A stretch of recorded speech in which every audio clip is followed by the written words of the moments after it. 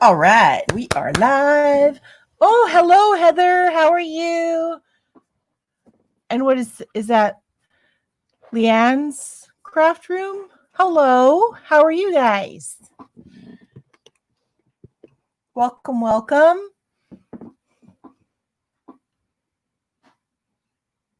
Wait for maybe a couple more people to come in.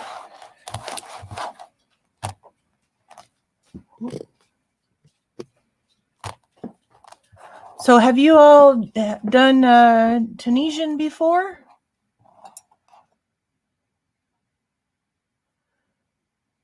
Hello, Mama Swift and Jax. How are you? Wow, I'm at 5 people. That's the most I've ever had in my life before is 5 people. Pat Frazier, hello.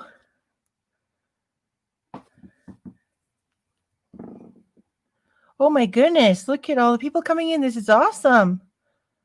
Just a basic washcloth. That's all right. Well, thank you, Jax. That's okay too. I think Dana and Joe from Triple C are still in church. They might show up though, so that's cool too because he was the one that wanted. They were the ones that wanted to learn how to do this. So, hello. Was it crotchety clogger? Good morning. Do you know how to crochet though? Because that's the easiest part. All you mostly have to do is learn how to chain for crocheting.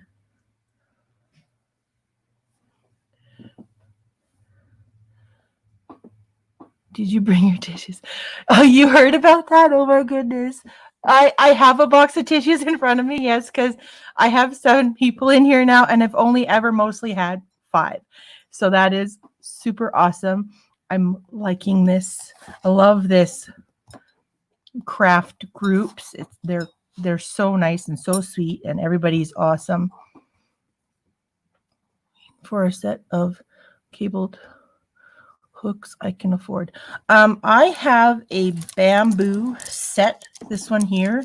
I got them off of, you can get them off of Amazon or eBay, and it was only like $2 or $3 for the whole set. And they go all the way, what's the smallest one I have?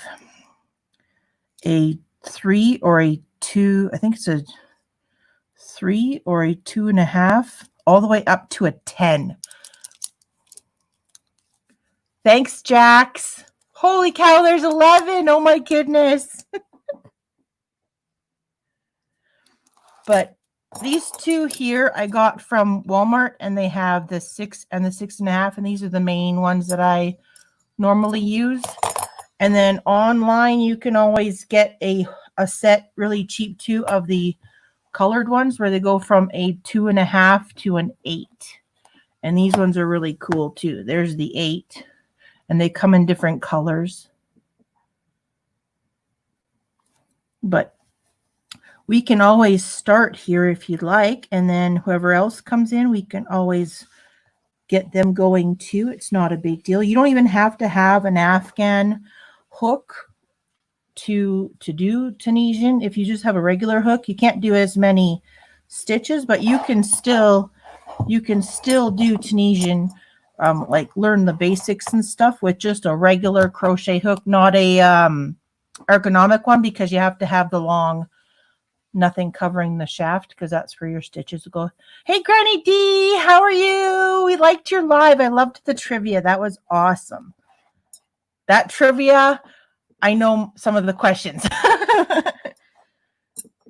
But yeah, if you have just a regular crochet hook, that works too. Thank you, Pat. Yes, please thumbs up. Rainbow Creations by Denise. Hello, how are you? If anybody wants to come on camera, just let me know and I can post the StreamYard link if you want to come on camera.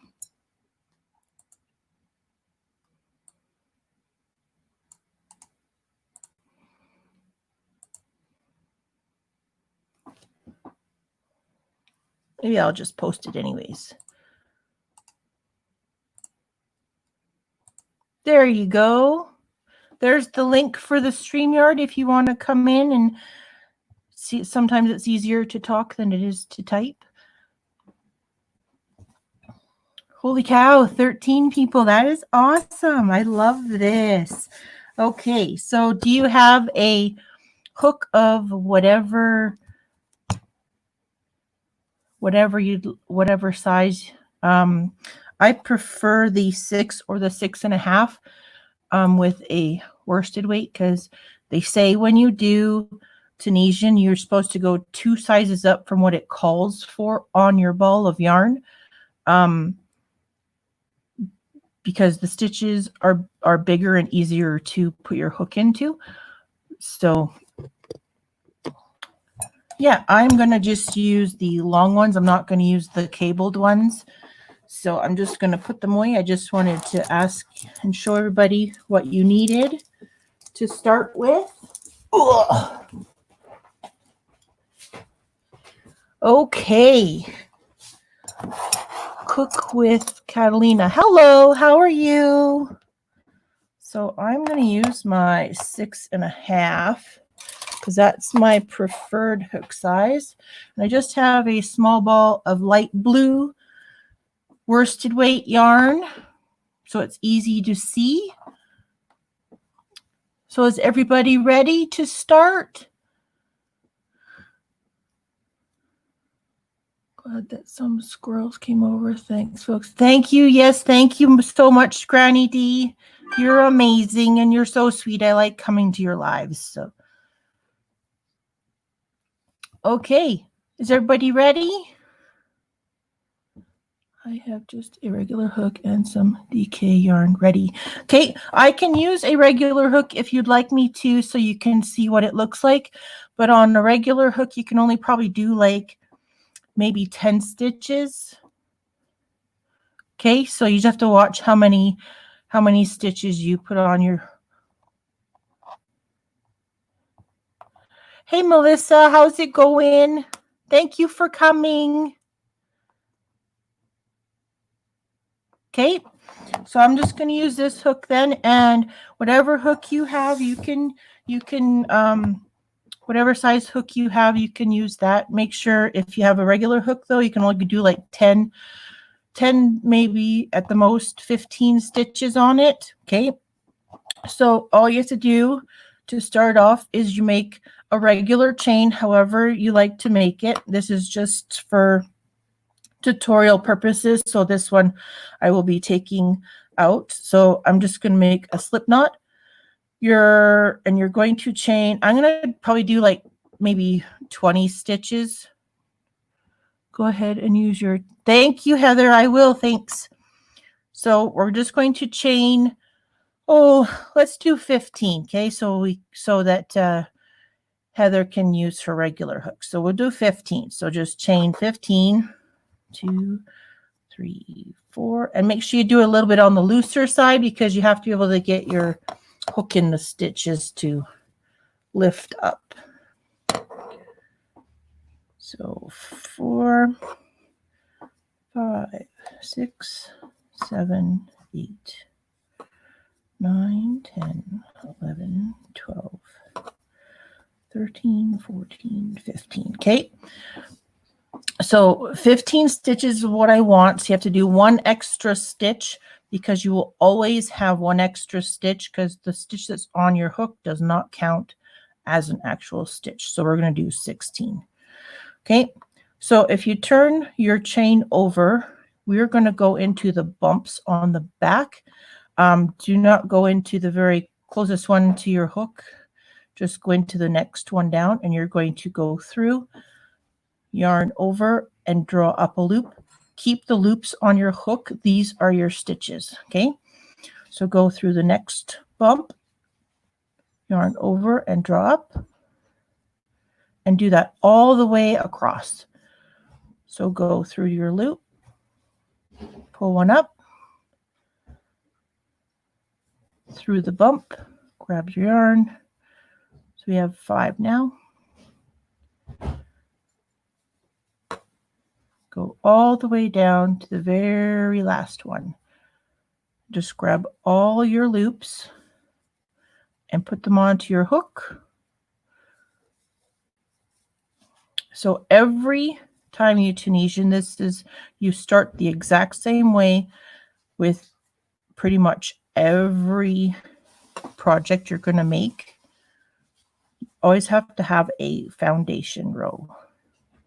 So this is our foundation row. Okay, is everybody still following along okay?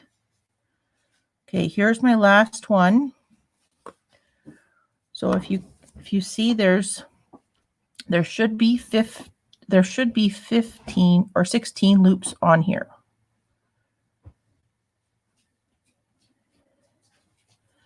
15, 16. Perfect.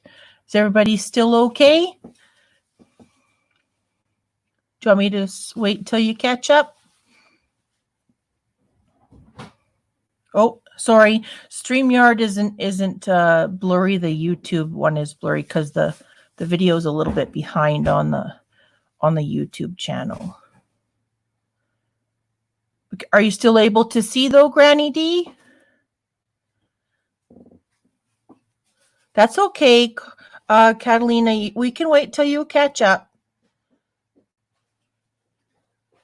Just let me know. Just give me a thumbs up if you're caught up and you have all your loops on your hook.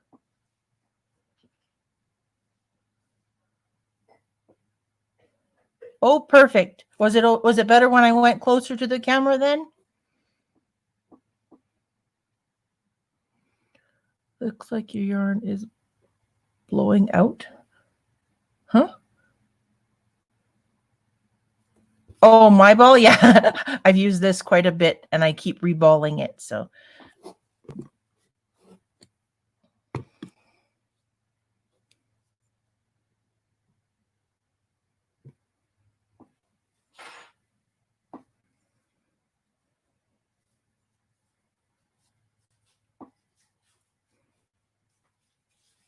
okay, I'm just going to wait for some thumbs up to know that everybody's ready to move on to the next part. So 16 stitches on your hook.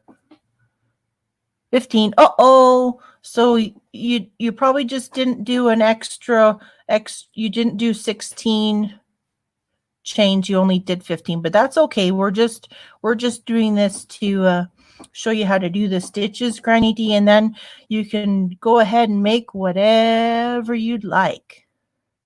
Oops, that's okay. This is just to show you how to do it. So just make sure that when you go to do a project, you actually have an extra chain for that very first one. Forgot the slip knit. Oh, perfect. You have 16. That's perfect, Heather. Oh, not. Yes. Got it. Okay. I just added one in the last. Okay. So is everybody ready now? We can go to the next part. We're going to take our stitches off. Okay. So when you take them off, you're going to take off your stitches exactly the same way, no matter what row you're doing, unless you're doing a really different pattern. But these are just the basic 3 stitches I'm going to show you. So this one here, you're going to yarn over and you're going to pull through just 1 loop. Okay. So you always start the exact same way for every back row. Okay, now you're going to yarn over and you're going to pull through 2 loops. Then you're going to yarn over and pull through 2 more loops. And you're going to pull through 2 loops all the way till you only have 1 loop left on your hook. Okay, yarn over, pull through 2, yarn over, pull through 2, yarn over, pull through 2, yarn over, pull through 2, pull through 2, pull through 2, pull through 2, pull through 2, pull through 2, pull through 2, and again, and again. And then when you get to the last 2, you're going to yarn over and you're going to pull through both stitches. So you have 1 stitch still on your hook. You will always have 1 stitch on your hook. So just let me know when everybody's ready to move on to the very first stitch for this. We're going to do the simple stitch, which is the basic Tunisian stitch.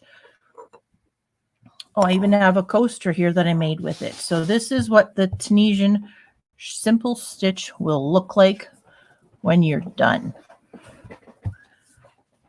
Little bars everywhere. Okay, so just give me a thumbs up when everybody's got only that one loop left on their hook.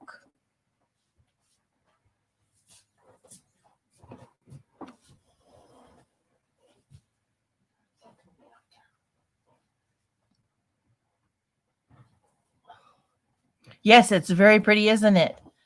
So that one's done with 100% Bernat cotton.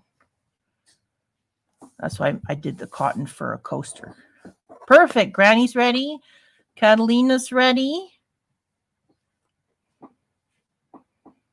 Who else is ready? Oh, Heather's ready. Okay, are we moving on? We got 3 thumbs up. Okay, I guess we're moving on. So the first part of your simple stitch is, do you see each one of these bars? If you turn it, there's a stitch. See? You have a back bar and a front bar. So you don't yarn over. You're going to put your hook. You're not going to go through the one that your hook is coming out of. That's just an edge stitch, okay? So you're going to put your hook down through behind the front bar only. You're going to grab your yarn and you're going to pull up a loop. So you have 2, okay? So you're going to do that with the next bar. You're going to just go behind the front bar. You're going to grab a loop and you're going to pull it up. So you have 3. So this is what it looks like so far. And you're going to do this all the way across to the end. And you should have 16 loops on your hook again, or 15 if you forgot one, Granny D. Okay, so behind the front bar, grab your yarn, pull up a loop. Behind the front bar, grab your yarn, pull up a loop. Behind the front bar, grab your yarn and pull up a loop. And do that all the way across. And then everybody can let me know when they are done.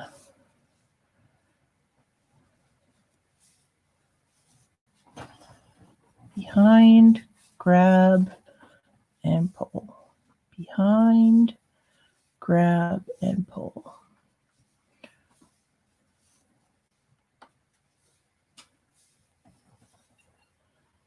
Okay. So there is, when you get to the end here and you do that last one, there is an edge stitch that you still have to do one. So when you see this end one, if you turn it, there is an actual 2 bars here. You're going to go behind both bars at the end of your row, and you're going to draw a loop up through both of those bars. Okay, you want me to show you again? So there's like an X at the end of your row. You're going to go behind the X. You're going to grab your yarn and you're going to draw up. And you're going to, the edge, the last stitch is always done this same way. Okay, and then when you're all done, Perfect, Granny D. You still have 16? Awesome. Okay, so this is what it should look like so far. There's your first row showing underneath. Okay. Everybody's good. We're done. Perfect. So we're going to take these off the exact same way we did the first time. So you're going to yarn over. You're going to go through just one loop. Then you're going to yarn over and you're going to go through 2 loops all the way to the beginning and have 1 loop left on your hook. Okay. So through 2, yarn over through 2, yarn over through 2, yarn over through 2, and all the way to the beginning. Okay.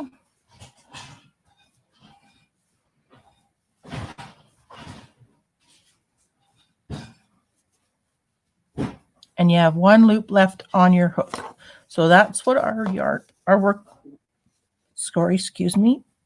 looks like. So you can see the bars forming, and this is really easy to tell how many rows you've done too, is you just count the vertical bars going up. That's how many rows you've done. So simple stitch, that is as simple as it gets. You just do this stitch all the way up your work.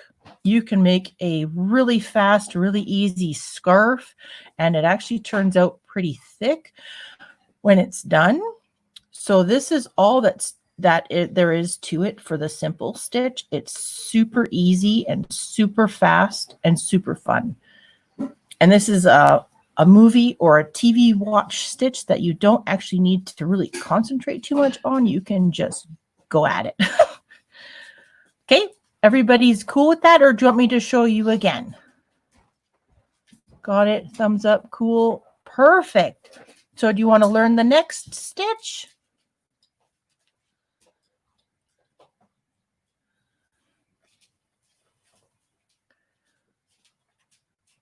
You can just say next if you'd like, and I can show you the next stitch.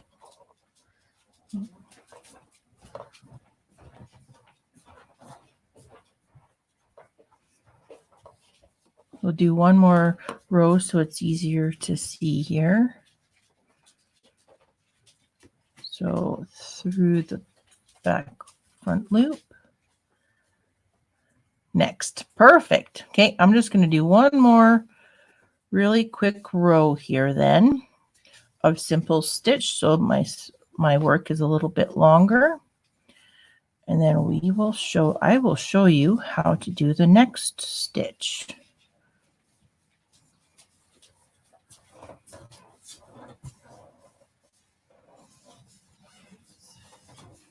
Heather, is it working? Is it Heather that's working with just a regular crochet hook?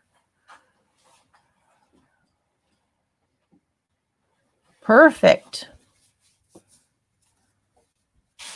Okay, I'm just going to finish this one, and then I will show you the next stitch.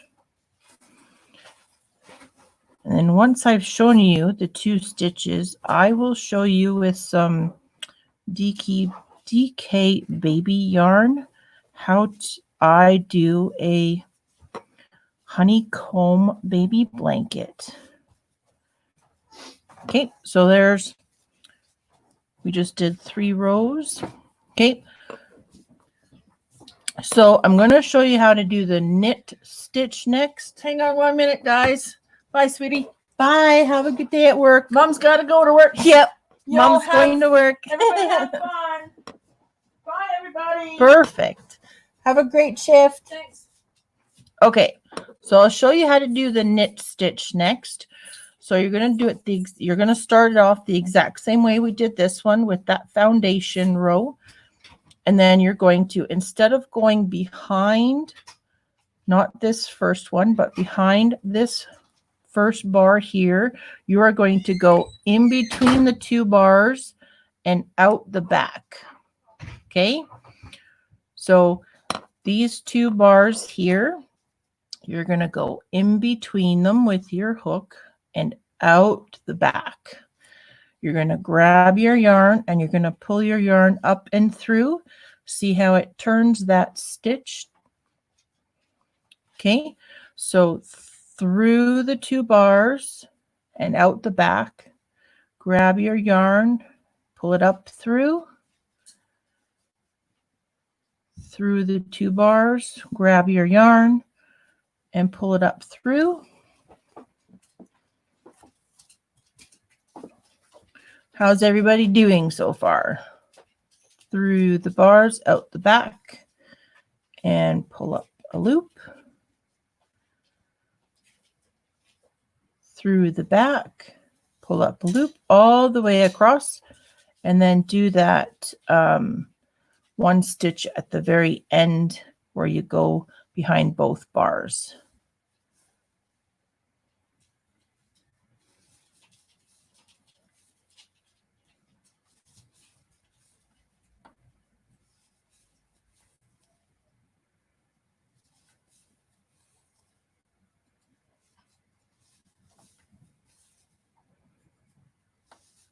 Okay, I'm at the end. So behind these 2 bars here, draw up a loop. You'll end it exactly the same way every single row. So there is our knit row.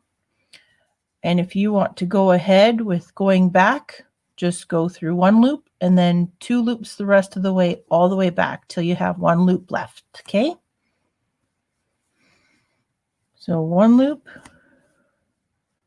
then 2, 2, 2, 2, all the way back to the beginning.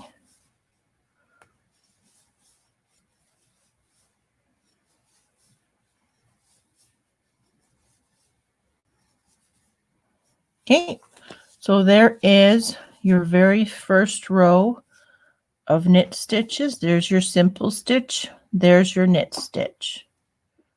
And it does actually look like a knit stitch, except you're crocheting. Bonus, hey?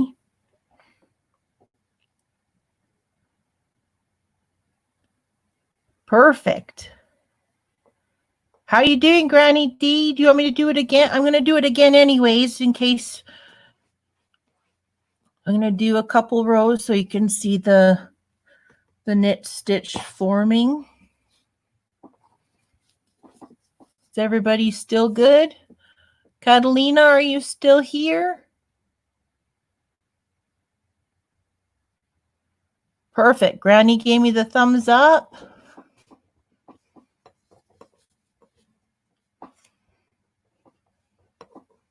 Okay, Catalina's got thumbs up. What does it look like over the top? So it looks like this. So the back. So this is the back. So this is the simple stitch. And then the back of your knit stitch is raised really well. So when you do a knit stitch, it's really thick. Perfect. That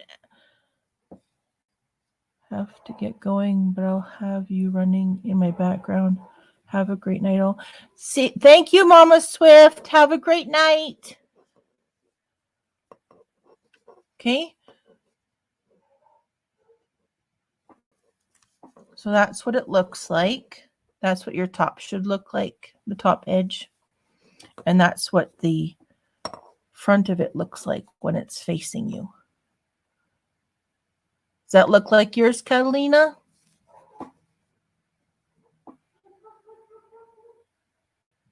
Perfect. You're welcome. Ready to do one? We will do one more row of the knit one, and then I will show you how to do the purl stitch. I'm leaving the purl stitch till last because that one's the harder of the 3 stitches. So, okay, so we'll do one more knit row just like we just did.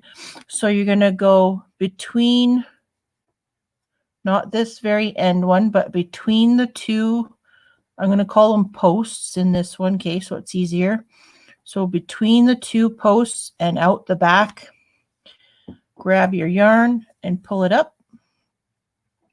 Okay, and you're going to do that all the way across. So between the two posts and out the back, grab your yarn and pull it up through. So between, grab, and pull up your yarn. Between, grab, and pull up your yarn all the way across.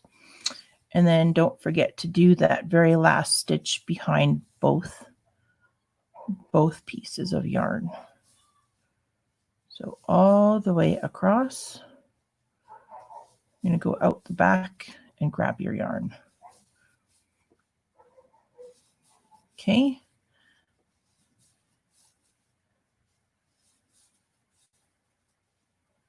There's the last one. So here's your last stitch.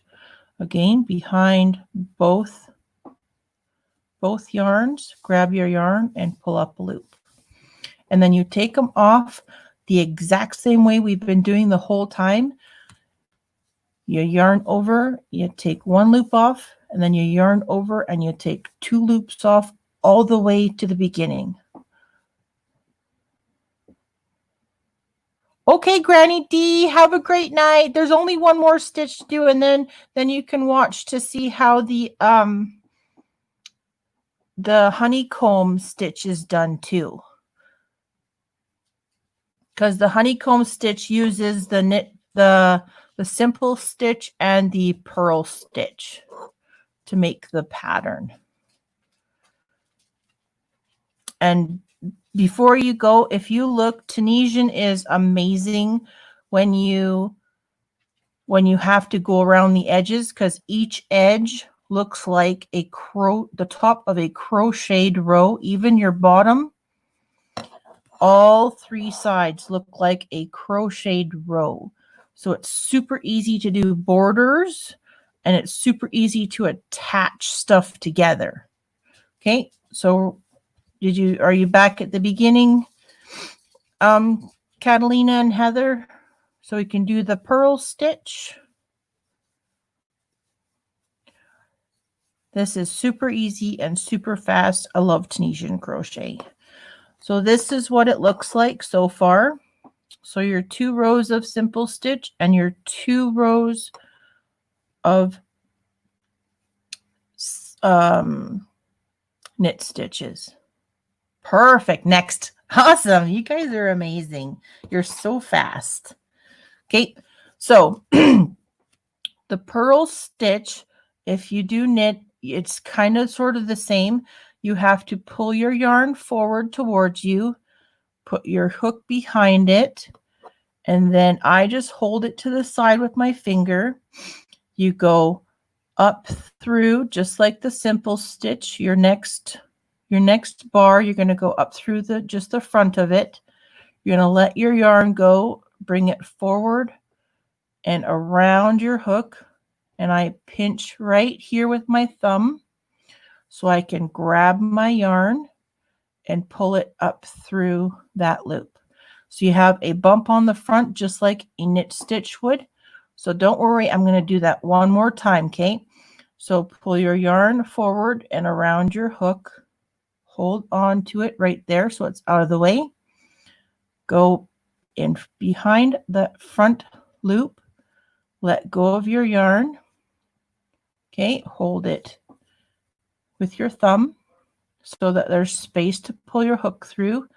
Yarn over and go through that loop and draw up. See, there's 2 purl stitches. Okay, so forward,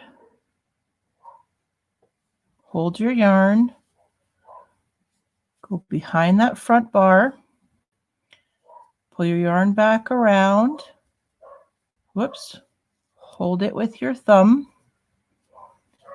grab your yarn and pull your yarn up through that loop. Okay, so forward, behind the post, hold with your thumb, and up through that loop. All the way across, and the very end stitch, you do the exact same as you've been doing all along. Go through both of those stitches. Neat, right? I know. And it does look exactly like knitting and purling. So again, we're going to put our yarn forward, go up through that loop.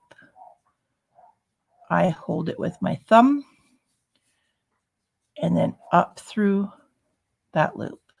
Okay, all the way across. I will be going slow a little bit here so that you can still, if you get caught, see, hold and draw up a loop.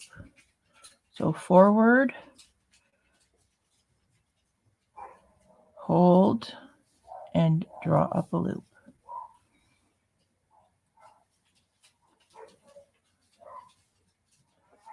Okay, sorry, that's just the dogs next door. Just ignore them. Draw up a loop.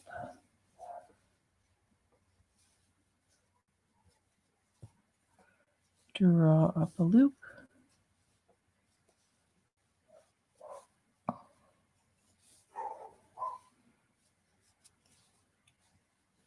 Okay, draw up a loop.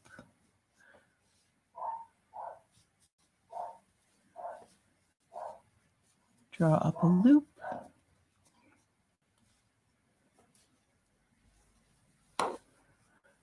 Draw up a loop. And then the very last stitch, you just leave your yarn behind, and you're going to go behind those two stitches, or yarn stitches, I want to say. Draw up your loop in between those two, and you should have 16 loops on your hook. So make sure before you move on, because if you don't, then you might have missed a bar. Or if you have an extra one, you probably did go into that very first one that you weren't supposed to, but you actually can see the knit bumps. And then if you get to this point, we're going to take them off the exact same way we've been doing. So you yarn over and go through one, and then you yarn over and you go through two. You go through two all the way across. Sorry, I have to go get a dog inside because he is barking. Some are loose, some are tight. Yeah, that's just tension. It just takes practice to get the hang of the purl stitch because there's a lot going on with that one. So I'll be right back. Don't go anywheres. I gotta go get the dog.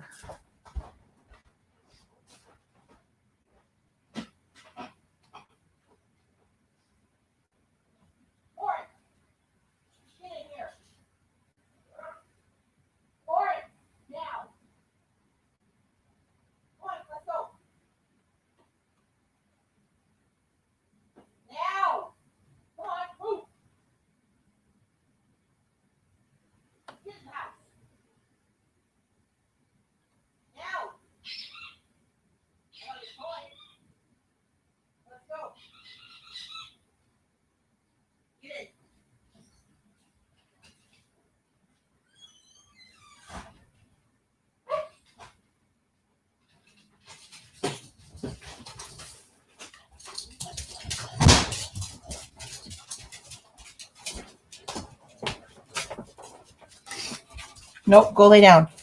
Not supposed to be barking out there like that. Okay. How's everything going so far? Did you take them all off? I'm going to do one more row of purl.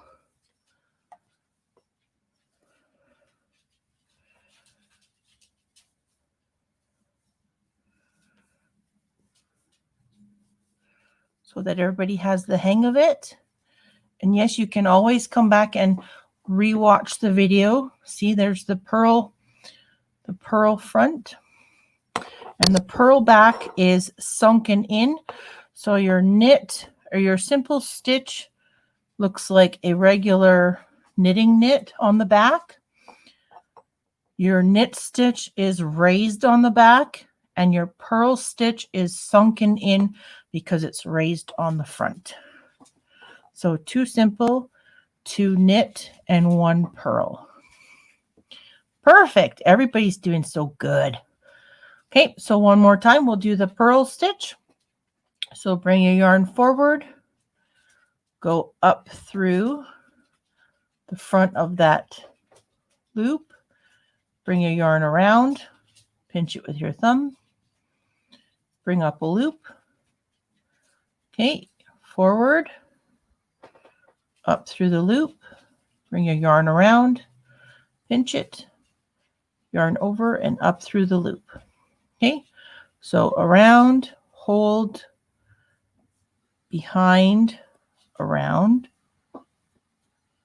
pinch, and up through, all the way across.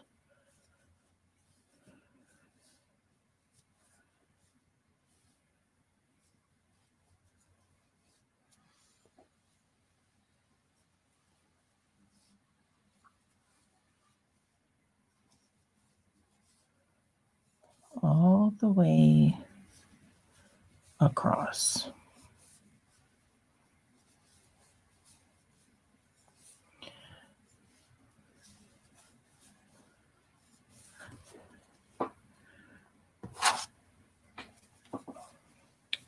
Okay.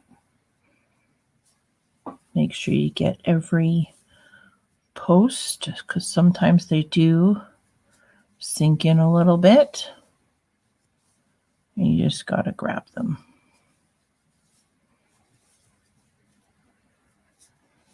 Okay. And then that very last one, you just do the same thing. You go behind both stitches and you draw up a loop. So you should have 16. That's what 2 rows of purl look like. My purl row is loose. That's okay. It just takes practice. Yep. You just practice until you get your tension right. That's why we're just doing a small, only 15 stitches with that one extra one for our first loop. I'm just here to show you how to do the stitches and then show you how to do the honeycomb, which I'm pretty sure everybody's going to love because it's beautiful. Okay, so we're going to go back again. If you're ready, I thought the purl stitch went under the rainbow. I am so messed up. If it is through it's the same as the simple stitch. You go behind the front vertical bar, except your yarn is in front of you. We can do one more row, okay? So it's okay, it's all right. Don't panic. We're gonna go back to the beginning of this row and I can show you one more time the purl stitch and then we can all move on to the honeycomb, okay? So go back, so go through 1, then go through 2 and 2 and 2. So when I do hold my Afghan hook, I hold it back further and all I do is I rotate it. I rotate the hook with my fingers and just let the stitches slide because they will slide naturally to the front of, if you're pinching your yarn, it'll slide naturally as you rotate your hook.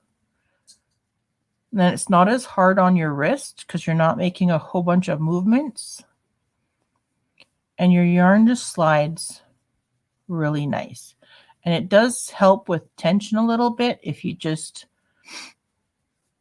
let it go. Okay, so we have 2 rows of simple stitch, 2 rows of knit stitch, and 2 rows of purl stitch. So we'll do one more row. So what is your name, Auntie Vernon? Is it Vernon?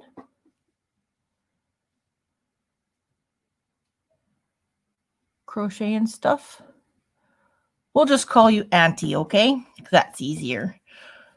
So are you okay with that? Are you ready to do one? Do you want to do one more row of purl stitch, Auntie?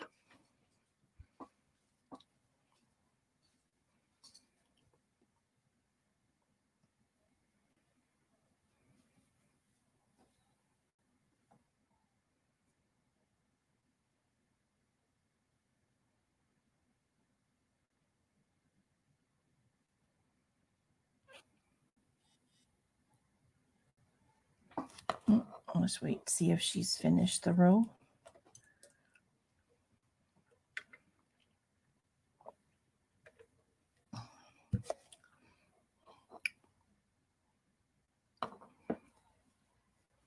Just let us know when you're ready, Auntie, and I can do another row of purl stitch if you'd like me to do one more. I can do it slowly again for you.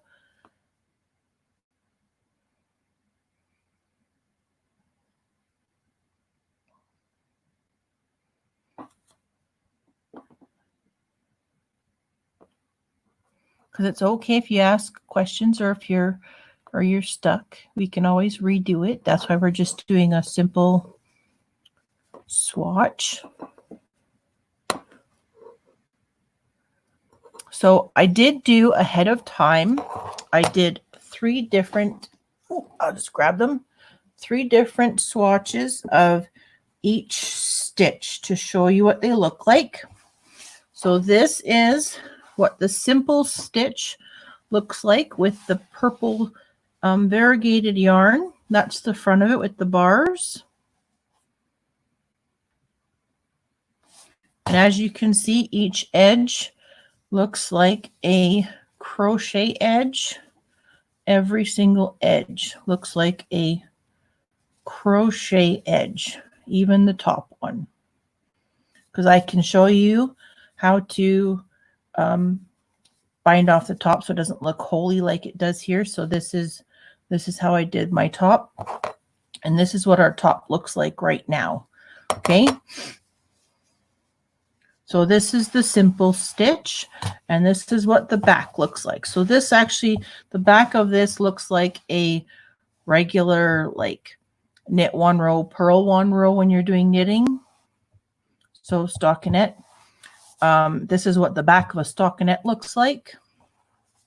And then the front of the simple stitch looks like this with the bars. Super easy and super pretty. And then your knit stitch looks exactly like knitted work. And again, every single edge looks like a crocheted edge.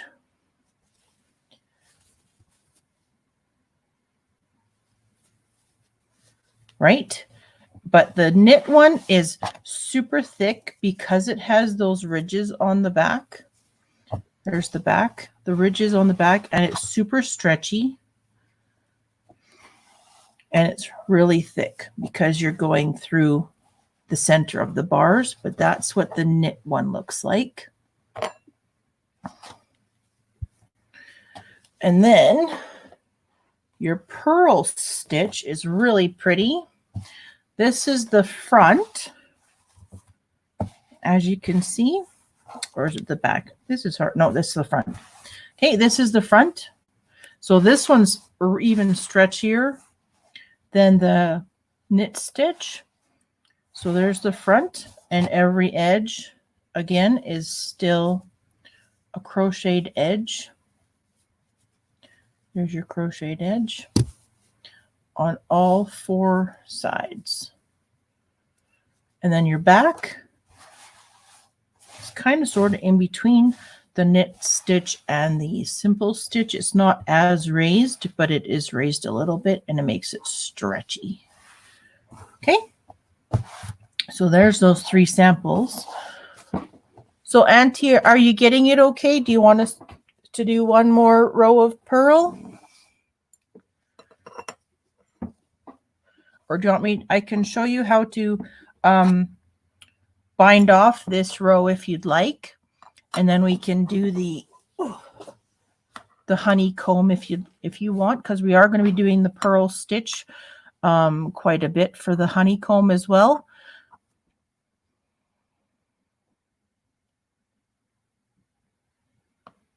Is she still there?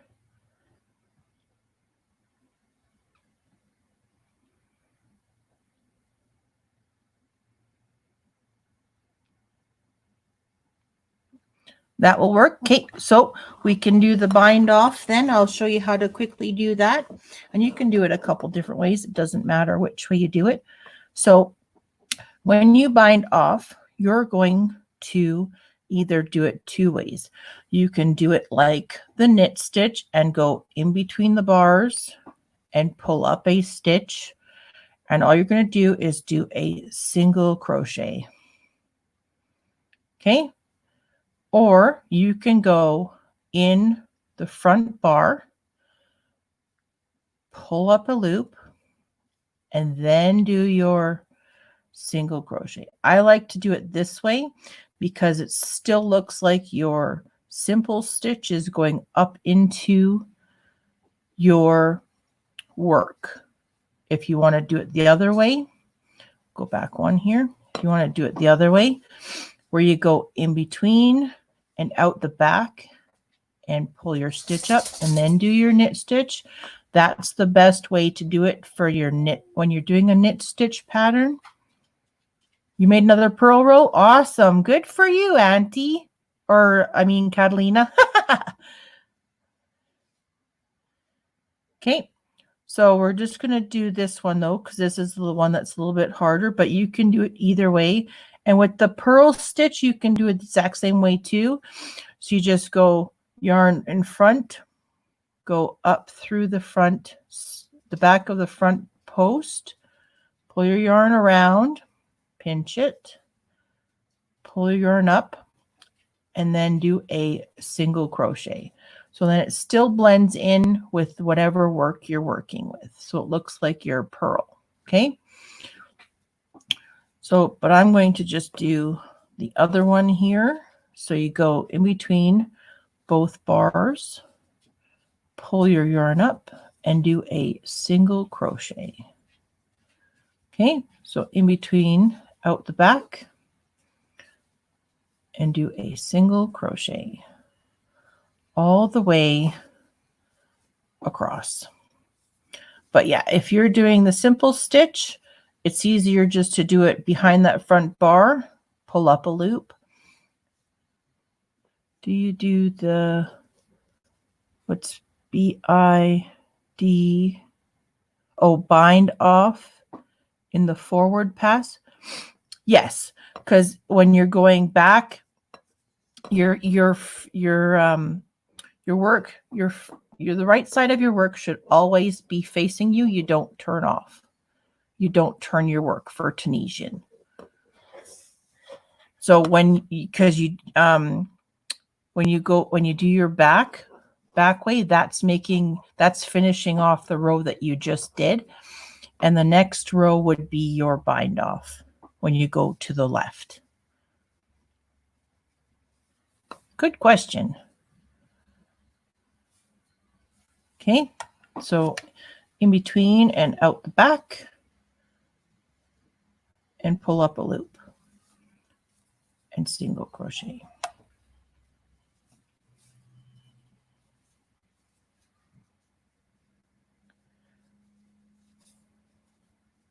This is the easiest one to do of the bind offs, but you can do all three. Just start it as you would the stitch that you're working on, the simple, the knit, or the purl, and then you do a single crochet instead of keeping your loops on the hook. And when you get to the last one, where you do the double bar right through here, you grab this bar and this bar, you drop your loop, and you do your single crochet, and then it makes it nice and square, and it ends it off really nicely. Is everybody okay with those three bind off methods, or do you want me to show you each one individually? Because I just showed you the knit one. I can do the simple one. I can go back and then I can do the simple one, and then I can go back again and I can do the purl one if you'd like. So you have all three bind offs.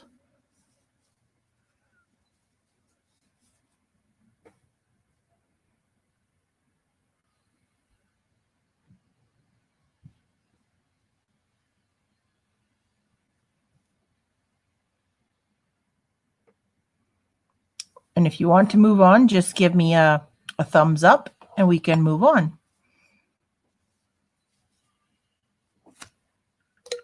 It's really windy out there today.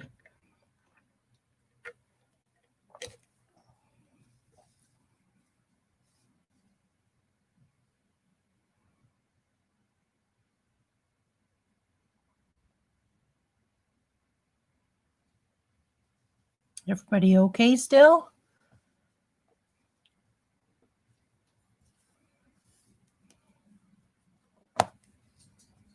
Perfect. Heather's got a great and a thumbs up. How are you doing, Auntie?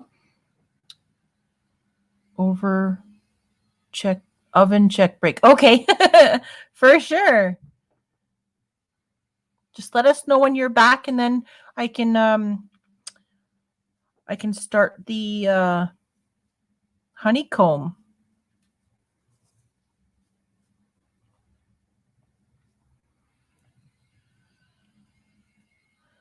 Auntie, are you okay still?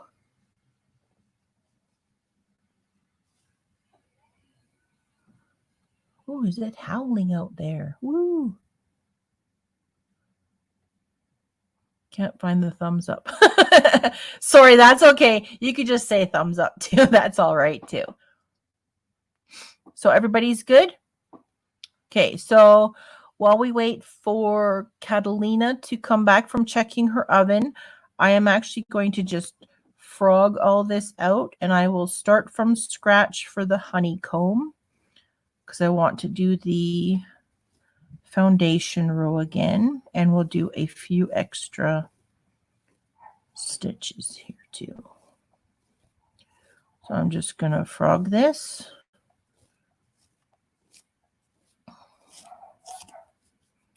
So it's really easy to take out the whole thing. Perfect. Catalina's back. Awesome. Okay. So I just frogged all that little bit of work that we just did, which is fine because it's just a tutorial anyways. I'm just showing everybody how to do. Thank you. Jax is still lurking in the back. Hello. Okay.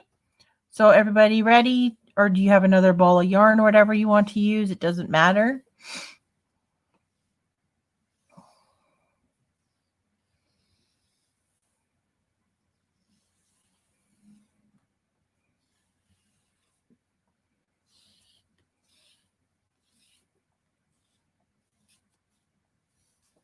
Okay, so I'm going to make a slip knot to start with. I don't even need it really a long tail. There's like 3 or 4 inches there. Ready? Perfect. Catalina, you ready? Auntie, are you ready? Jax, I think, is just listening and watching. That's okay too, because there's always the video will always be here if you want to go back in your own time and watch it and do it yourself too. That's great.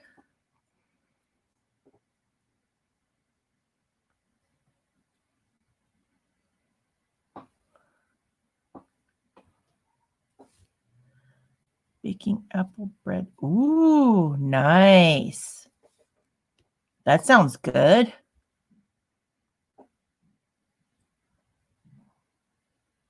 Okay, so everybody's ready? Perfect. Okay, so for the honeycomb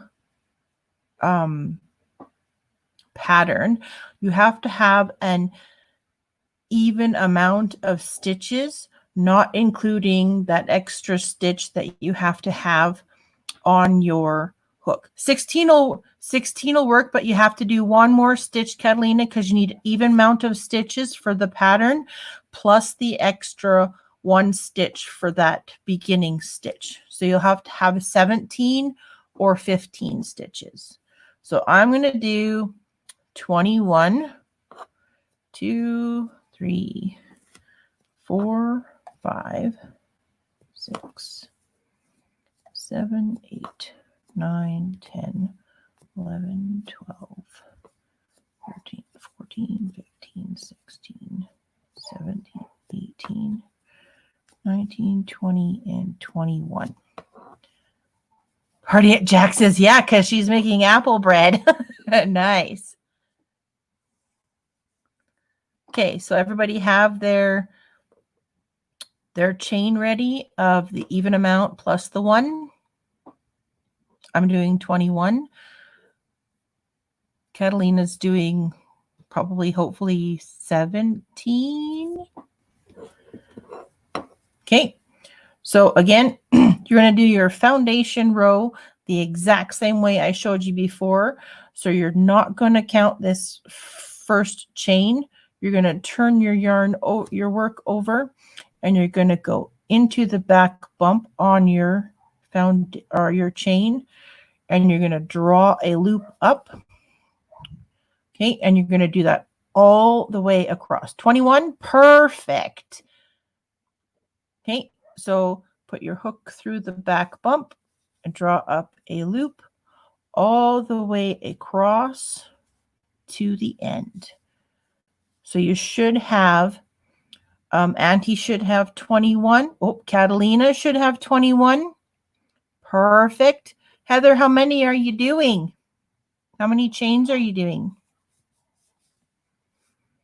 Because however many chains you have, that should be how many stitches you have, including that extra one. So you should all have 21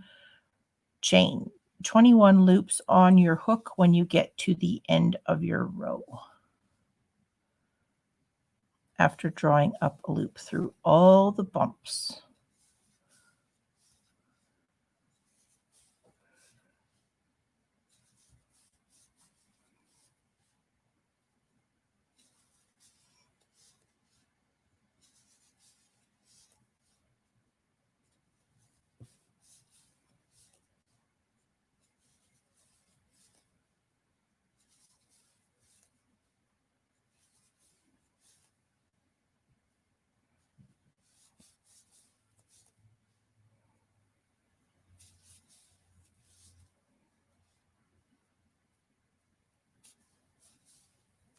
Okay, perfect. Everybody's doing 21. Woohoo! Okay, so you should have 21 loops on your hook. Okay, and you're going to go back the exact same way that you go back on every row. So I just push mine up just a little bit so I can hang on to my hook without having yarn underneath my hand. And you're just going to go through one loop. Then you're going to go through 2 loops and go through 2 loops all the way to the beginning again. Okay.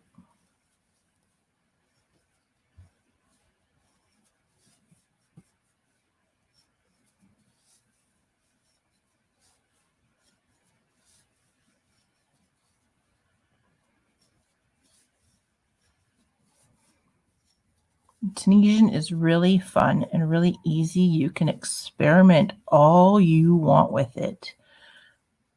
Okay, so there is our foundation row. Heather has a thumbs up. Oh, you missed one. Uh-oh. That's okay. It's really easy to find it again too. So let us know when you're ready, Auntie, and then we'll move on to the very first row of the honeycomb pattern. Catalina has a thumbs up. Perfect. Heather's got a thumbs up.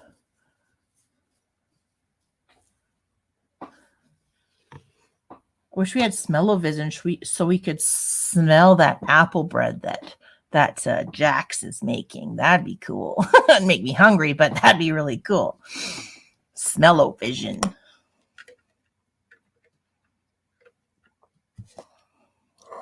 Let us know when you're ready, Auntie, to go to do the next to do the first row.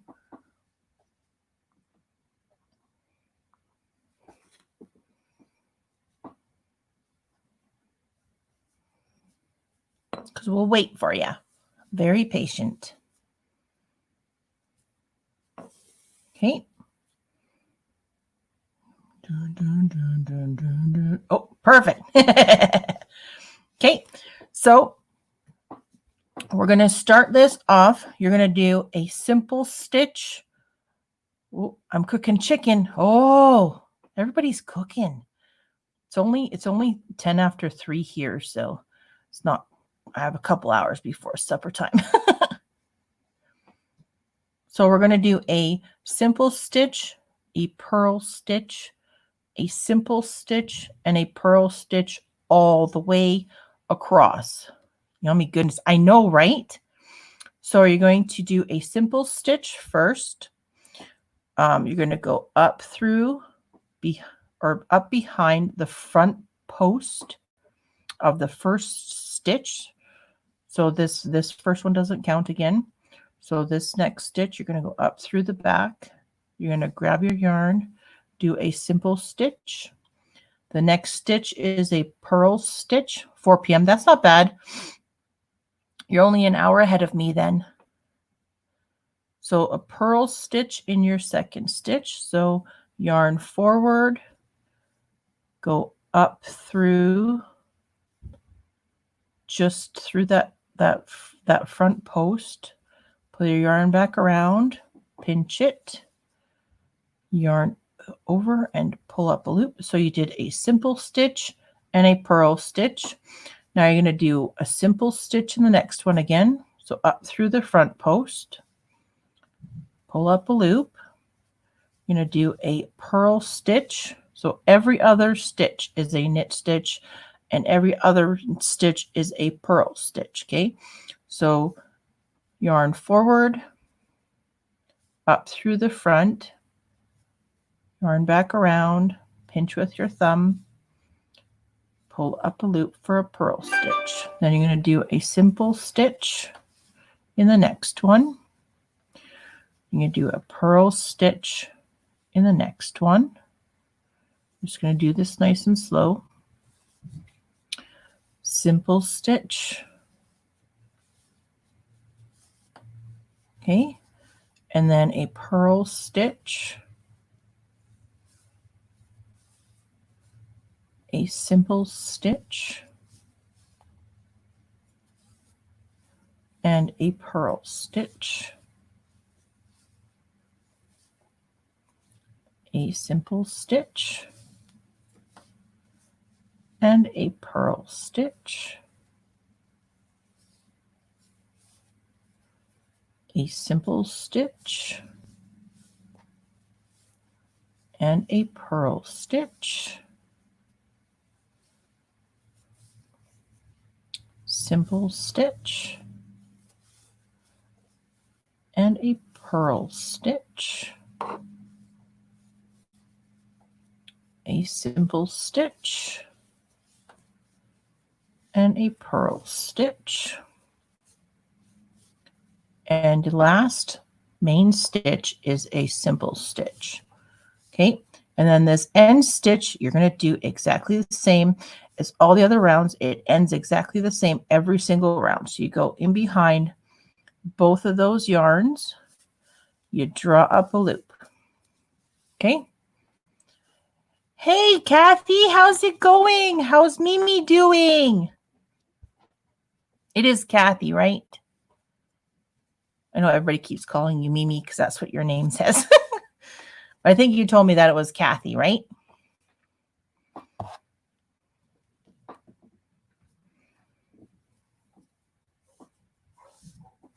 Okay. Is everybody at the end of the row? Kitty cat, my dolly love. Jack says, hi, Kathy. You're doing good? Awesome. Just coming to see what we're all up to. That's cool. Jack says baking apple bread. And Catalina's making chicken. Heather, you're good? Perfect. We're at the end of the row. Awesome. So you're going to take all your stitches off the exact same way we have been doing. So you're going to yarn over and go through one, and then yarn over and go through two, yarn over, go through two, all the way back to the beginning again. And just let the hook rotate around so it keeps your stitches looser. Rotate. Two, two, two, all the way to the beginning. Okay.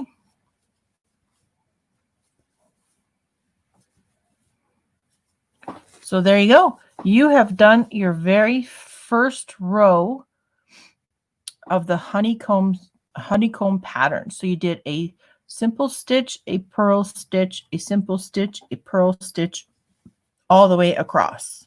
Everybody good now? Just give me a thumbs up or say ready when you're ready to move on to the next one. Oh, Kathy says hi to Heather, and Heather says hi back. That's awesome.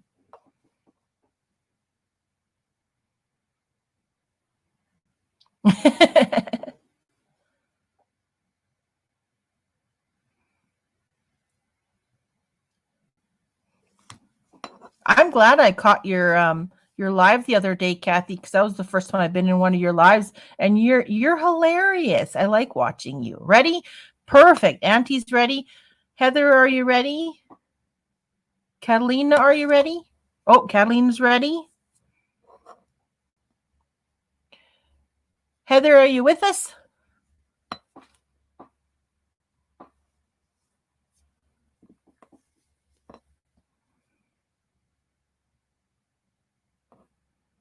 Perfect. So your second row of your honeycomb pattern is the opposite of the row we just did. So your not this stitch, but your next one, your very first one is going to be a purl stitch because you did a simple stitch on the one below. And you can tell your stitches because your purl one has a bump. Your simple stitch is just the bars. Okay. So you're going to do a purl stitch for your first stitch.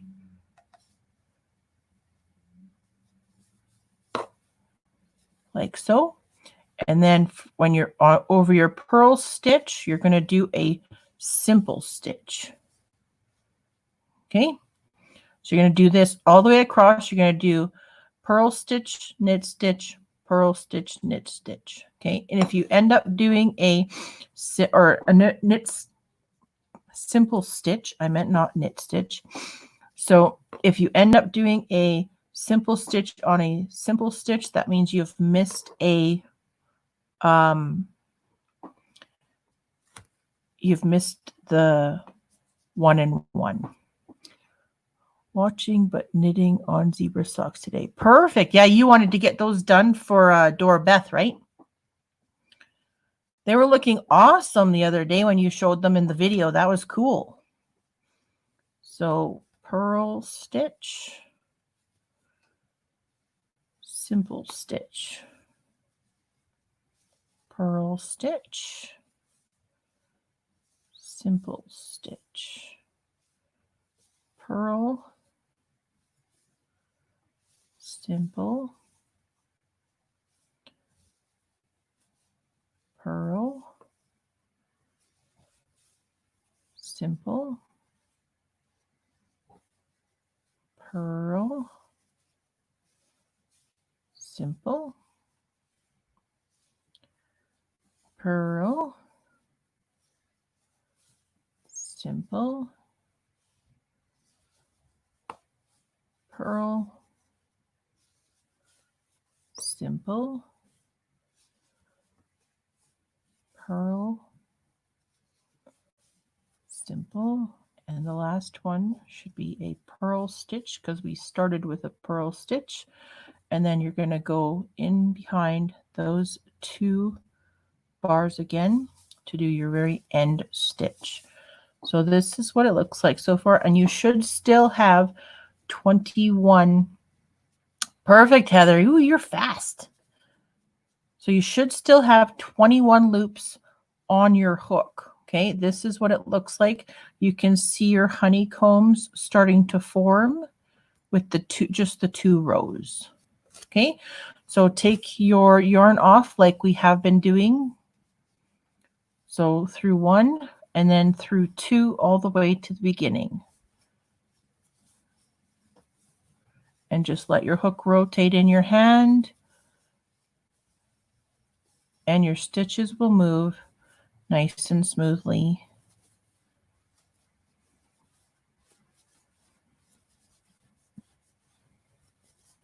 It's very relaxing, actually, doing this.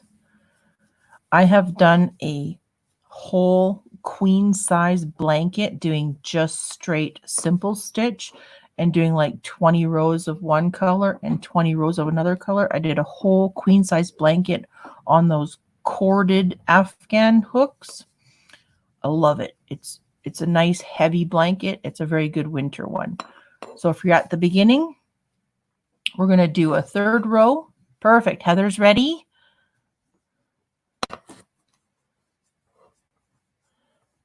Catalina, how you doing? Auntie, how are you doing?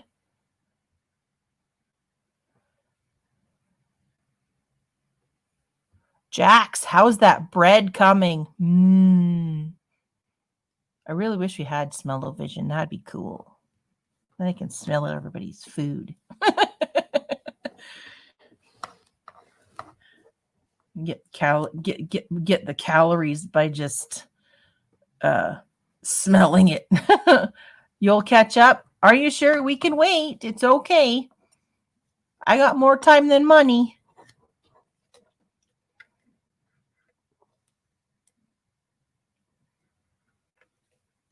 What have you been up to today, Kathy? Besides the zebra socks. LOL and salivate. Yeah, I know, right? Especially that apple bread. It sounds really good. I've never had apple bread. We've always had cinnamon raisin. I'm baking an apple, pineapple, orange compote to pour over. Oh! Now I'm drooling. Yum! You're killing me, Jax. You're killing me. I want some so bad now.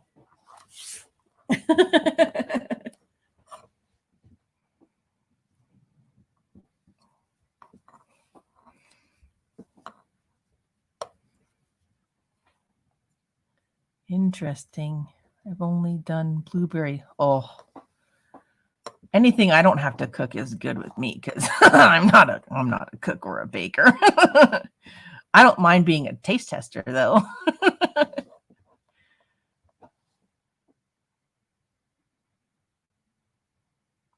Everybody ready for row 3 now? Overnight delivery, right? To Canada, sure. It might go bad by the time it gets here. Smell-o-vision and transportation device like they did in Star Trek, so you can just teleport it to me. Just a piece. I just want a piece.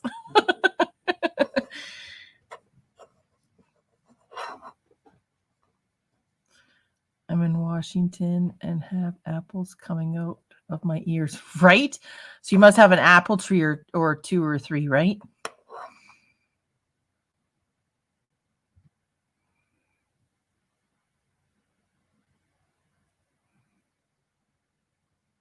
Okay, so yum. I know, right, Heather? I'm hungry now. So we're on the 3rd row of the pattern. So we did a simple stitch to start. We just did a purl. There's your foundation. We did a simple stitch, then we did a purl stitch. Now you're going to do a simple stitch again. So you're going to, every row is the opposite of the row that you just did, okay? And that's simple and easy. And you can already see the honeycomb circles showing. Okay, so we'll do a couple more rows so you can actually see the honeycomb form better. And then you can make these as long or as wide as you want. It's really, really good for a baby blanket. It's very, very nice and pretty. And you can do it in any color. I like using the color changing yarns because it's actually really cool trying to get to that next color. It's more like a dark brown sugar cake. Apples, pineapple, carrot, raisins, and walnuts. Oh, that's so good. I like all those things.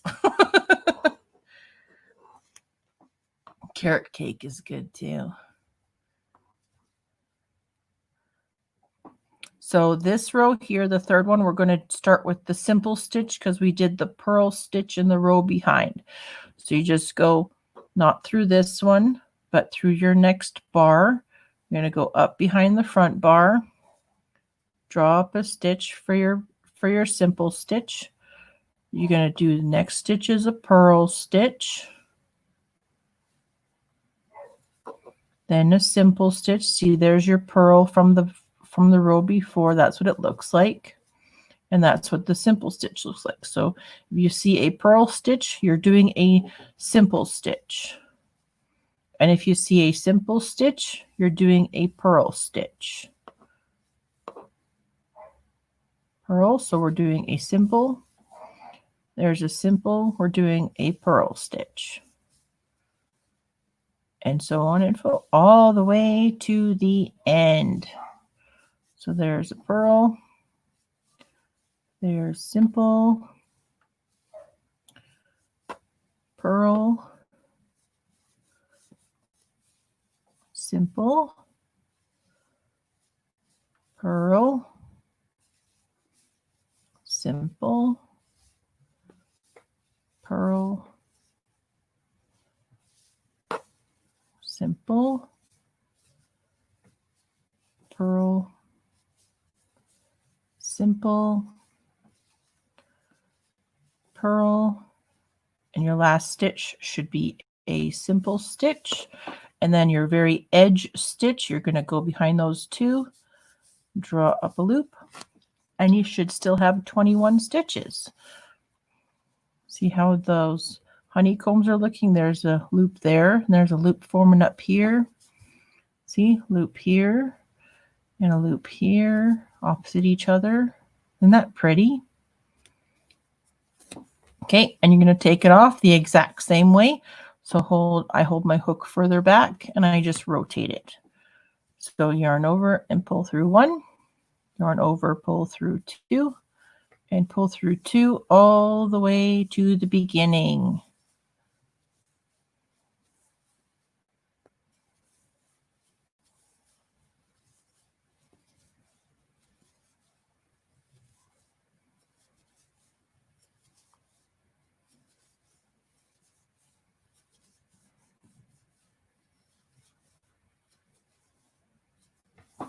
Like so. See, there's what your honeycomb pattern looks like with only 3 rows done. So this goes up super fast and super easy. And like I said, Tunisian is the perfect thing to do when you're watching TV, because you don't have to really concentrate too much on it. Just make sure you have the right amount of stitches every so often.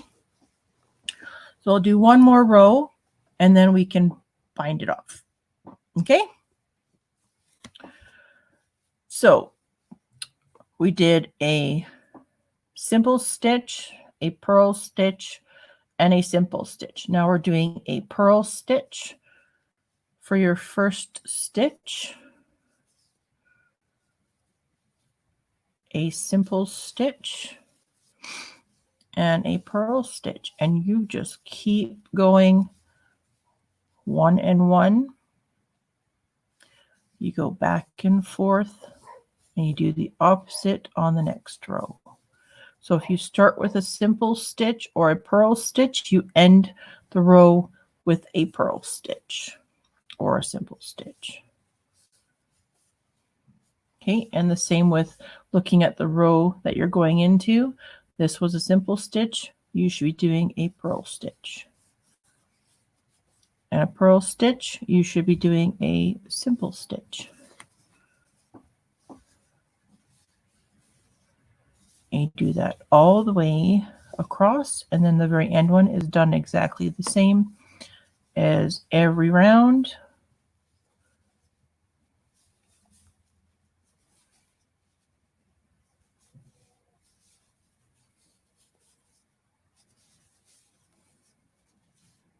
And then I end with a purl stitch. And then the last one, you just go behind both pieces of yarn, draw up a loop. There's your work, and it slides really nice on my hook. That's what the pattern of the honeycomb Tunisian crochet looks like. This is what the back looks like. And then every single edge has that crochet edge on it, so you can easily do a lacy border if it's for a girl, or just a single crochet or double crochet round around the outside for a boy if you don't want lacy for a boy.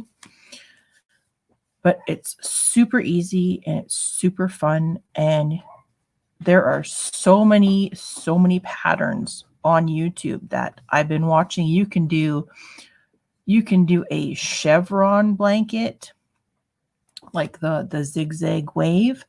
They have chevron blankets in Tunisian. You can do if you have the double-ended, where it has a hook on either end for like a double-ended hook.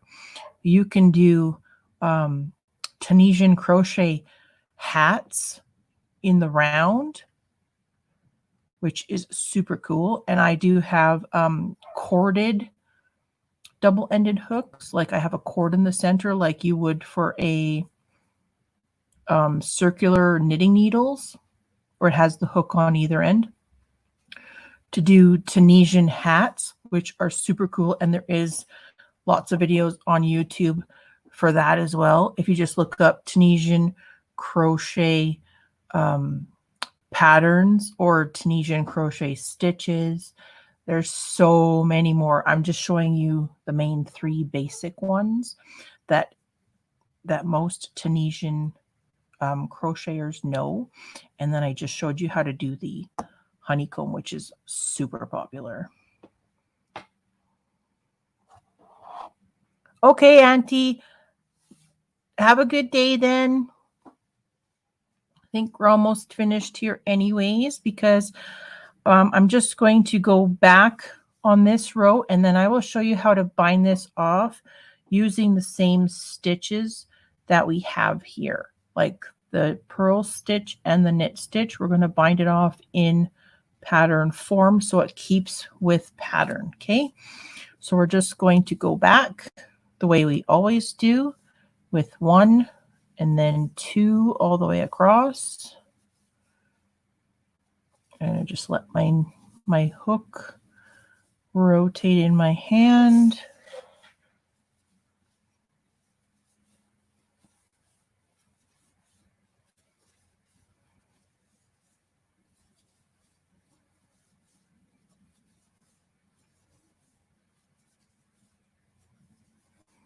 Like so. See, there is the honeycomb Tunisian pattern. Okay, so to bind off in pattern form, we did a purl stitch. So we are going to do a simple stitch bind off in the first one. Then we're going to do a purl stitch bind off in the second one. So we go up through behind the front bar for the simple stitch. You're going to grab your yarn and you're just going to do a single crochet. Okay, so you yarn forward, you go up through behind that front bar, you pinch your yarn in front, you draw up a loop for your purl, and then you're going to single crochet both loops. Okay, so simple stitch, single crochet, and purl stitch, single crochet. Okay, all the way to the end. So simple stitch, single crochet, purl stitch, single crochet, simple single crochet, purl stitch, single crochet, simple stitch. Whoops, I forgot to do my single crochet. There we go. Simple stitch, single crochet, purl stitch, single crochet, simple single purl,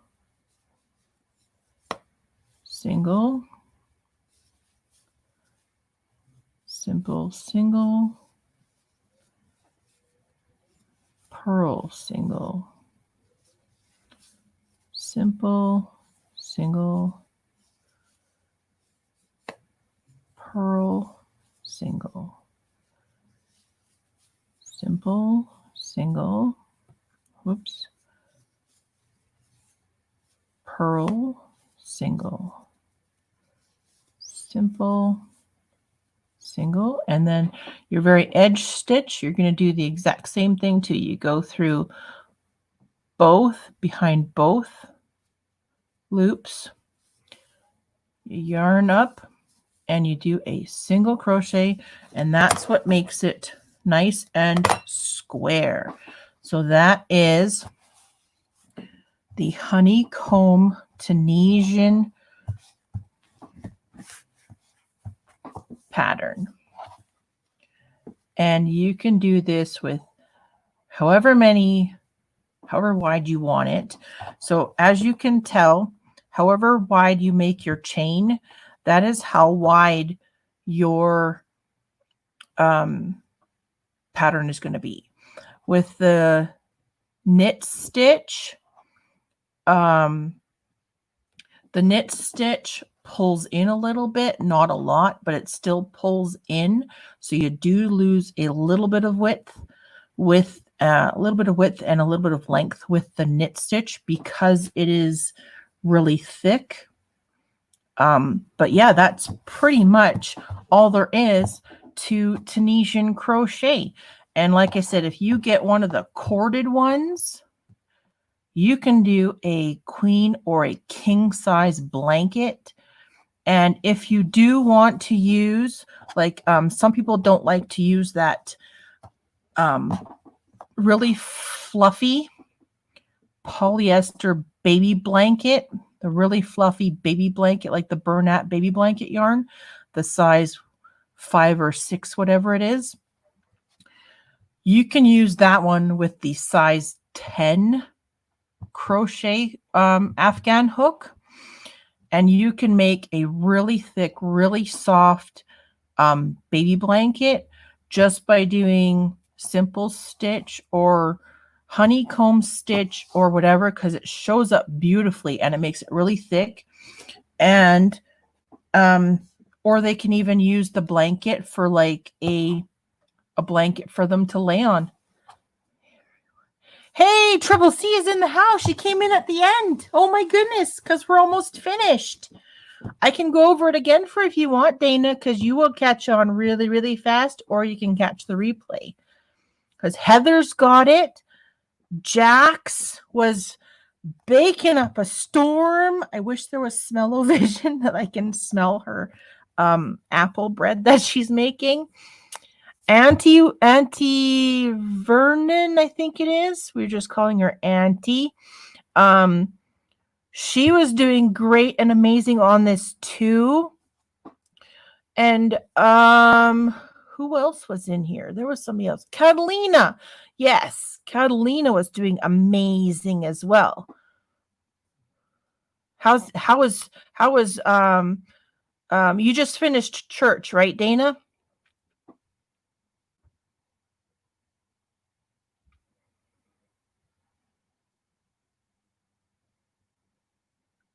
You're welcome, Heather.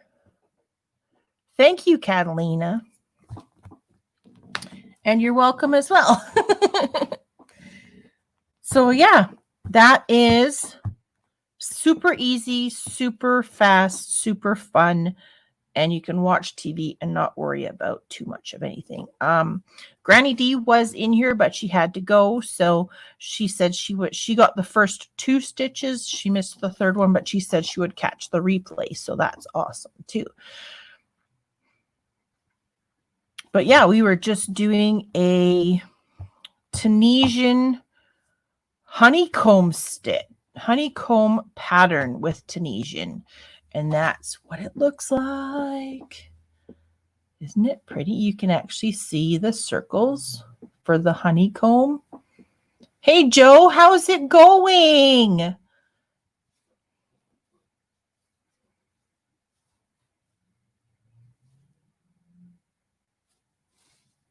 Mama had to go to work. She's been at work for 40 minutes, so she's been out of the house for just over an hour. She left an hour ago, so she had to go to work this afternoon, but she was here for the very first part, and then she had to say goodbye. So, yeah. Yes, because you guys were at church. Yes. Yes, everybody did amazing. I had up to 13 people in here. I was so happy. That was awesome. I got a little misty because everybody was showing up. It was so cool. Hey, Crystal, how's it going? Angela, how are you? I just got a set of Tunisian hooks and they are still in the shopping bag. I need to watch the replay. That's okay too.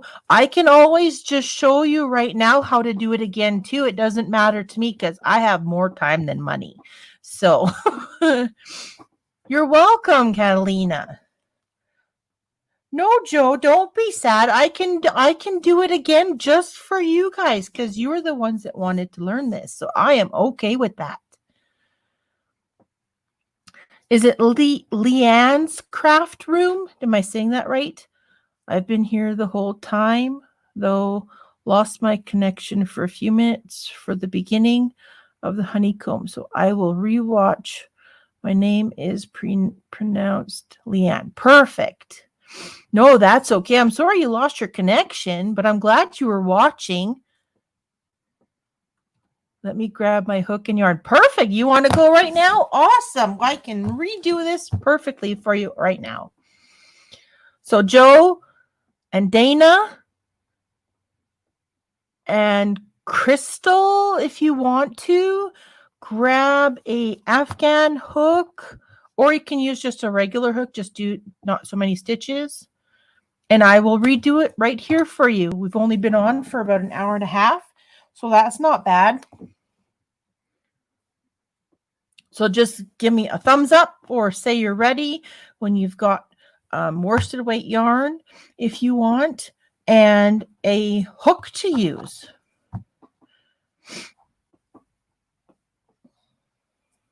I'm using a 6.5 millimeter hook.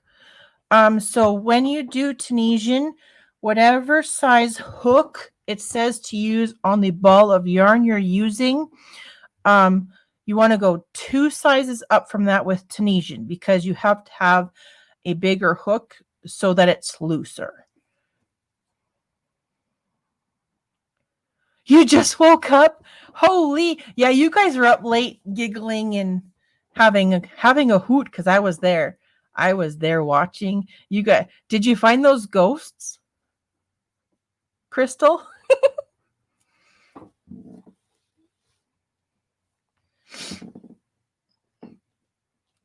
I had to run and search for a hook. I am a knitter, but I knew I must have a hook in the drawers.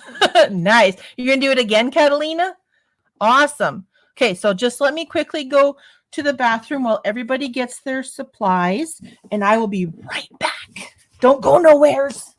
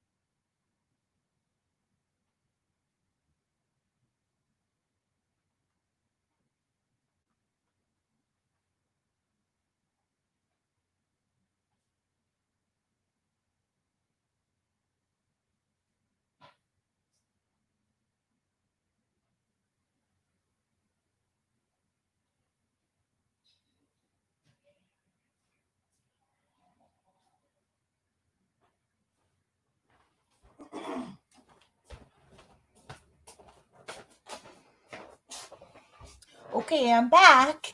Is everybody ready? Oh, Dana says, hey, Jax. Crystal says, hello, Jax.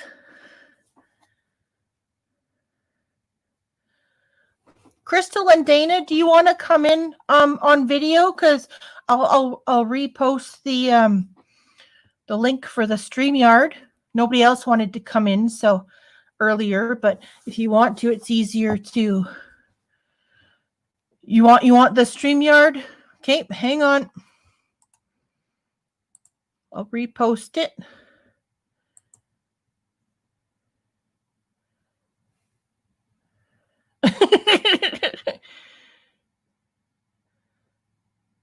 I'm using a 6.5.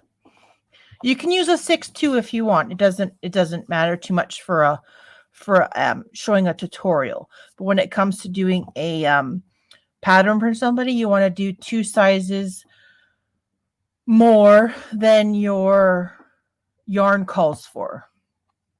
So if your yarn calls for a 4.5, you do 2 sizes up. So you do either a 5.5 or a 6.5, like a full size up. You don't want to do a half size.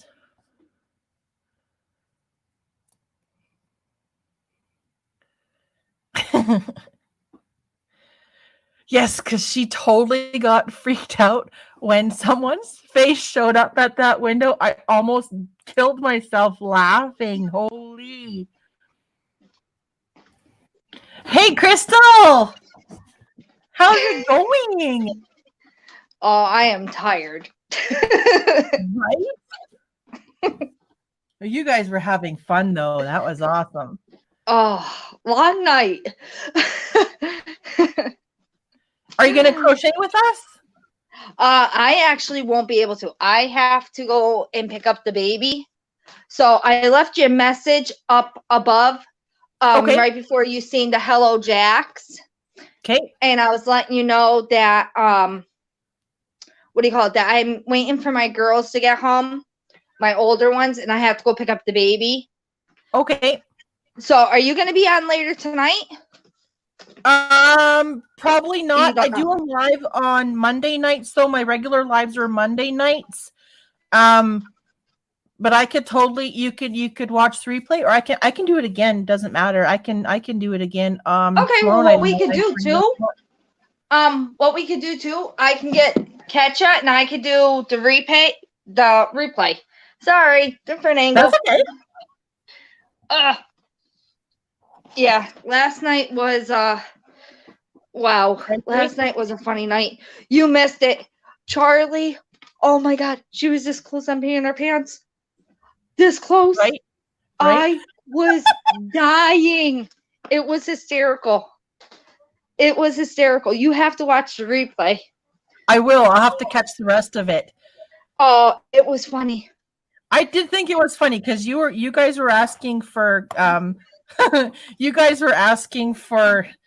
suggestions on what you guys could dress up as and do, and I totally got the barking Ghostbuster for her. That was hilarious. That was funny.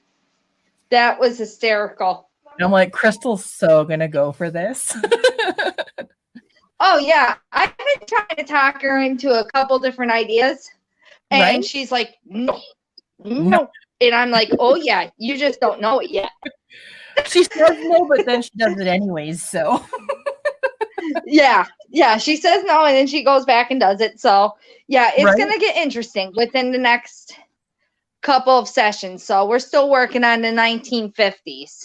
That's awesome. So yeah, and we're waiting for packages to come in the mail. That's all I'm gonna say. We're waiting for packages. That's fun. So you got to go pick up your baby? Yeah, I have to go pick up the baby. Awesome. I had to find my older ones first. Uh-oh. Round them up. Yeah, well, that's okay because they're 16 and how old's your 13? Oh my God. Wow. Yeah, I'm still out of it from last Right? I'm Yeah. normally up very, very early in the morning. I didn't wake up until 10:30. I woke up with a headache, and I'm like, nope, I'm going back down. So I just woke up like 20 minutes ago. Oh, And then I found out the time, and I'm like, oh crap, I have to go get the baby. right? No, I'm So glad you guys had a great night. That was awesome. You guys were all hilarious. I'm glad everybody's loving it. So Right? that's our game plan. Everybody's loving it. So I did a lot of work this morning. Like I'm gonna see if I can point you to it. Well, yeah, because we went straight from Mimi Cat Do's live to yours, and everybody rated it, so that was awesome. Yeah, that was really cool. I was in Mi- Mimi's, Well, but Mimi's I still in kept here, I think. Mimi's in huh? here somewhere. Mimi's in here somewhere. Oh, hello, Mimi. Kathy's in Hello. here, yeah. That's So awesome because Mimi, yesterday my internet, I don't know if it was my end or your end, but it was really, really bad. And I actually reset the whole internet and everything. And then by the time I got back on, you were already gone. And that's like, oh man. yeah, I think I'm 2 hours behind you as well, right? Is it what? Because it's 3:52 here right now, PM. Yeah, it's Yeah. 5:52 right now. Yeah. See, all Yeah. of you guys are like 2 hours ahead of me, so I have to watch what time. That's why I ask what time is everybody coming on at, and then I have to figure out what time it is in my time. Yeah, I gave up with that. I'm not very, very good when it comes to Right? like the time zones. The only one Dana's I'm really good good. with is California with the Pacific, because I Yeah. have family that live out there. Besides for that, everybody's pretty much on the East Coast. Yeah. Yeah, I'm on the West Coast. Up higher. Are you Pacific or mountain? I'm mountain. Okay, you're mountain. All right. Yeah. Yeah, because I'm in British Columbia, Canada. Okay. I'm Okay. literally in the mountains. Yeah, I'm actually planning a trip out to Canada. Nice. I don't know exactly when, but I want to try to hit my 1K so I can actually start going on huge, massive road trips. And I want to get my passport and go out to Canada with the kids because I want to see the Aurora Borealis. Oh, And yeah. I'm actually going to be driving. Oh, that's awesome. Yeah, I do not fly. Me don't like airplanes. No. I've only Nope. ever done it once when I was 18, and we went for a trip to Austria. You can't drive there; you have to fly. Yeah, nope. I will take a boat. I will take a car. I will not take no plane. If God wanted me, He would have gave me wings. Oh Right? no, nope. I'm extremely petrified of planes. Right? So if anybody ever wants to give me a heart attack, yeah, put me on a plane. Right? Yep, but see, this is what I've been working on today. The princess again. Oh, And then I had to put. Yep, and then I had to put. Yeah, and then that's all the packages I got ready for today. Perfect. Monday's mail, whole tote. I used to do plastic canvas when I was little. That was one of the very first crafts my mom taught me how to do. Okay, see, I love my plastic canvas. Love it, love it, love it. Says she's in Washington. Oh, I'm actually going to be going out to the West Coast. I want to say maybe next year. I have an uncle that lives in Montana. Oh, Monda's in here now too. Hey, Monda, how's it going? Hi, Monda. See, that's the only bad thing. I can't see the chat. So, hey guys, whoever I'm missing, hello.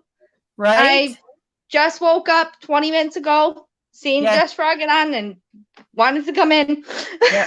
That's the thing, though, right? It's kind of nice being on video because you can actually just talk and not type. Right. Right. Typing takes forever. By the time you finish typing up what you want to say, the conversation's already moved on. Yep. Yep. Yep. I love the StreamYard. I'm trying to set up my own StreamYard here. I can put these up here so you can see them. Oh, that's awesome. Hello, ladies. How you doing? Hello, Manda. There it is. That's really neat. There you go. And she says hi to Dana as well. Awesome. I'm gonna have to have you. I'm gonna have to get your email from you, and I'll have to email you, or I'm gonna send you a message on Messenger if you get Facebook to see exactly. Facebook. Okay, do ya? Yeah, it's awesome. If you go to my my YouTube channel, in my About tab at the very bottom, it says it has my Facebook link. You just gotta click on the Facebook link. Okay, yeah, definitely, because I would love to do a StreamYard. Perfect. I would love to do a StreamYard, so yeah. I just have to make sure my Chromebook. Love that Chromebook. Oh, do I love it? I just have to make sure the Chromebook will work. Right? Yeah, I would love to do a StreamYard. Well, I'm using my laptop, so. Yeah. If I actually have 4 laptops in this house, I just paid almost $600 to get them fixed. Hey, Dana! Dana! Hello! Look how pretty she is today. Holy. You did Dana, where did you go all fancied up? Church. Okay. I kind of missed my session. I didn't wake up. You pulled a me today. You slept in. Oh yeah, definitely. I'm flying to Europe twice a year. You woke up at my usual time. I wake up every day. Perfect. Oh, and Joe's Catalina. No, Joe's right Yeah, Joe's over here. He has to glaze a couple hooks, and he'll be in a second. Perfect. He's addicted to hook making. You want to say hi, hon? Hello, how everybody doing? Hey, Joe. Good, Joe. I'm doing great. Hello, Mr. Singer. Huh? Nice. She said, hello, Mr. Singer. No, Singer. Looking for. This is crazy. I've been singing all day. Monda says hi, Dana and Joe. Hey, Monda. Hello. Hey, Monda, how are you? I'm trying to find it. Perfect. How you got? So what y'all doing fun today? I woke up. You woke up? That's it. That's it. It's always a good thing. Yeah. She was up late last night partying with Charlie. Yeah, we were having a good time, but I think the alcoholic drinks kicked my butt this morning. Yeah. Angela says hi, Dana and Joe. Hey, how you doing? Hey. I'm trying to figure out which one I'm going to use here. Granny You D. said 2 look sizes. Oh, hello, Granny. Mwah. Hey, Granny. Hello, D. Oh, you have hey, Granny. The squirrels in the house. Perfect. The squirrels in the house. Just grab a 6.5 or a 6, Dana. That'd be good for Worsted. Alrighty, I'm getting 6.5. Yeah. What time are you leaving? We have to leave like soon. I'm waiting on your says sister. KD. That should say hi. Angela says that should say hi. Oh, we got it. All right. Oh, learning Tunisian, yes. So Granny D was in here for the beginning of my live to learn the first 2 Tunisian stitches, but she missed the third one. So I'm just going to go over them again for Dana and Joe. And Crystal says she has to go, though, pick up the baby, but we will talk to her until she has to go, and then we will do Tunisian with Dana. Awesome, guys. Well, I'm actually going to head out, so I will talk to all you guys later. Have fun. Perfect. And Crystal, are you doing a live tonight? What's Crystal, that? are you doing a live tonight? I might. Cool. But Your I'm channel? not- We can come raid her.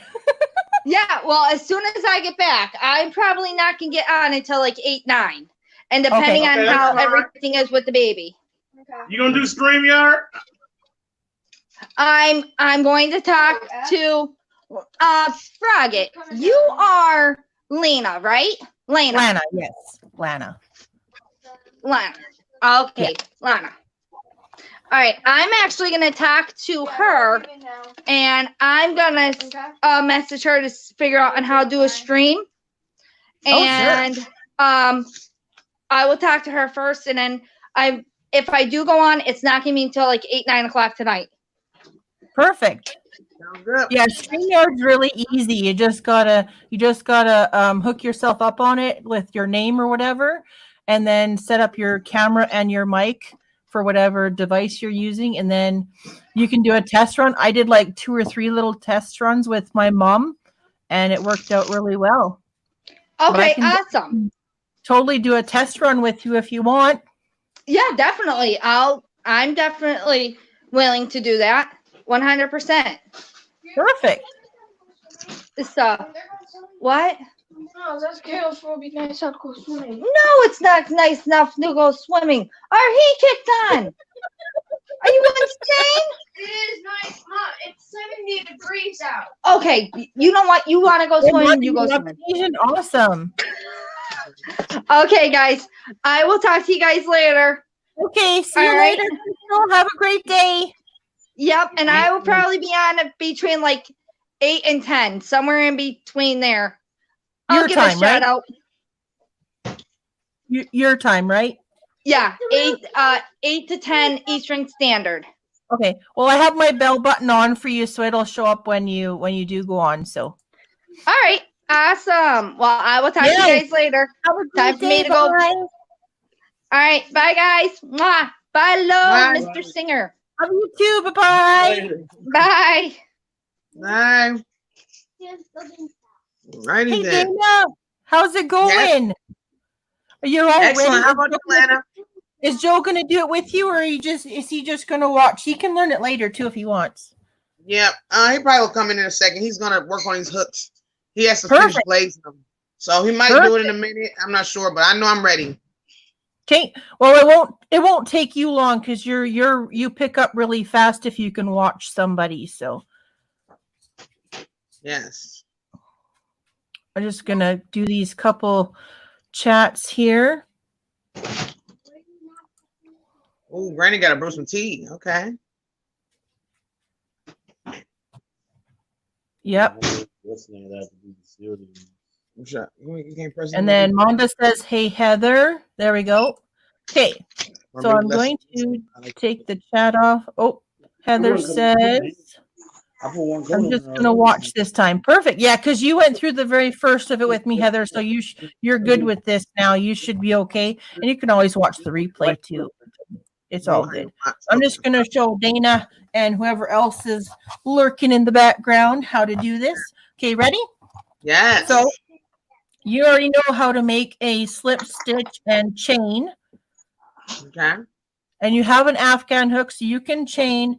I only did like 15 to show people how to do it. You can do 15 or 20, and then you have to add 1 extra stitch. So if you do 15, you need to do 16. Okay, so we'll just do that. So 16 chains.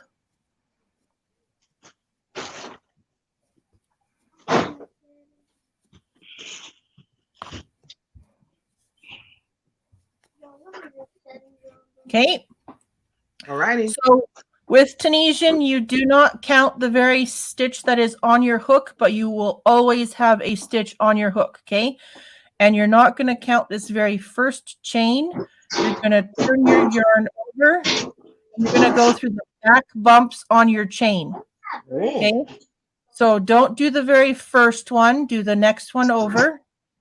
And you're going to draw a loop up. Whoops. Draw a loop up through that bump. So you have 2. Okay. And you're going to draw a loop up through every bump across on the back of that chain. So when you get to the end, you should still count, and you should have 16 loops on your hook. All right. This is so fun. So I have, because Nails by Nicole wasn't on your list anymore starting today, I had Nani May today. And I'm like, oh, girl, I said, I don't know if I can get through all of your videos. She has over like 470 something videos on her thing. Right? So I'm like, I'm just going to let it play. Yeah, just let it play for a day. And then, you know, the next time you get her again, you'll have another set that you can play, you know? Yep. But she came back and she says, girl, your lives are so long. I'm like, I'm sorry, but I was teaching how to do that Mirth Cardi, doing it live though. And I'm like, it ended up being long because it takes a while to get around it when it gets bigger. Because you're actually teaching the whole, you know, you're teaching a whole pattern. And that pattern, you know, is intricate, but it's really good because you'll have somebody to crochet with you. I love your lives because when it's a project like that, it's kind of like, oh my goodness, I'm kind of stuck here, I'm kind of stuck there. But you have this online instructions right there in front of you. You know, you can stop and pause. I mean, I love that. Yep. And that's why I said I will totally, because we had just finished going through everything for Tunisian when you came on, and I'm like, I will totally stay on and I will re-show you everything from scratch again. I don't care. I have more time than money. I appreciate it. I'm so happy that you have time because I do not know what happened. My phone ended up dying, and so I was letting it charge for a minute. I dozed off and I woke up and I heard him turn my phone on, and I'm like, oh, I missed you. I'm like, oh my goodness, what happened? I felt so bad. Beat her, Alana. I wanted to be the first one here, and I'm the last one here. I felt so horrible. I would beat her, Alana. Okay. Joe said beat you. Beat her, Alana. I would beat her. No, I don't beat my friends and family. Okay, so you have 16 loops? Yes. 16, 12, yep. 16. Perfect. So on the back, we're going to take the loops off now, okay? So you have to kind of do 2 rows for every 1 row for the pattern, okay? So the back row from the end to the beginning is exactly the same for every single time you go back, okay? So you're going to yarn over and you're going to pull through 1 loop, okay? So you do this every single time you go back on your row, okay? You always do 1 loop first, and then you yarn over and you go through 2 loops. All right. And now you're going to yarn over and you're going to go through 2 loops all the way to the beginning of your work. So you'll end up with 1 loop left on your hook. Okay. So this is just a foundation row. Most every Tunisian pattern starts this exact same way. Oh. Okay. So this is what it should look like. Oh yes, I'm almost done. Hurry.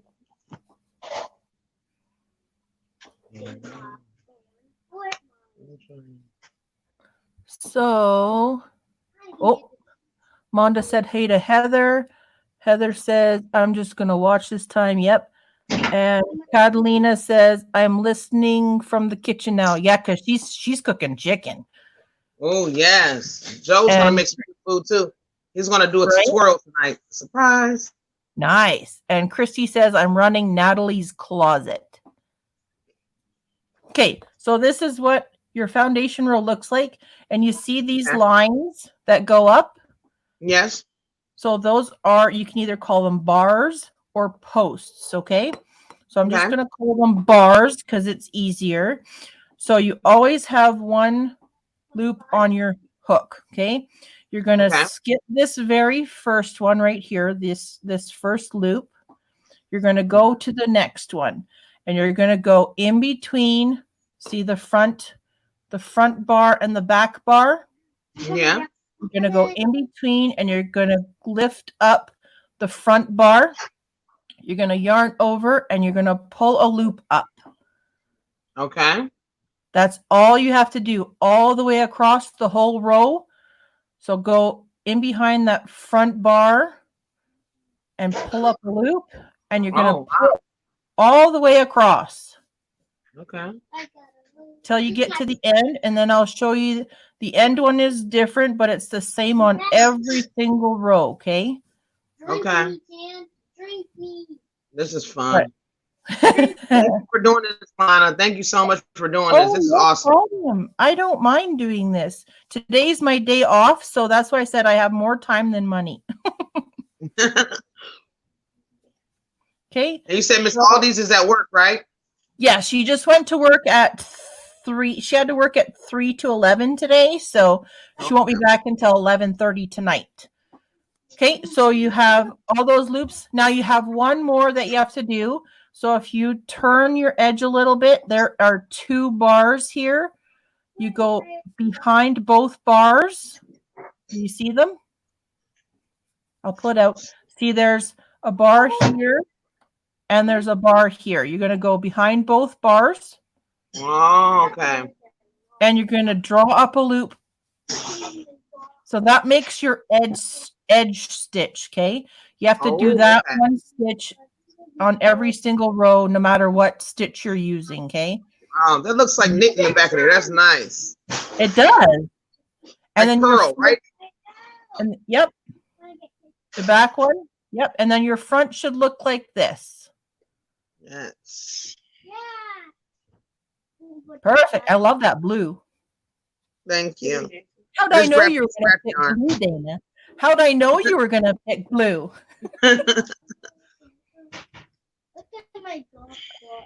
Oh, yeah. Christy says every 2 loops, Dana. Yep. Okay. So on the back one, you're going to do the exact same way you just did when you went back the first time. So you take 1 loop off, you yarn over, take it through 1 loop. Then you yarn over and you take it through 2 loops the rest of the way off. Okay, all the way to the beginning, you do 2 loops.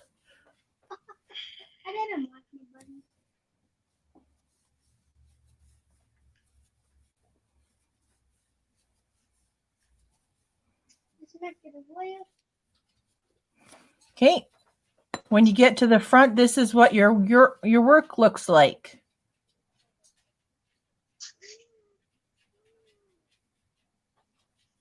Hey, Noni May, how's it going? Hey, Noni May. I hope nobody's saying anything to me because I can't see any messages, guys. So if anybody said anything to me earlier, I'm sorry. I just left them. I'm just gonna say what people say when they come up. I'm gonna try and keep up with it because if I put them up on the screen, you won't be able to see what I'm doing. Yeah, I know exactly what you're saying. So this is what mine looks like, Lana. What do you think? Is that good? Perfect, Dana. You're doing great. Thank you. So that was your very first row of simple stitch. Okay. All right, I love it. And you're gonna do that exact same row 1 more time. Okay. So not this first one, but the second set of loops. You're gonna lift up the front bar. So the second set of loops, this one here, you're going to lift up the front bar and you're going to draw a loop up through it. And you're going to do that with all the bars across. Up through, lift up the front bar and yarn over and pull your, see, this is what it should look like.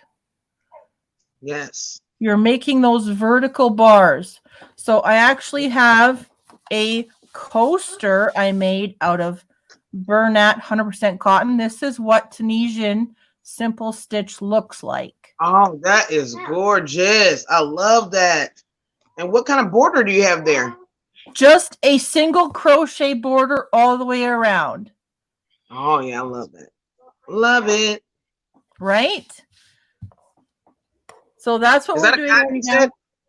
You said that was a cotton yarn? It's the Bernat 100% handcrafters cotton. Yes. In the worsted weight. So yeah, you're just doing the simple stitch. You're just lifting up the bar and you're pulling a loop up through. And then on your back one, going back, taking the loops off, you do one loop off and then you do 2 loops off the rest of the way back. All right. I was just saying. Is everybody getting it that's doing this with us? So Heather's already done it once. She says she's just looking. Hang on. Nani May. Oh, Heather says, hey, Nani May. I don't know. Angela's got it. I'm just going to go through a couple. If they're going to show up here. Angela said she was doing it too. Perfect. Oh, there it is. Naomi says it's barely going, but it will get better. Yes. Yes. Oh, there's Joe. Joe says hi, Monda. Then he says hi, Nani May. Joe, you're bombing. You're bombing my chat.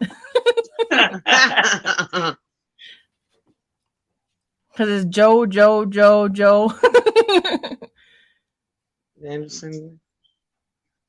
Angela, are you still with us? So, yep, she says she's doing it.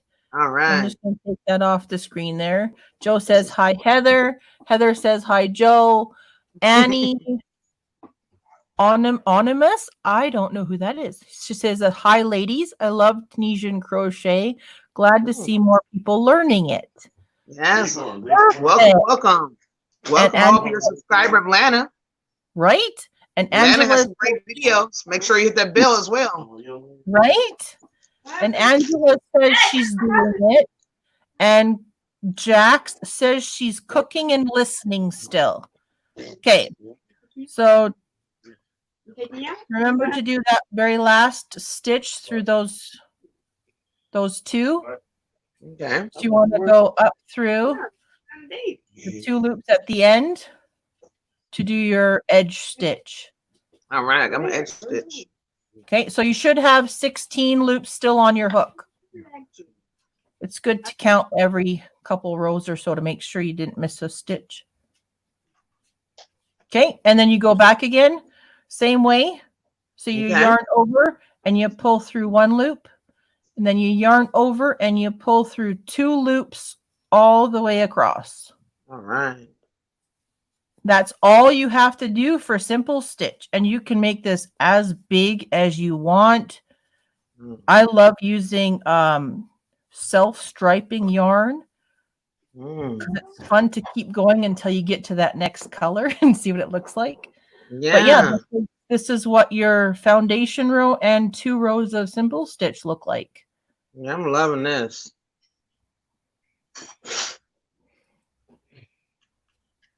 Very fun. I got my row done. Oh, Annie says it means anonymous. Okay. Whoops. Nani May says Tunisian was her first crochet thing she did. Really? Wow. Yeah. Heather says, hello, Annie. Whoops, jumping here. There you go. Annie says, me too. I learned Tunisian before normal crochet. Wow. Oh, okay. Rosalie is in the house. Hey, hello, Rosalie. Rosalie. She says she's done Tunisian too. It's her favorite. Really? Okay. Yes, we're having a Tunisian crochet party. Right? She says it bothers her RA. I don't know what RA means. Rheumatoid arthritis. Oh, okay, gotcha. And then Sorry she to hear. says they make good washcloths. They do. They're nice and thick. Angela says awesome. And Nani May says I make rugs with a huge Tunisian hook. Yes. Oh, that sounds A amazing, on me. bath rug would be really cool. Be nice to step out Yes, it onto. would. Yeah, I would Okay, love so you that. want to do you're doing one more row, so you have 3 done? And then I'll show you the next stitch. Okay. I'll show you the next one. So I'll do the same thing I did before. I'll show you all 3 stitches separately, and then I will show you how to do the how to do the honeycomb pattern. Oh, I can't wait for the honeycomb. That's one of my favorites. It seems like it's one of my favorites. I don't know. I want to try it. Right? I've done it for baby blankets, and it's a huge hit. Really? Yes. Because it actually does look like the circular honeycomb from like a beehive looks. It's really cool. Yeah. Okay. Is it so you got is it, would you say it's hard? Pardon? Would you say that honeycomb stitch is hard? No, it's the simple stitch and the purl stitch together. Oh, okay. Sure, baby. All right, it was real good, Joe. Good job, too. Yarn It Out says hi, Nani. And then Yarn It Out says hi, Jax. Hey, Rosalie. You forgot about me? No, I'm just kidding. She might have said, oh, yeah. Nani May says, hi, Rosalie. How are you doing, sweetie? Okay, so you got that row done, Dana? Everybody else keeping up too? Yes. Okay, so next I will show you how to do the knit stitch. Okay, so it's pretty much the same concept. It just, you insert your hook differently. So should I take this down and put it aside? No, just leave it. Just add to it. Just leave it the way it is. Yep. Okay. Okay, so you're gonna do the same thing, except when you put your hook into that second bar set, you're gonna go in between the front and the back bar. See what I'm doing? In between and through the back of your work. Okay. And then you're going to grab your yarn and you're going to pull it up through to the front. Oh, okay. I see what you're saying. Okay. And then you're going to go through the center of the next bar to the back of your work, grab your yarn and pull it up front. Oh, yeah. I see it. I see it. See how it turns that stitch? And it makes it look like a knit stitch. Yes, it does. So you do that all the way across. Then you do your edge stitch at the back, or the last stitch there. Then you do the back row all the way back to beginning, the same as you did before. You're taking your loops off. And you do a couple rows of the knit stitch so you can see how it looks. Through the 2 bars at the end and pull up. That's what the knit stitch looks like above the simple stitch. Hello, Patricia Thompson. How's it going? Hey, Patricia. I'm new to your channel. Hi, Dana. I always thought that Tunisian was hard, but that looks more easy than crochet. It does seem really easy, yes. Nani May says, me and Rosalie, we've been having issues with my epilepsy. Makes me sad. Yeah, somebody said, who was it that said that you had a seizure the other day, Nani May? That's not very good. No. Oh, Crystal's back in here again.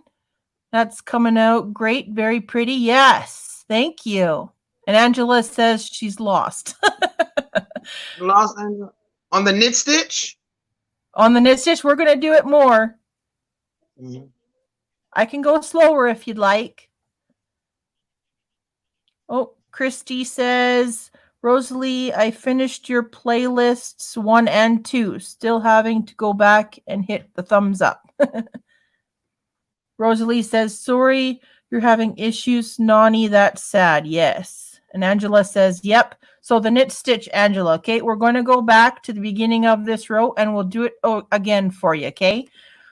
So to go back, you just yarn over, go through 1 loop at the end, and then go through 2 till you get to the beginning. 2 loops.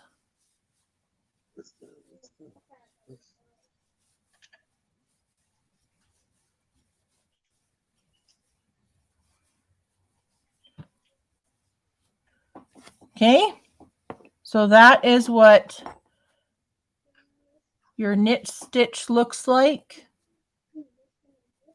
right above your simple stitch. Patricia says, hi, Joe. Just say hello. Driving. Crystal says she can't text too much. She's driving. That's okay, Crystal. As long as you're listening, we're okay with that too. Yes.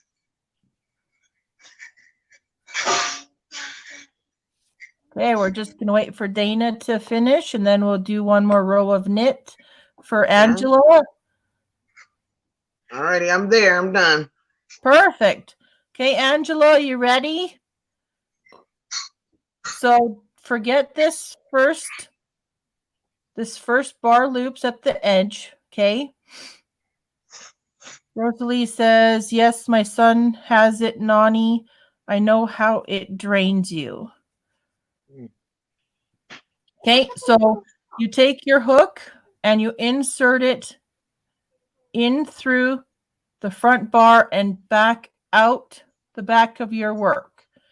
You grab your yarn and you pull it up through between those 2 bars. Okay? So you can you kind of like spread it open a little bit to push it through there if you need to? Yep. That's what you can use your finger and your thumb on your yarn hand. You can use your thumb to pull the front stitch open to insert your hook into. Okay? Okay. Because you have to use your thumb when you're doing the purl stitch anyways, so you can use your thumb to help you with your knit stitches as well. So you pull that front bar to the left, you insert your hook all the way through, you grab your yarn and you pull up your loop. Okay? So same with the next one. Use your thumb to pull that stitch aside, go through and bring your yarn up. Angela, what do you think? Is that easier to understand, Angela? Monda says, hey, Patricia. Nani May says, Rosalie, bless his heart. I will be praying for him. Yes, Monda says, hey, Nani May. Heather says, hi, Rosalie. Crystal says, hi, everyone. And Nani May says, hey, Monda girl. Whoop. Angela says, am I picking up 2 bars? Nope. You're only moving the front bar of this stitch aside so you can go in between the 2 bars. So each stitch has 2 bars. They have a front bar and a back bar. Okay? You're just going straight through it. And you're going straight through in between the front and the back bar of each stitch, and you're grabbing a loop and you're pulling it up in front of you. Oh, Mimi Cat Do says, hi, Dana. Hey, Mimi. Okay, and you do that all the way across. So you go in between the front and the back bar, and you pull up a stitch all the way across. Yes, that looks great, Dana. Thank you. See, I know you're a fast learner. You said you can catch on really easy if you watch somebody do it, right? Yep. And I know Joe will catch on really fast too, because this will be really easy for him. Yeah. Okay, and then the last stitch, your edge stitch, you make sure you go underneath both bars, because if you only go under one bar, it doesn't look as nice and it'll leave a hole. You want that edge stitch to have a really nice look to it. So there is your knit stitches. They actually do look like knitting, except you're crocheting. Mm-hmm. Oh, Nani says, hey, Crystal, loved the live last night again. I was laughing my head off. Take my live tonight, girl. I'm not feeling up to going live tonight. I need to laugh. There you go, Crystal. Nani wants you to take her live tonight because she's not feeling up to it. And she needs a good laugh. And Crystal says, hi, Mimi. Nani May says, hi, Mimi, sissy. Rosalie says, good job, guys. And she says, hi, Monda. Crystal says, okay, Nani, what time? And then she says, do you go on? Oh, Mimi says, hey, Nani, feel better soon, Nani. Okay, so take it all back off again. Same exact thing. You yarn over and you go through one loop. And then you yarn over and you go through 2 loops all the way back. You only do one loop at the very edge, and then you do 2 loops all the way to the beginning of your work. So when you get to the beginning, if you look at the back of your work, I'm just going to pull a big long loop here so I don't lose it. If you look at the front, that's your knit stitch and your simple stitch, okay? If you look at the back of your work, this is your simple stitch, and your knit stitch is raised on the back.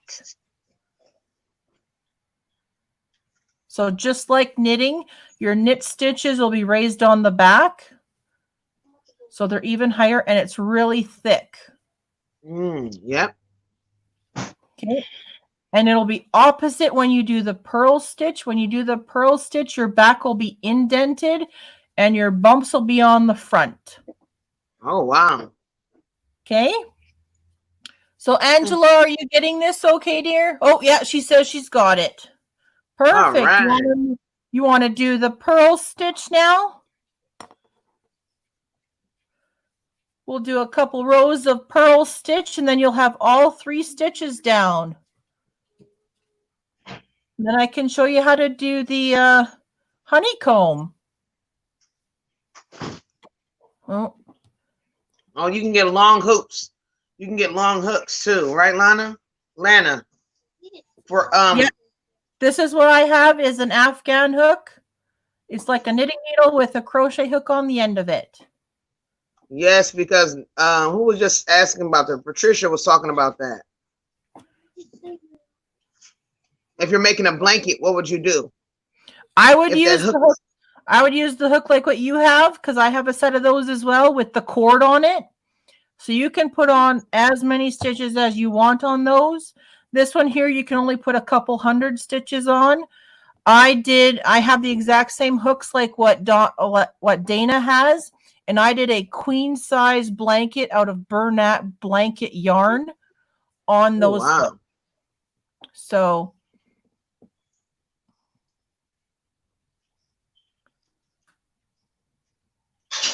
you want to come into the video chat, Crystal? I can put the link up again for you. She says she's done driving. These are Wish brand. Rosalie's like, where's this? These I think we got these off of Wish or something like that. Yeah, I actually got those for $1. Yeah, these were $1 on Wish. Set up. You can get them on Amazon and eBay too. You can go any type of website. Yeah, I got those for actually $1, Lana, for the whole set for $1. Yep. I only paid a couple dollars for my whole set on I think it was Amazon of the wooden ones. And I actually have the multicolored metal ones like this from them as well. I have a whole set of those for like a few bucks. I want to get that set that you have right there, that metal set, yeah. This one here is the Walmart one. They only had the 2 sizes in our Walmart. They had the 6.5 and the 5 and the 6. But I have a set. Oh, here, I'll show you. I have a Yes, set. Rosalie, $1. I have a whole set of the Afghan hooks in the metal. So they go from a 2.5 millimeter to an 8 millimeter. So the Yeah, I 8 need that. millimeter is a long, like knitting needle with a hook on the end. Yeah. And they all come in different colors, so it's easy to tell what size is what. Yeah, I want that. And then I just I crocheted a case to put them in. But yeah, there's all different colors. I love that case. Thank you. I got this pattern off of YouTube actually. And then I just because I made myself a crochet case for my other light up crochet hooks, and then I just expanded it and made it my own for the Tunisian hooks. Oh. See, I made a smaller version for my light up hooks out of like a roving yarn. So I have the whole set of light up hooks. I love that. 6 millimeter. There's the button. And if you push it forward, it lights up. I love that. Yeah, Lana got a whole case for her hook. Nice. Okay. Yeah. So they're really easy to make. And you make the case sideways and you work your way up. Okay, I like that. So it's not hard. It's really easy. I think I might still have it in one of my playlists, my crochet playlist, I guess, for the pattern, the original pattern that I got from the young girl that did it. So, but anyways, I will show you how to do the purl stitch now, and then we can do the honeycomb. So the purl stitch is a little bit more complicated, but just as fun. So with knitting, you always have your purl yarn go in front of your hook. Okay, I'm going to do this slowly because it's a little bit more complicated. So pull your yarn towards you. Okay, and then put it over your hook. Hold it with your finger so it stays out of the way. Then you're going to go through the front loop just like you would for a simple stitch. Okay. Then you're going to pull your yarn away again, and you're going to put it under and around your hook. Then you're going to take your thumb and you're just going to hold that yarn a little bit out of the way, like so. You're going to grab your yarn and you're going to pull a loop up through that loop.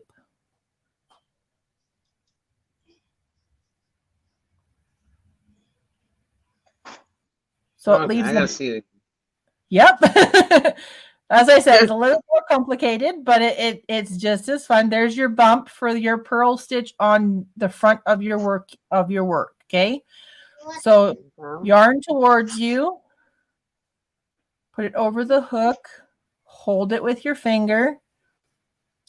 Put your yarn up through the front post of the front bar. Pull your yarn around your hook. Okay. Hold it with your thumb. Yarn over and pull through that one loop. So don't do this really tight or you will have a problem. You want to try and do it as loose as you can. That's why you pinch it with your thumb so you don't have tight stitches. Okay, we'll do it again. So pull your yarn towards you. Oh yeah, I got. Put it over your hook. Hold it with your finger. Put your hook through the front bar of the next stitch.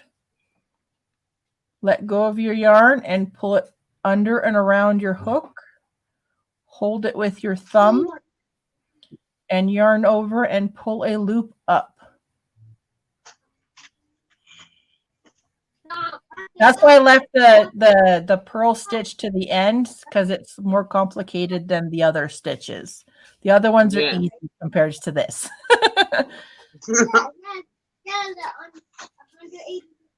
You want to see it again? I got it. I don't know. Angela might want to see it again. I'm not sure. Maybe just one more time just to make sure. Sure. So the way I do it, I don't do as many steps. I was just doing more steps to show everybody. But when I do it just naturally, all I do is I put my hook back around the yarn so that it's over my hook, like back around.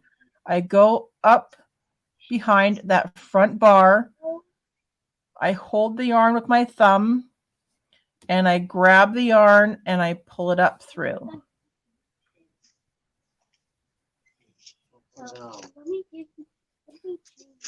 Yes, Catalina, my hooks had lights on it. Yeah. It's very easy. It's very nice when you have like dark blues and blacks and grays. It's so much easier to see your stitches.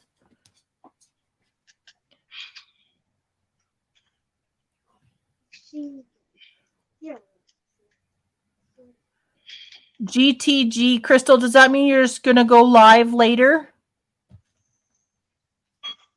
Oh, she says she's lurking right now. That's why. Oh, okay. Nani May says, at Joe McLeod, my polymer came in from Wish yesterday and 24 hooks. $2.99 for the polymer and $1.99 for the hooks. It's good stuff too. Hooks are the European with just the MM. I made 4 hooks today, she said. Did you get that, Joe? Yes, I got it. Yep. Okay. So Rosalie says, I emailed myself your link so I can rewatch this. We'll forget later. Okay. Sounds good, Rosalie. And Patricia says, I take it back. Maybe it is harder than crochet. Confused now with that pearl stitch. LOL. That's okay. That's why I'm doing it slow so that everybody can get a chance to do it. And then once you get the hang of it, you'll get into your own rhythm and you'll find it an easier way of doing it. But so you pull your hook. I put my hook behind my working yarn. I go up through the front loop. Pull my yarn back around, pinch it with your thumb, yarn over, and pull a loop up. Okay, you do that all the way across. So behind the yarn, behind the front loop, pinch it, and yarn up. Dana's concentrating really, really well.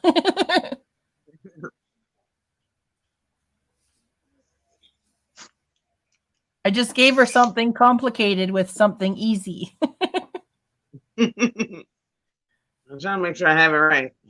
That's okay. We can do it over and over till you get it. It's no big deal. Okay, so hook behind my yarn, hook up through the loop, yarn in front, pinch it, and yarn over and pull up a loop. Okay, hook behind, hook up through, yarn in front, pinch it, and then yarn over and pull up a loop.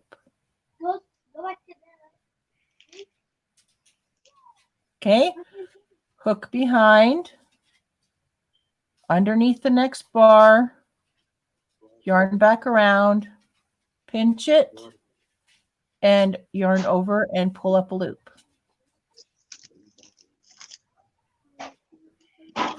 Behind, under, in front, pinch, and pull up a loop. Behind, under, in front, pinch, and pull up a loop. Behind, under, in front, pinch, and pull up a loop.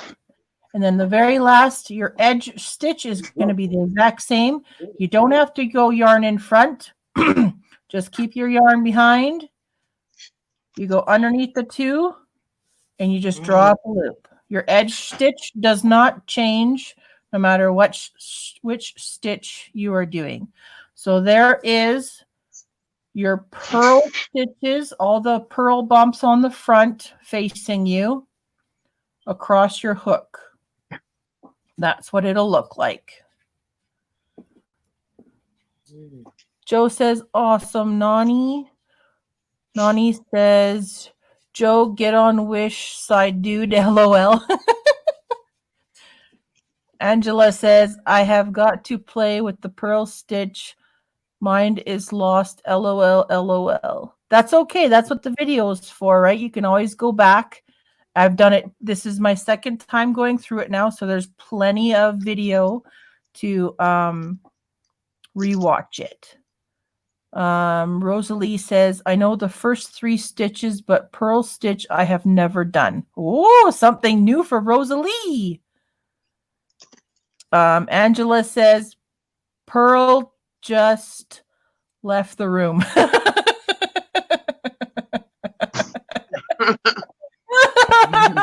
That's a good one.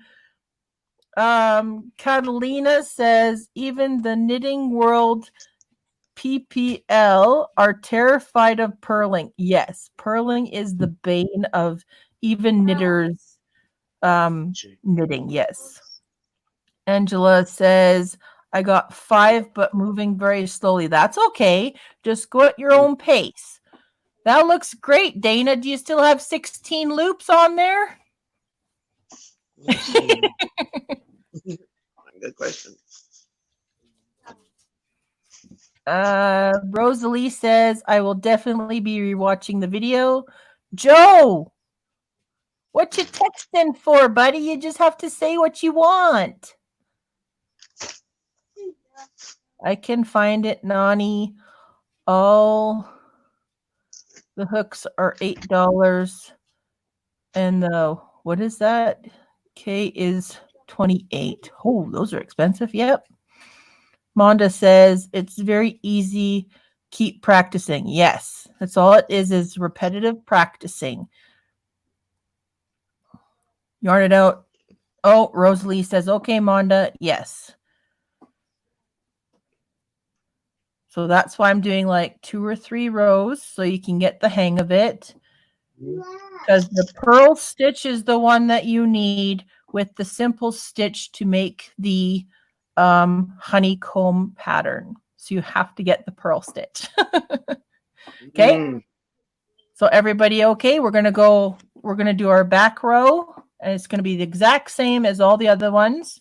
So you just yarn over and you go through 1 loop. Then you yarn over and you go through 2 loops all the rest of the way back. 2 loops.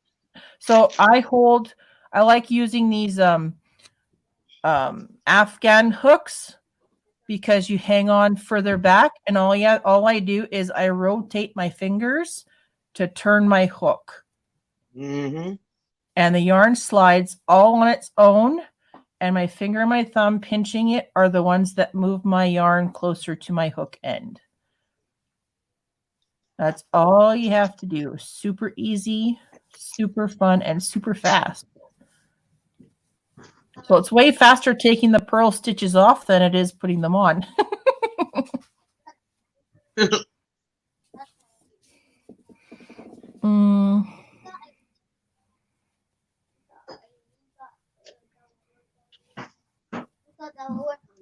See, that's what.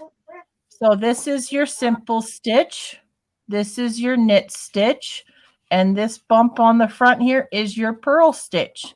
And if you turn your work over, the purl stitch on the back is indented.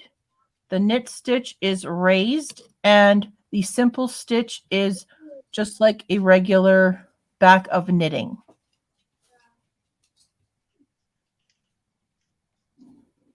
Great job, Dana. You're doing great.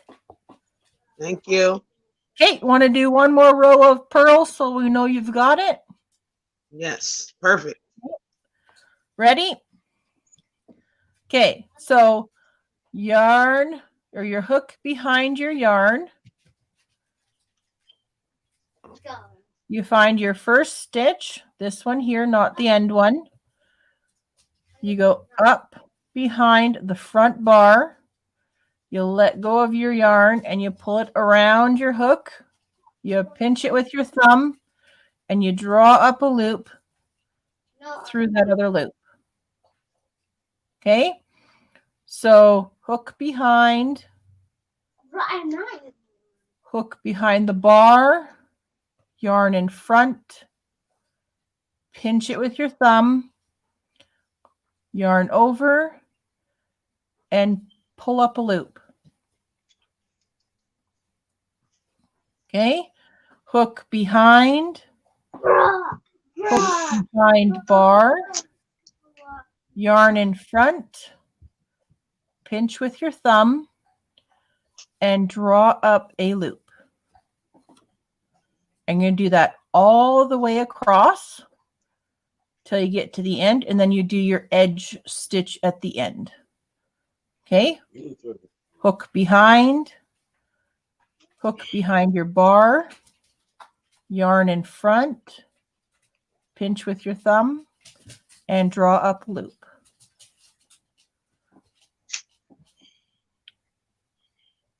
Hook behind, go behind your bar, pull your yarn around, pinch with your thumb, yarn over, and draw up a loop. Hook behind your bar, yarn around front, pinch with your thumb, yarn over, and draw up a loop. Okay, and you just do that all the way across.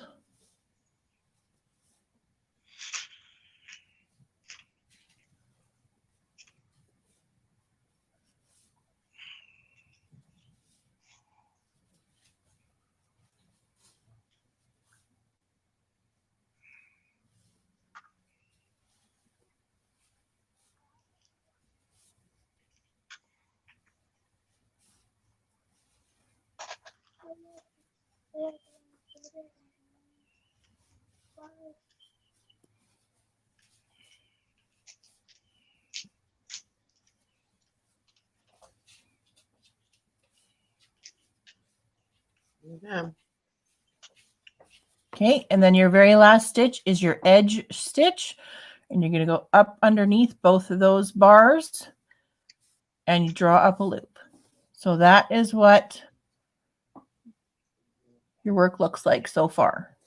I'm just going to go let the dogs out. I will be right back. Don't go anywhere. Talk amongst yourselves. Come on, boys. Hmm. Come on. Yeah. Noisy critters.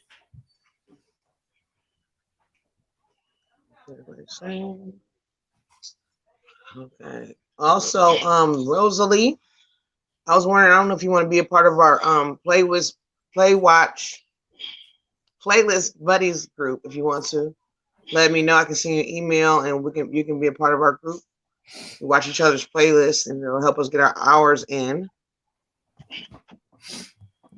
I believe we're adding Noni May, even though Noni May didn't ask to be in it. We're just adding Noni May to the group. So Noni May, you're added to the group. Yep, I have Noni May today actually because I was supposed to have nails by Nicole. Yep. She's got a lot of videos to go through. You will not run out of time with her, which is awesome. I love your hair today, Dana. It's longer than it was before, too. Thank you. I made me something new to wear today. That's nice. I like it like that. Thank you. Okay. How's everybody doing? Oh, Angela says, heck, that made me hot. Not even going to think about the basket weave. Getting my portable fan. I need to practice that more. That's okay. And then she says, you are a great teacher. Thank you. I have a lot of patience. Yes, she does. Rosalie says, y'all be interested in playlist buddy. There you go. So Rosalie says she's interested in being a playlist buddy. And then she says, I need to get monetized. So she needs the hours, I guess. Yes. And then she also says, send me the link for sure. So Dana, can you have Rosalie, you can send her the link? Perfect. Okay. So just take your stitches off like you normally would. So yarn over and go through 1, and then yarn over, go through 2, all the way back. Right. Yep, much faster taking them off. Yes. So yeah, Dana, you have a Walmart. So if you go to Walmart, they'll probably have at least a couple of these hook sizes. That's where I got these ones from, the 6.5. Yeah, I'm using. I got a couple of those. And a 6, yeah, because these ones are nice just for smaller projects. Mm-hmm. And I like to use those big long ones for blankets. I have a 5.5 and a 6.5. Yes. If you search on YouTube, I said this earlier to the first group. If you search on YouTube for Tunisian crochet patterns or Tunisian crochet stitches, it will come up with so many patterns. You can do a chevron blanket in Tunisian stitches, and you can do Tunisian hats if you have a double-ended hook. You need a double-ended hook, or you can have a corded hook like what you have, because I have a couple of those that have the cord in the center and a crochet hook on either end. Wow. You can do a hat in Tunisia. They're beautiful. There are so many different patterns and stuff. You can do like shell stitches, and they show you how to do decreasing and increasing, which is not hard. I left that out for this time because I'm just giving the basics, and I showed how to cap everything off, which I'm going to show you right now. And then we can go into the honeycomb pattern. What's she doing? Yeah. So Rosalie says, I wish I could do longer lives, but I work during the day, and by nighttime I am tired, only doing 1 live a week. Yes, that's why yep. That's why that playlist group is so important. That playlist group is so easy because, like I said, even if you have days where you can't even film a video, or like you said, you're working and you can't do a live 4 or 5 hours. I mean, you can't.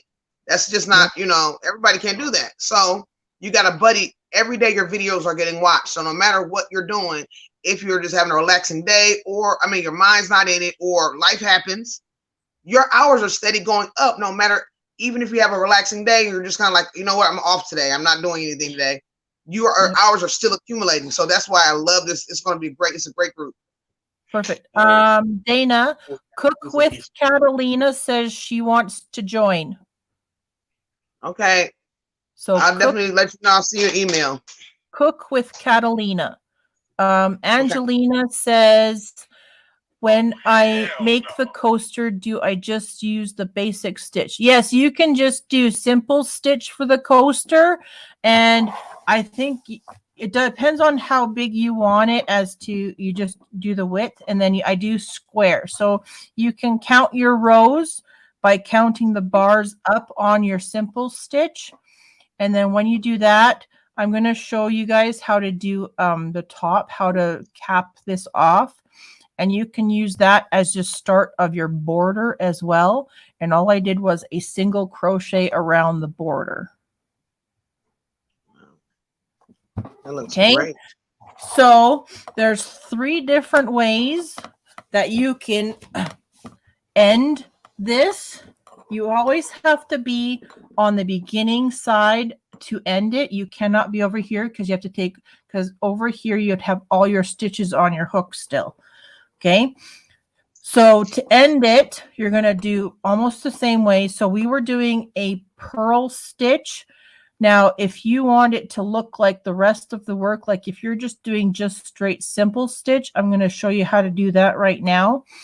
You're going to go like you normally would do a simple stitch. You're going to lift that front bar. You're going to yarn over and pull up a loop. But right here, you're going to just do a single crochet. And you're going to do that all the way across if you're doing a simple stitch, because it will pull that bar up and it'll look exactly like this one does at the top here. Okay. So you just lift the bar up, you yarn over and lift up a loop, and then you single crochet it off. There is 2 of them done right there. I'll do one more. So lift up the front bar, yarn over and pull up a loop, and then just single crochet with those 2 stitches. So there's 3 done. Okay. So that one's really easy. And then the next 3 stitches I'm going to show you how to do. It's the exact same way with the knit stitch. So you take that front and back bar, you just pull the front bar away. So you have the hole in between. You go through there all the way to the back. You draw up a loop and you single crochet. Okay. Okay, so you go in between the bars, through the back, draw up a loop, and then single crochet at the top. I think I might make me some Tunisian crochet underwear. It'll be really thick. You want it wool? It'll make it scratchy. Yeah, that's why I wanted wool. This might need some help. Hey, you know what? There's a song. There's a song about that. You know. I think I'm gonna give me some. You want a thong? Yeah. Oh yeah, that's the only way. That's the only way I want it. Okay, so in between the bars, through the back, draw up a loop, and single crochet. No, that's in between the cheeks. This is bars. Oh, okay, the cheeks. Okay. I thought the bars. Okay, the bars, the cheeks. Oh my goodness.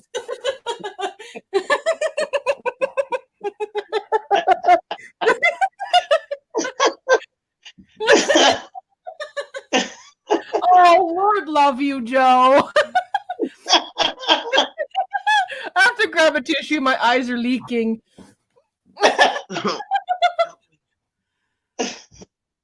Oh my goodness. Nani May, are you still here? You said you wanted to laugh, right? Joe's performing really well.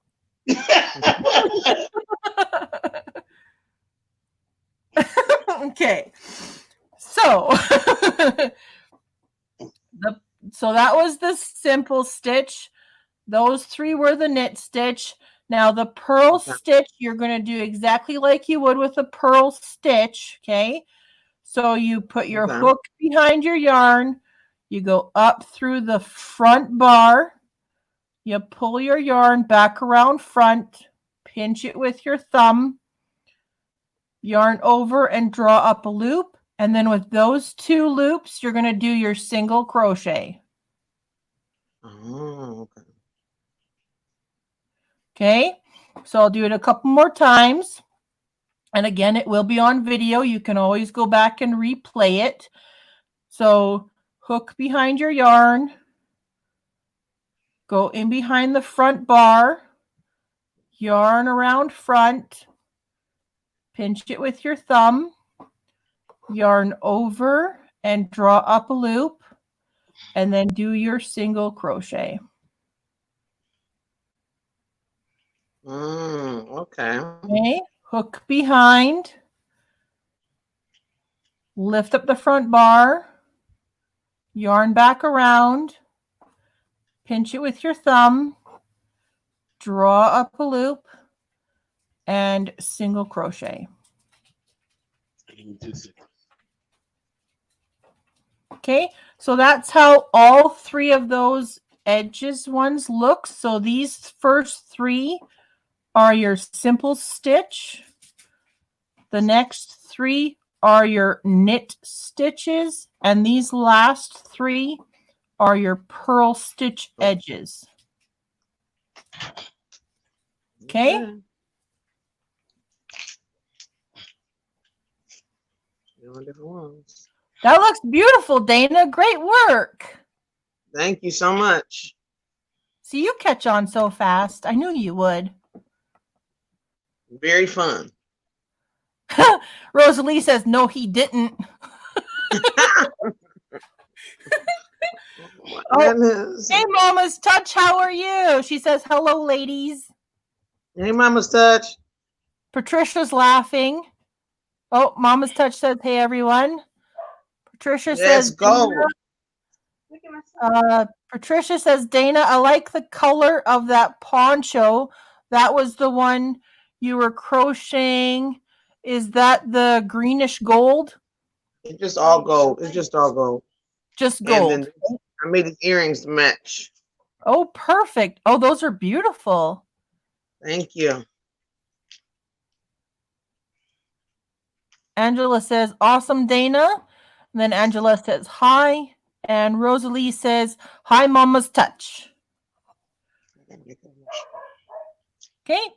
So yeah, that's all you have to do. And when you get to a corner, if you end it, you just do, I would do it in this hole here instead of going around, because then you have, you can do like two, if you're doing the first one, like the simple stitch edge, you just do 2 single crochets, chain 1, 2 single crochets to do a corner to go around. And then if you look, I'm just going to pull my yarn out here.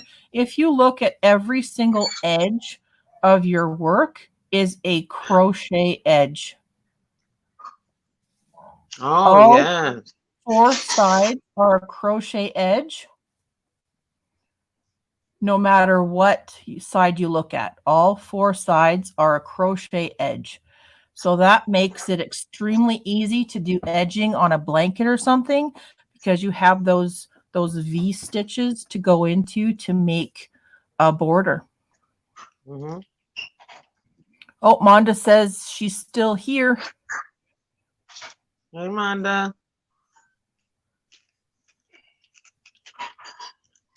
Perfect. See, that was not too hard. The purl stitch is the hardest one. Yeah.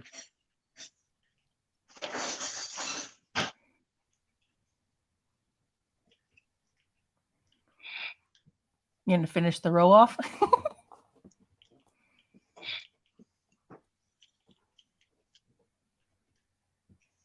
Okay, I am going to actually frog this whole thing because it was just a tester.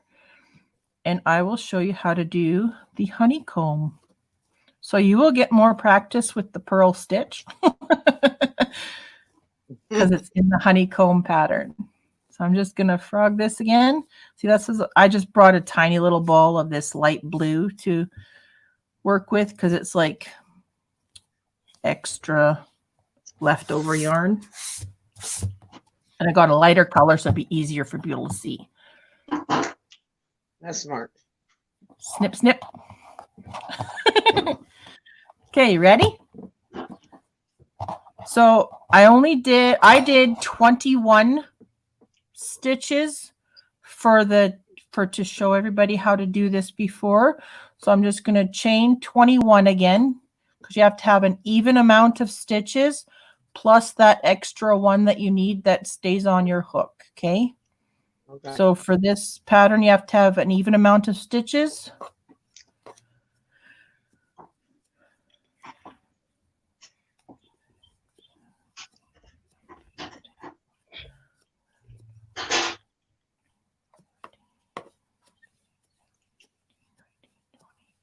21. Okay, so your foundation row is going to be the exact same way we did it before when we first started the other piece. Okay, so you're going to flip your chain upside down, and you're going to not go into the very first one. You're going to go into the next bump, and you're going to draw up a loop in the back bump all the way across your whole chain. And you should have 21 loops on your hook when you're done. So through the back bump and draw up a loop.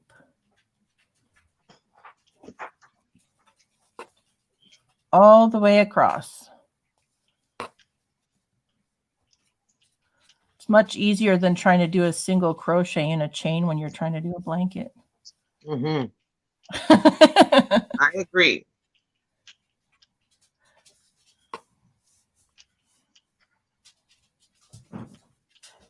Toad, get off of me. Don't crawl. No.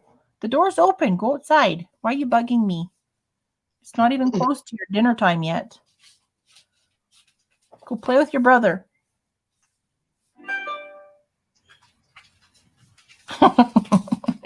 He walked back into the kitchen. Fine, I'll go find my brother.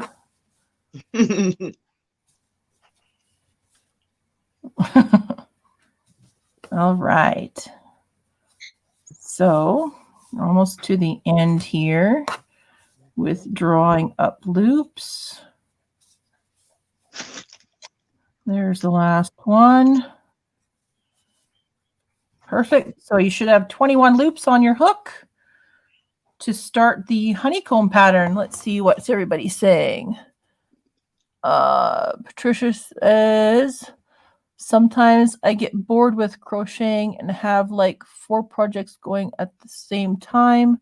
But Tunisian, I would like to make mats for the table that looks like a nice thick stitch. It is. The simple stitch is very, very popular, and it's super easy. Super, super easy. Catalina says, I am working also on knit-like stitches. Yes, the knit stitch isn't bad either.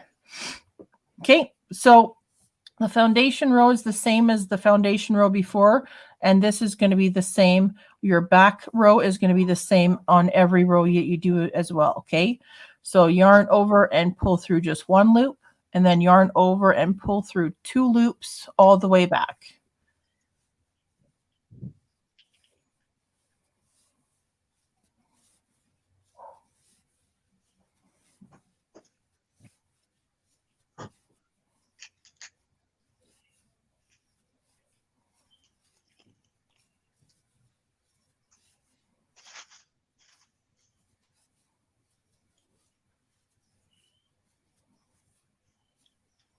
There we go. So that's what it looks like.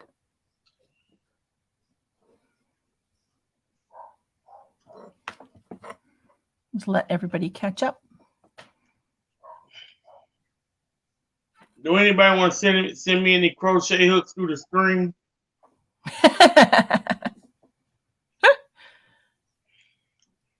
I'm all out.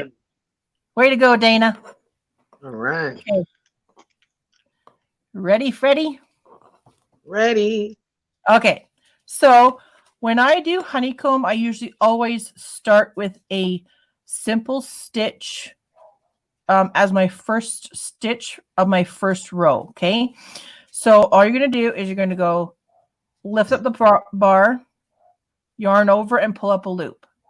Your second stitch is a purl stitch. Okay. So hook behind your yarn, hook behind the bar, yarn around, pinch it, yarn over, and draw up a loop. So you did a simple stitch and a purl stitch.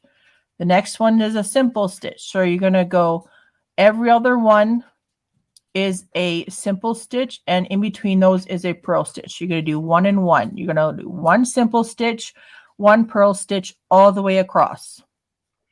Your last stitch before you get to your edge stitch should be the exact same one that you started with, your simple stitch. So simple stitch and then a purl stitch. I'm just going to do these ones slower. Okay. Simple stitch and then a purl stitch. Simple stitch and a purl stitch.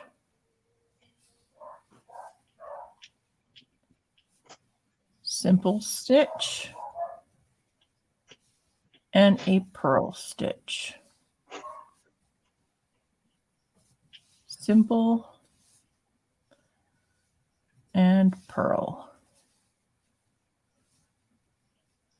Simple stitch and purl stitch. Simple stitch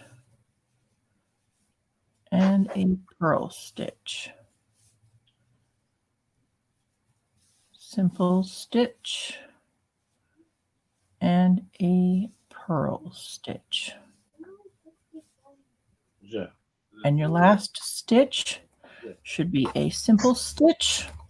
And then you're going to do the exact same thing with your edge stitch. You're going to find those 2 loops. You're going to go underneath them and you're going to draw up a loop. Okay, so there is your very first half of your row for the first of this pattern. Hey, Noisy, what were you doing outside barking? Where's your rotten brother?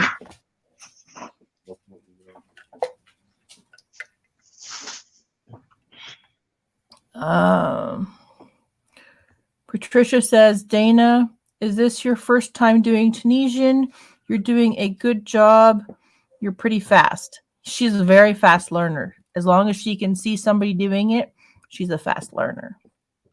That's this is not my first time doing Tunisian. It is my first time doing purl. Yes. And the honeycomb. Everybody stays away from that purl stitch.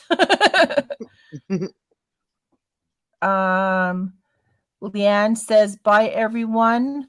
I will keep practicing before I start doing the honeycomb. Thank you. I will be back. You're so welcome, Leanne, and you are welcome back anytime.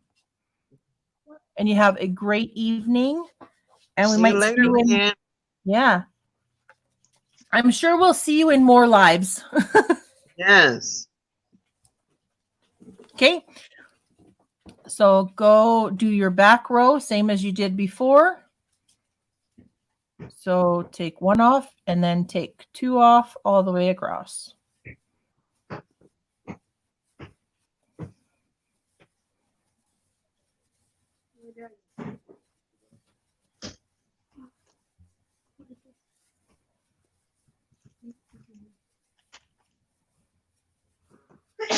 Bless you. Bless you. Bless you.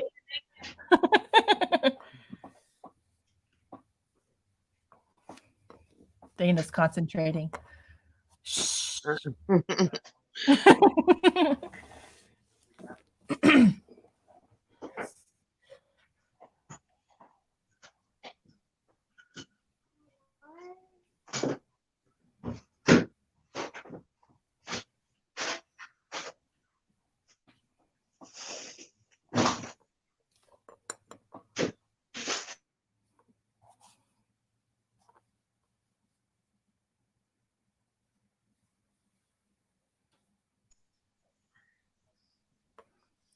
Perfect.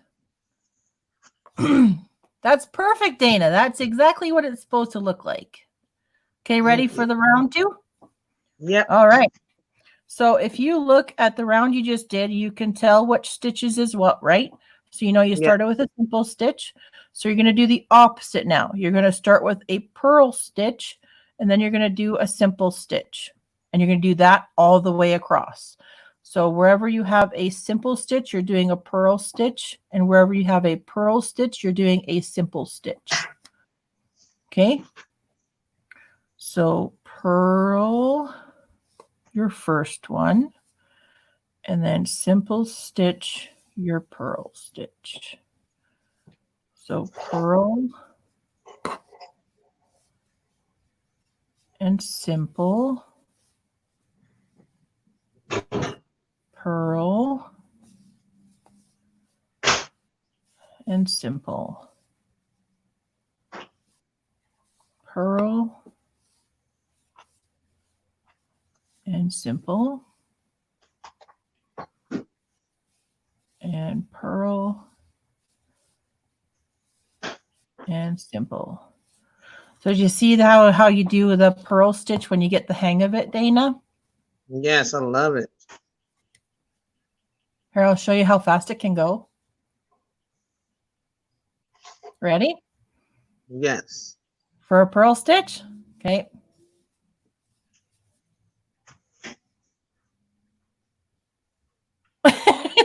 What? Whoa. Hang on, I'll show you again. It can go really fast when you get the hang of it, okay? So your purl stitch will look like this when you get the hang of it, okay? So your thumb comes into really good use and your finger comes into really good use, okay?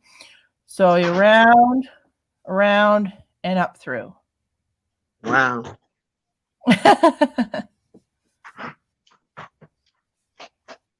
I'm doing it slow for everybody here so they can see what I'm doing. Try and do it as slow as I can.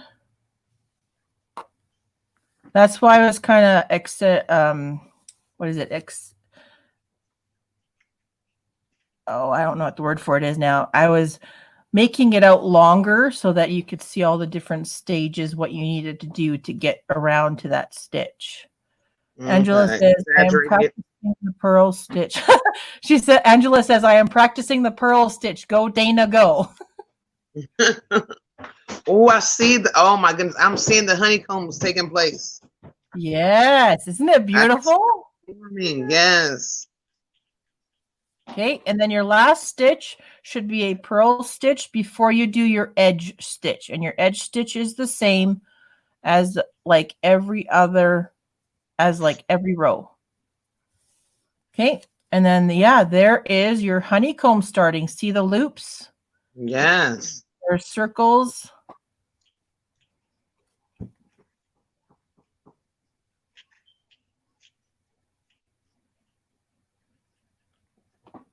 That's perfect, Dana. Way to go.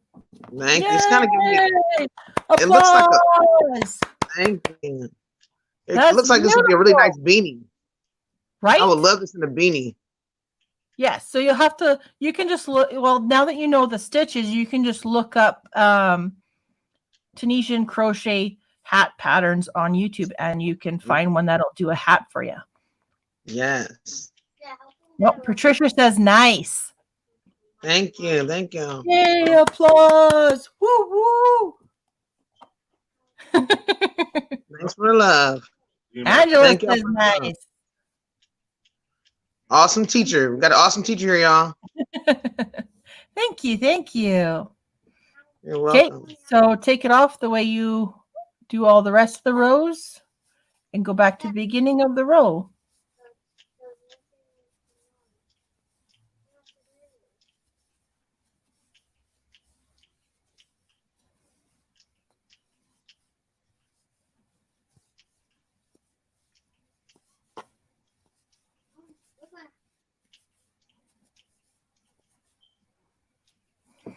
Perfect. And there's your honeycomb starting. Yes, love the honeycomb. Me want honeycomb. Patricia says, yes, great teacher. Thank you so much, Patricia. I'm trying. I have lots of patience and lots of time. That's why I only do these on my days off, because then I have however long I need to. I'm not rushed. Yeah. So there we are. Okay, ready for next row, Dana? Yes.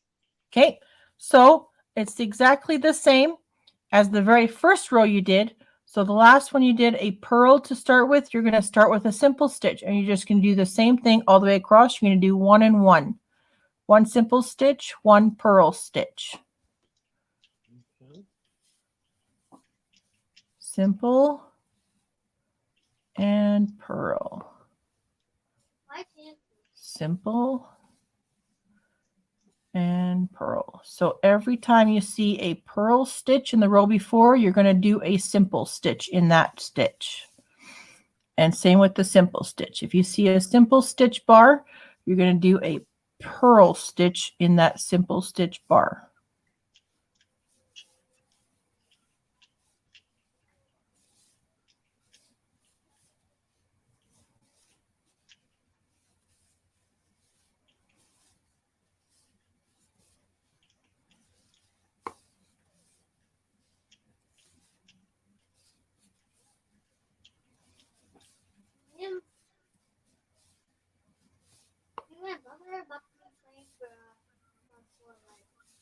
For 2 days now.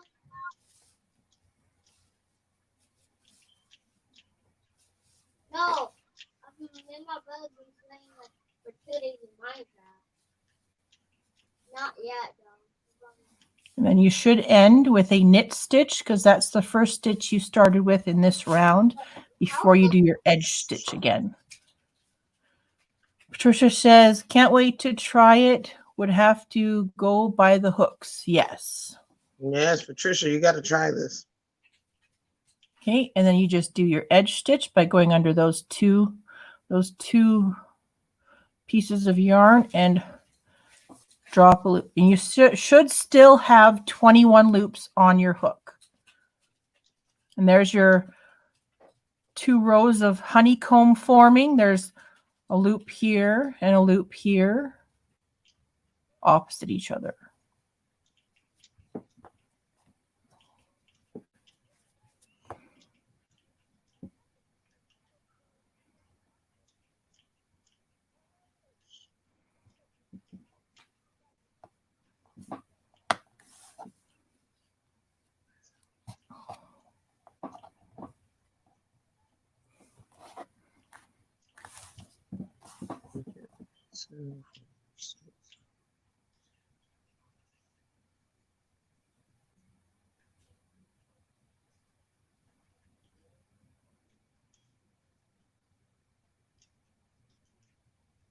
Are you missing a stitch?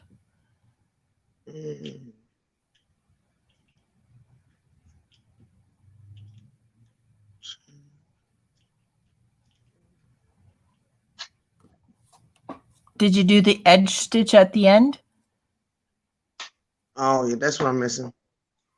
Yeah, you can't forget the edge stitch. Yes, I'm missing my edge stitch. Yeah, my daughter says she knows where she gets it from because she forgets her last stitch too sometimes. Angela wants to know if your wooden hooks split your yarn. The wooden hooks I find pointier than the metal ones. It depends on your yarn too.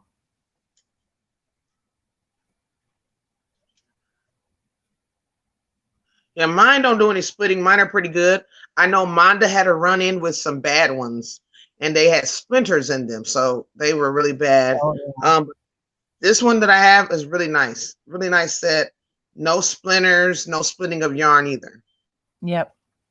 And even if you do find a little bit of a rough patch, just take a little bit of sandpaper and sand it down really lightly, and then put a clear coat of nail polish over it so you won't get that roughness anymore. Oh, that's good. That's a good idea. Mm-hmm. So how do you like it so far, Dana? I love it.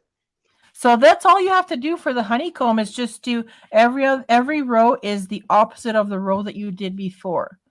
And I always start with a simple stitch and then knit stitch for my first row and then on and on. Then you can do a border however you like around the outside of it. And then to end it off, you just do one of those 3 that I showed you not too long ago to do the top part.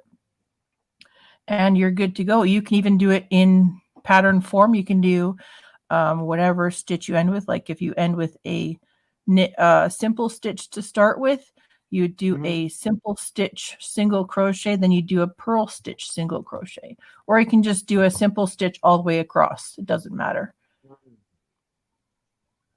Love it. Patricia says, what do you recommend for beginners? What kind of hook, metal, wood, I don't know anything like what one to buy. I would start out with just a Afghan hook like this one, just the metal one, because you want to keep it a little bit small when you're practicing. You don't need to do a big, humongous blanket or anything to start off with. And I do recommend the 6.5 or the 6 millimeter to start with because it's a really good size hook, and just worsted weight yarn. Just a scrap little bit of yarn. You don't need a lot to practice with because you can just keep taking it out and redoing it, right? Angela says, I think that says good idea. And then, oh, hey, Catalina is still in here. It looks nice, she says. I can see the combs on mine. Well, the first time I messed it up. That's why I gave it one more try. I am a beginner at this, and I love it. I need longer hook needles. Yes, because I think you just had regular size crochet hooks, and I did say you can use just a regular crochet hook, but you can't have any. It has to be just a straight up hook. You can't have like a ergonomic hook because you need the stitches to go along your the bar of your hook. But you can use a regular hook. You can do up to like 10 or 15 stitches and just do little bits. Patricia says, are you going to put up your video for replays? This is live, so as soon as the live is done, it will be on my YouTube channel for anybody to view over and over and over again if you want. Or you can use the little button underneath that says that you can save it to one of your own playlists, and you will have it saved, or you can save it to watch later, and then you'll have it. You don't have to keep coming back to my channel to get the one video if it's just the one video that you want to see. Catalina says, I like the knitted look. Oh, yes, it does. Isn't that amazing? Because everybody thinks you're knitting, but you're not. You're actually crocheting. Yeah, I got to make a beanie in this honeycomb. I must. I saw a lady years ago with a beanie. It was a store-bought beanie. It was store-bought. And I asked her, I said, did you make that? She said, no, but I probably could. And I remember it was exactly the stitch. And this is gorgeous. Right? Oh, my goodness. I love it. You could even play with doing 2 colors at once, Dana, if you wanted for the honeycomb. So wherever these little circles are, those are your purl stitches.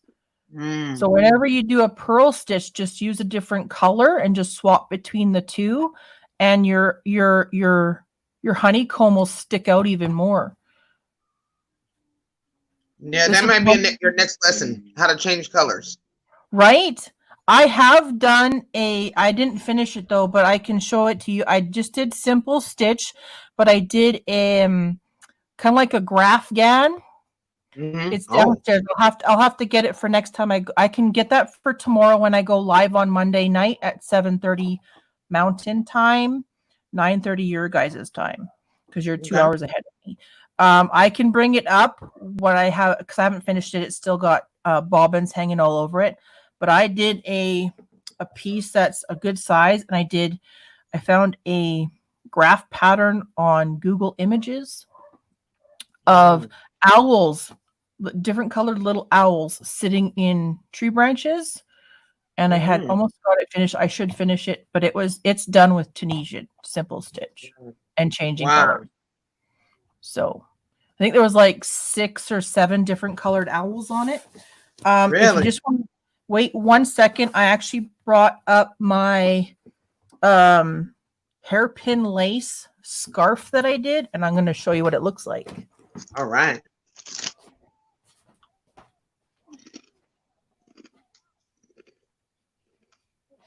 Okay. So I did the hairpin lace scarf 2 different ways. Okay, I did just a regular straight up scarf, and then I turned the other one into an infinity scarf. So this is the hairpin lace scarf. This is the straight up one. This is what it looks like. Oh my goodness, that is gorgeous. With tassels at the bottom. Wow. Tassels at the bottom. And there's the hairpin lace scarf. And it changes colors because that's the yarn. Greens and blues. And a little bit of purple in there. Dark blue. Then back down to the other side where there's 3 more tassels.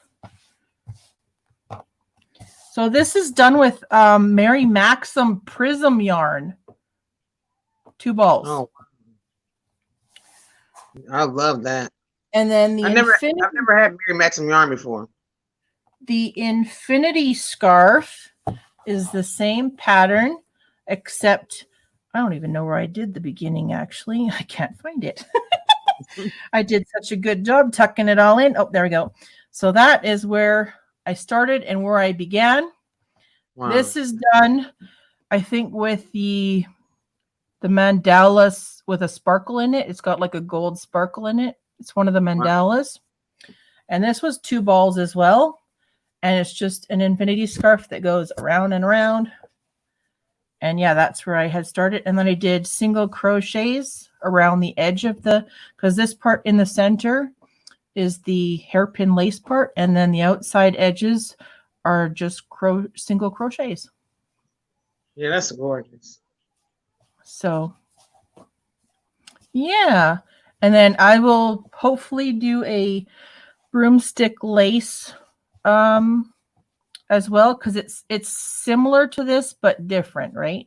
Because hairpin lace, here, I'll show you the tools that you need for that one. I'll just put these away for a second.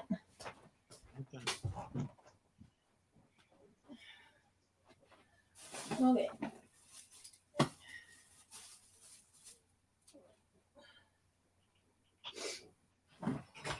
So for hairpin lace, you need hairpin lace looms, okay? These are what they look like. I have 3 of them. I got 3 because when you do hairpin lace, you can leave your work on the loom, and as you attach 2 together, you can take the loops off. And then I needed a 3rd one to start another strip, so you can take it off, and then you'll end up with 1 loom that doesn't have it on. You can start again, right? If you want to do a blanket. But these are the looms, and each one has, I'll just pull off an end here. Ugh. Each loom, each end has different hole settings for different widths of hairpin lace. Okay. So you can do them different widths depending on what you're making. And if you search hairpin lace tutorials or patterns or stitches, you can do flowers, like 3D flowers on these hairpin lace looms. Oh, wow. And you can do them in like a strip. It's amazing what you can do with these. And broomstick lace, all you need is a wooden dowel or a really big 25 millimeter knitting needle. And a crochet hook, of course. So I'm going to do some broomstick lace for like a swatch of it, so I could show you what that looks like compared to the hairpin lace. And then hopefully I will do a small tutorial on some of that too. But yes. Yeah. Oh, what is somebody saying up here? Hang on. Where were we in here?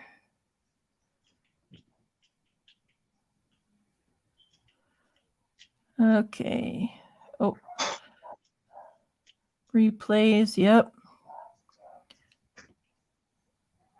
So, Catalina, that was the last one, I think.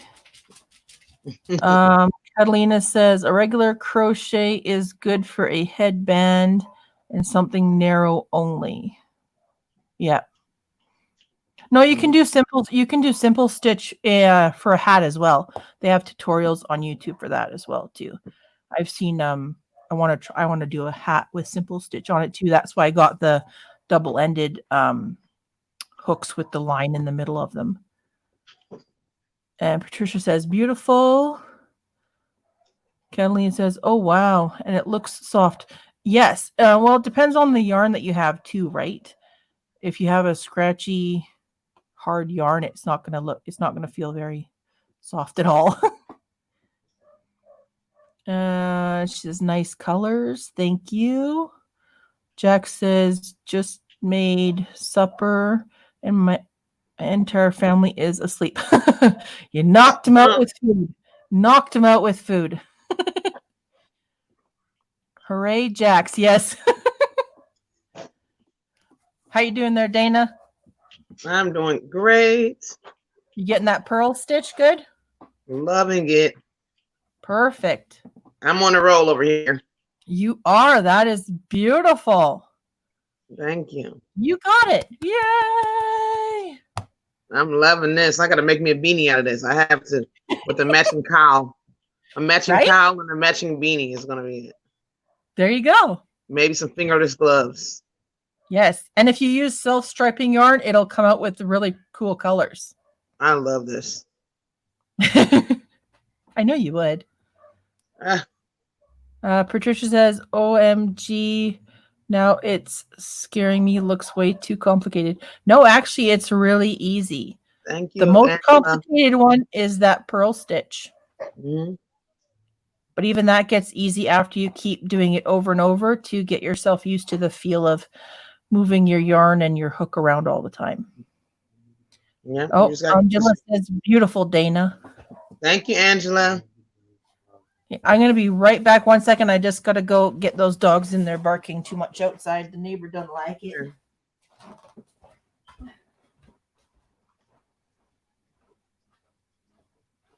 Yeah, I love this. It's coming out pretty good, y'all.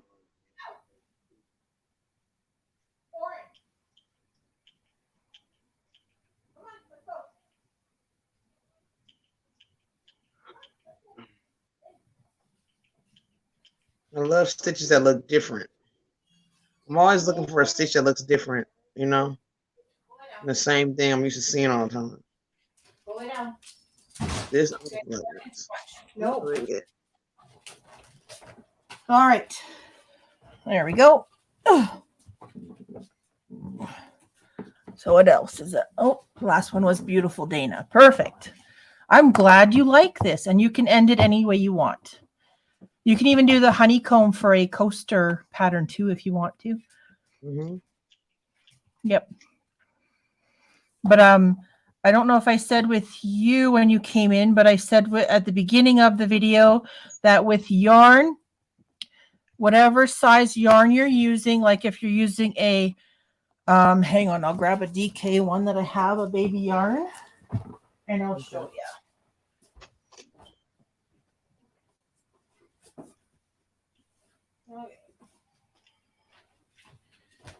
So if you have a ball of yarn for like baby sport yarn, this is a big ball.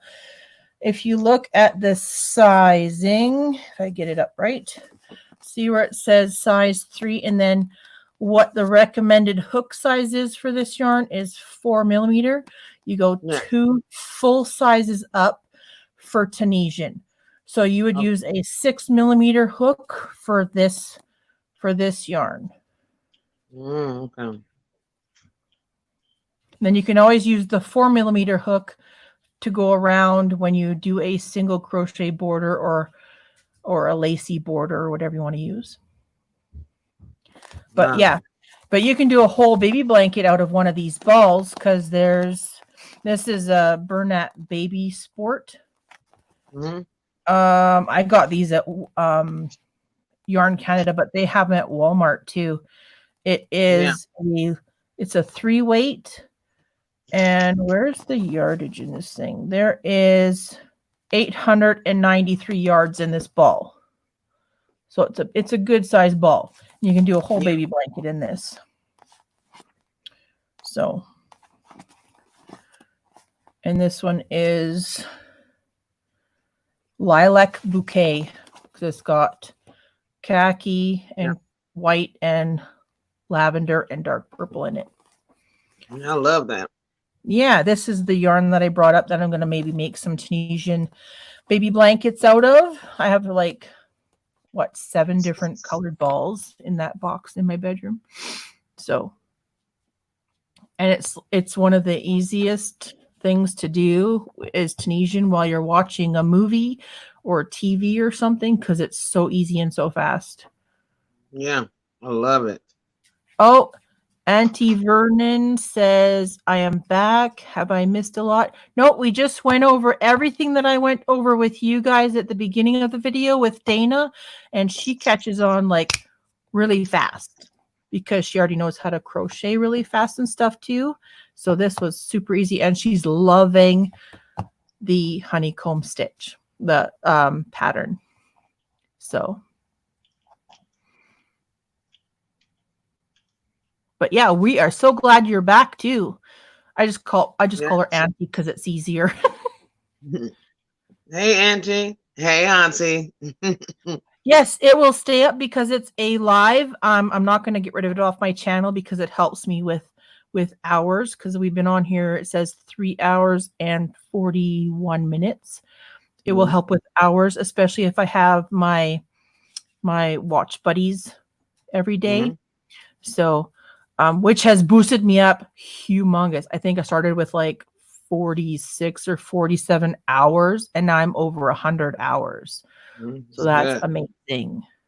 Yeah. I'm liking this buddy system. Me too.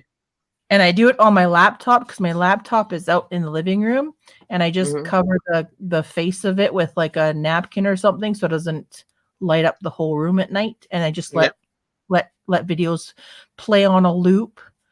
Yeah. And and I just make a message once in a while going still watching or hashtag replay. And then at the end, just before, in between 11:30 and midnight my time, is when I say goodbye to the person that I am watching. And I say, thank you for watching my videos. And we'll catch you in a live or whatever you want to say to them. And just so that they know that I'm done watching their videos and I'm going on to the next person for the next day. Yeah, that's it. Yeah. Oh, Mimi has me tomorrow. Yes. How is Mimi doing? I knew she was still lurking in the background. Yes. So I took that list that you sent me of the watch buddies, and I made a list for just myself of who I have on what day and what day of the week it is. And then as I'm finished them, I just cross that person off. Smart. I did have to make a few adjustments because of 3 people backing out, but it is what it is, right? You can't, it's not for everybody, but you have people to fill in those, and you're filling in for one of the other people too, aren't you? So you're doing like double duty. Yeah, I've been doing double duty. We're going to end up adding Noni May is going to be in officially, as well as Rosalie is going to be in officially too. So, and I'm thinking if Catalina, we'll see what Catalina has going on. If she can really stick to it, that'll be great. She has a lot of videos, that'll be perfect, and then we'll be able to really be in. I really hope to find where we can just be set in stone, but I know life happens. So I'm not really like, I know life happens. Yep. As long as we got a separate device we can do it on, it's perfect.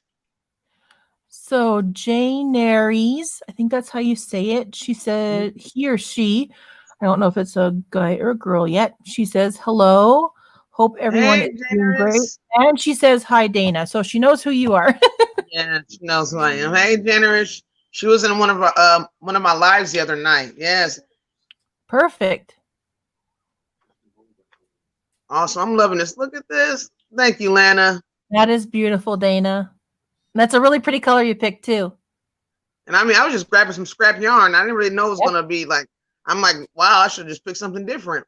But I didn't know if it was going to be ears in it or anything. So I just figured I'd just grab something scrap. But wow, I'm loving this. Janeri says she's the girl. Yes. Okay. Yeah, that blue will look beautiful on you. And it could be a cowl. I can make it into a cowl or a Choker. Shawl, a poncho, anything. I'm loving this honeycomb stitch. Loving it. I'm glad you like it. Yes. Love it. Auntie Vernon says, hey, I think it's Generis. How do you pronounce that one? I would say like generous, but I'm not sure. Generis. Okay. Generis. Mimi says she's knitting socks still. Yeah, she's making those black and white zebra socks for Dorbeth. Yes, those are gonna be amazing. And she says hi to Rosalie. Auntie Vernon says hi, Joe. Auntie Vernon says hi, Generis. I think that's. Oh, my real name is it Jamie?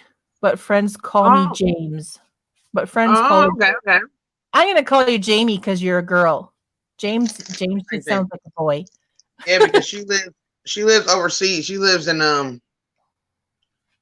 forgot what she told us she lived at.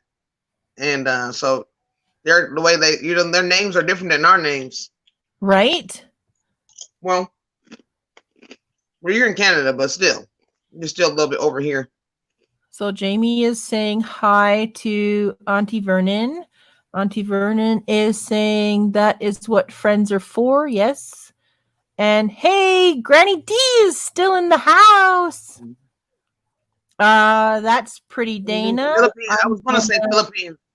Jamie, I was going to say Philippines, but I wasn't sure. I didn't want to say the wrong thing. Yep.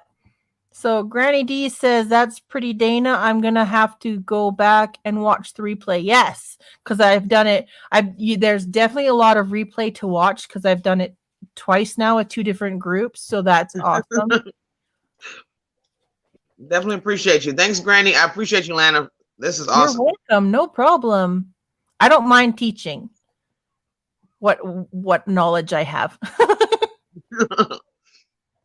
Awesome knowledge.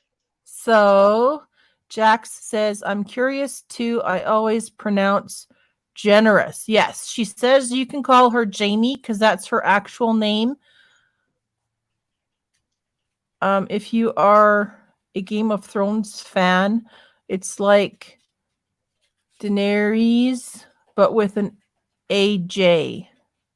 Huh. I still like Jamie. I'm just going to keep calling you Jamie because it's easier. It's easier. Philippines. There you go. Yep. Jack says Khaleesi. Thank you. Who's Khaleesi? Christy is still in here. She says, Granny D, did you DM me on Instagram? Got a message from you, but unsure if it's you. Jamie says yes. Creations by Jax, LOL.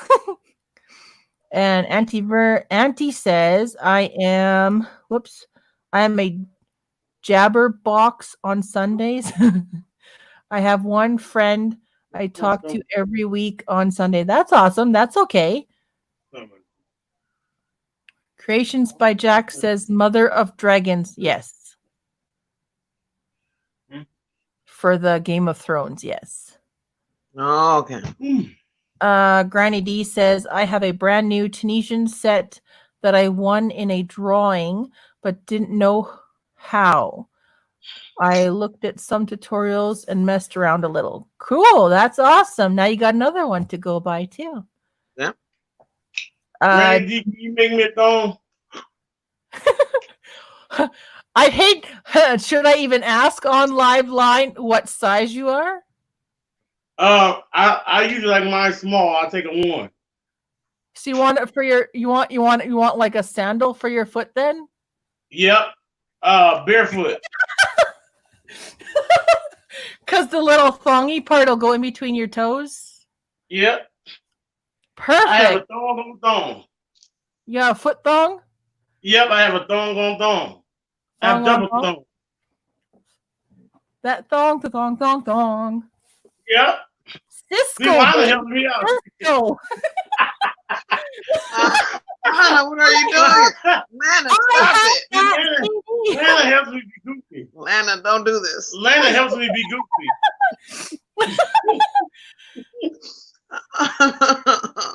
Sorry, Dana. Oh my goodness. Oh.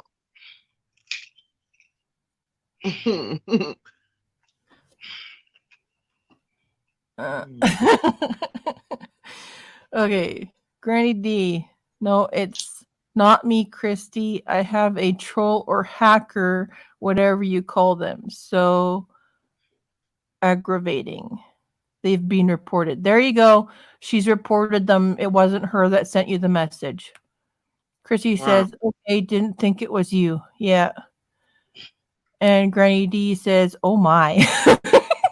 Probably because of the thong talk. The thong talk. Oh my. Yep. Granny D, what you trying to say? Oh, help me. So let's see. Angela says, talk later, got to feed hubby. I enjoyed the video and the practice. You are so welcome, Angela, anytime. See you later, Angela. Yep. Everybody says bye. Granny D says, sorry about that, Christy. I got messages from a couple other folks and they were hacked and I didn't know it. So I replied to them and got attacked. Uh-oh. Yep, you got to watch all that.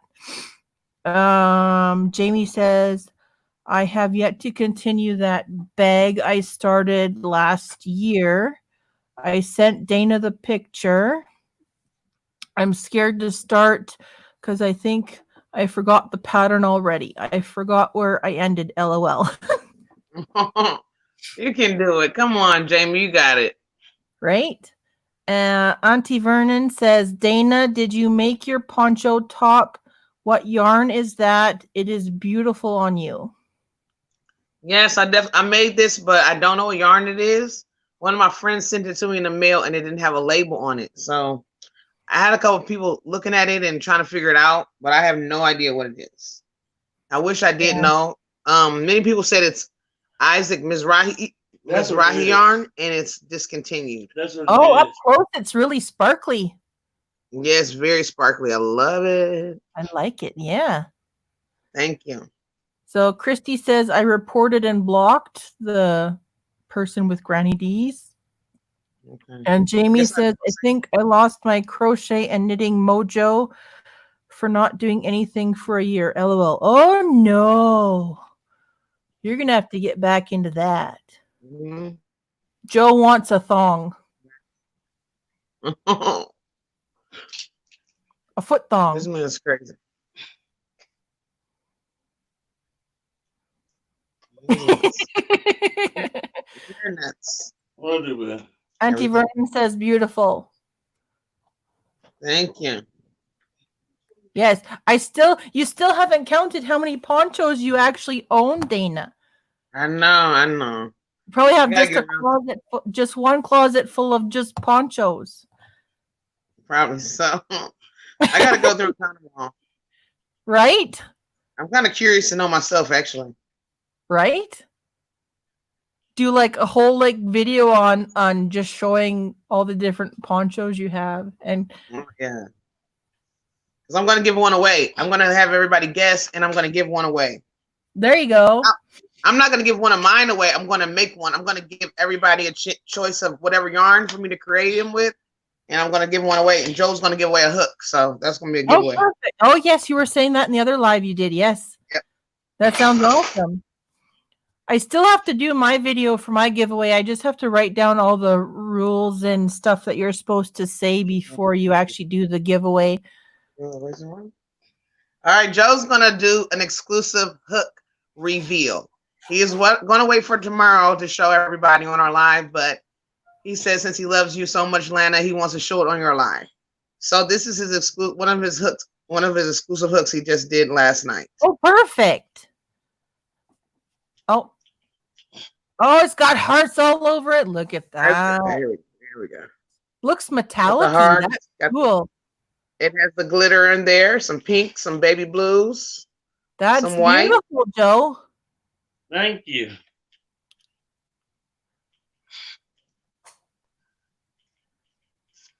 Auntie Vernon, what? Oh, the whole Dana's poncho. What pattern is that? This pattern is a Bago Days pattern. It's pattern 483.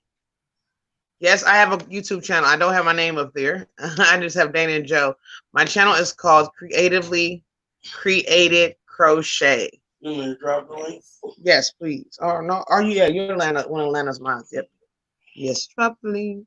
Lana loves me. I don't mind. I know you're Yeah, mad. I forgot. Yeah, you are. I forgot You're- Lana. You're I one thought of she my. might have kicked you out. You're one of my Smurfs, Joe. I thought Lana kicked you out of the Smurf Club. I'm sorry. No, it's supposed to be. Smurf Club. Jamie says, "Yeah, I will surely get back to it, especially seeing your channels. I am so jealous right now. LOL." Yes, we were having tons of fun. Tons. Let's get back into it. You got a beautiful kit. Jamie has a beautiful kit of goodies. Like she has it so organized. It's like, yeah, let's get back into it. Oh, that's beautiful. Yep. Auntie Got all the Vernon hooks, says, you know. "Oh, Yes. I've Granny- seen Ann Vernon. I call her TT Vernon already. We already know each other. Okay. TT Vernon. Okay. Granny D says that would be a nice giveaway." Like she knew me already. Oh, your name is Joe, and I she know, wanted to say but hi. She said it. She sounded like she knew me. And I said hi. I said hi, Auntie. I said, Like on the movie Black Panther. Hey, Auntie. Oh, right. Yes. So Jamie says, "Really just hard right now with my work, kids, Mm. and all my animals." Yes. Yes. That is Yes. time consuming. Jamie has yes. a zoo. Jamie introduced us to her zoo the other day. She has reptiles, several dogs. I think it was dogs. She has like about Isn't 27 she the one dogs. that says she has cows too that she's trying to grow a herd? Is that the same one or is that a different one? I don't know. It might be Jill. Jill has cows too. Okay. And I know Jill from Fiber Floozy has cows. I didn't know that. Perfect. I And think then Jamie has more pets, which are like she does a lot of rescue. She works at a shelter where she rescues so many animals, and so she has about 27 dogs, I want to say. Holy cow. Yep, that's a lot. Yeah. So She says yes. Yep. So Joe dropped your link. Jamie's laughing. Auntie Vernon says she found you. Jamie says, "Yeah, zoo. LOL." And then she also says, "Nope, I don't have cows. I hope I have one though." Oh my goodness. Yes. Vernon have a page? Oh yes. Do you have a channel, Auntie Vernon?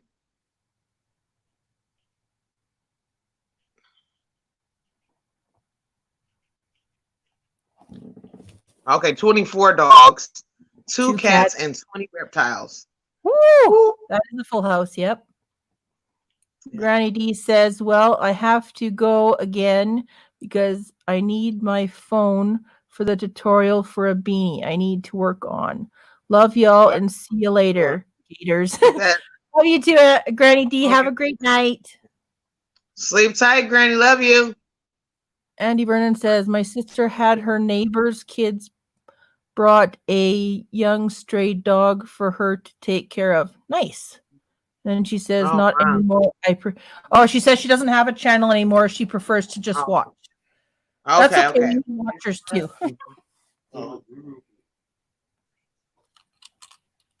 We need watchers too.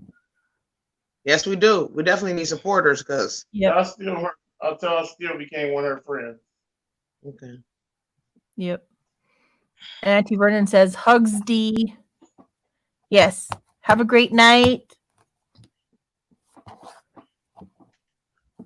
Lana pulled a 4-piece. This is what I call a 4-piece. Oh, 4 hours. Yeah. Well, my last weekend, that one Mirth Cardi tutorial was like 5 hours long, only because I wanted to get as far as I could in the video on my day off. Yeah. To try and get as much of it done as I could.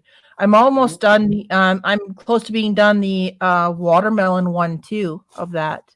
I'm into the darker grays now, so I have it right here. I can show you what I've got so far.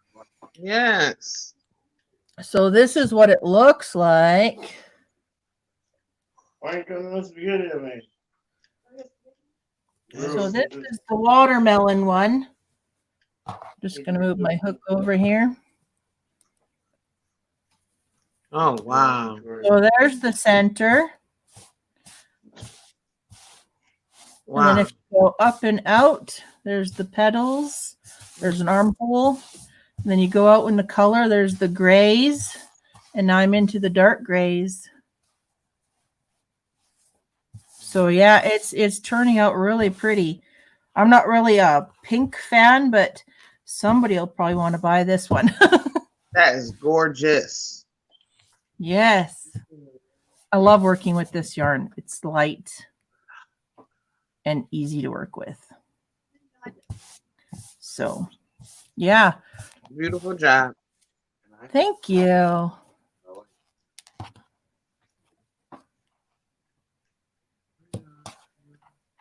There we go. So yeah, that's what I've been working on while I'm watching everybody else's lives to get that done too. And then I'll probably be hopefully doing some more I want to get that giveaway out of the way too. Yeah. Okay. Auntie Vernon says, I tried, but it is more about the community. Yes. Jamie says, I'm actually working right now. LOL. My shift starts at 7 a.m. and ends at 2 p.m. It's 8 a.m. here now. Oh, wow. Oh, wow. You're like a day ahead, half a day ahead of us then. No.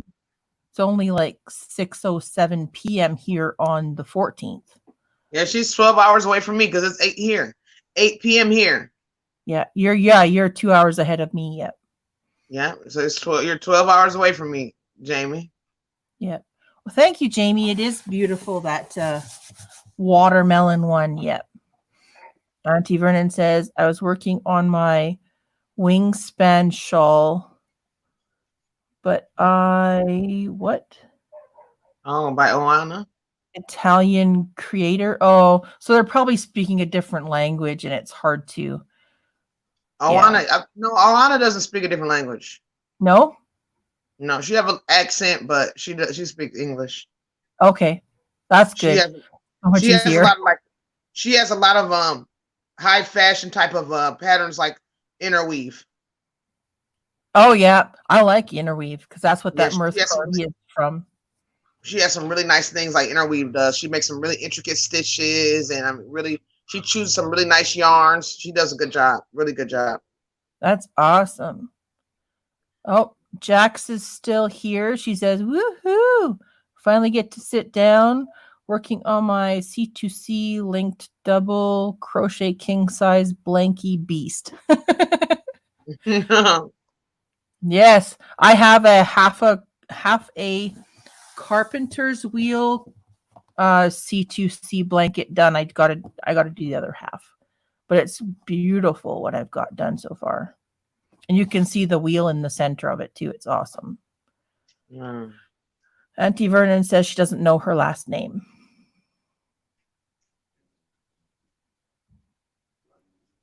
Oh, the Italian creator's last name? Yeah.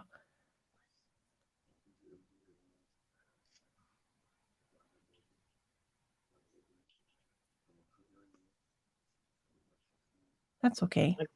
I can't get enough of this honeycomb. You're addicted now. Yes. Perfect. What do you think about this, honey? Look at this honeycomb. Oh, I love it. Perfect for underwear.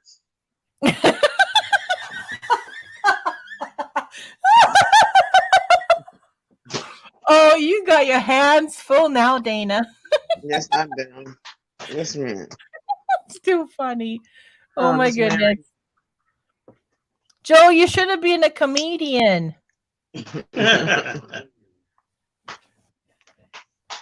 Sit down though, not stand up. Yeah, sit down, comedian. Because I don't want my throne to rise up.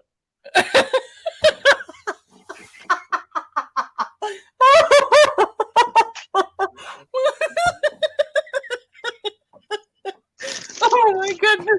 Where's your coffee, Dana? Where's your coffee? I don't even. He drunk it all. I can't even take a drink right now, and I need a drink. My eyes are leaking again. I'm laughing so hard. Oh my goodness. You guys are awesome. Christy says, I have a blanket of squares with comfy cotton and an amigurumi flamingo. That's cool. Jamie's laughing in all capitals. Oh, that sounds nice, Christy. Sounds really nice. Oh, Catalina is leaving us. Ladies, I am leaving out for a walk. It was nice to be here.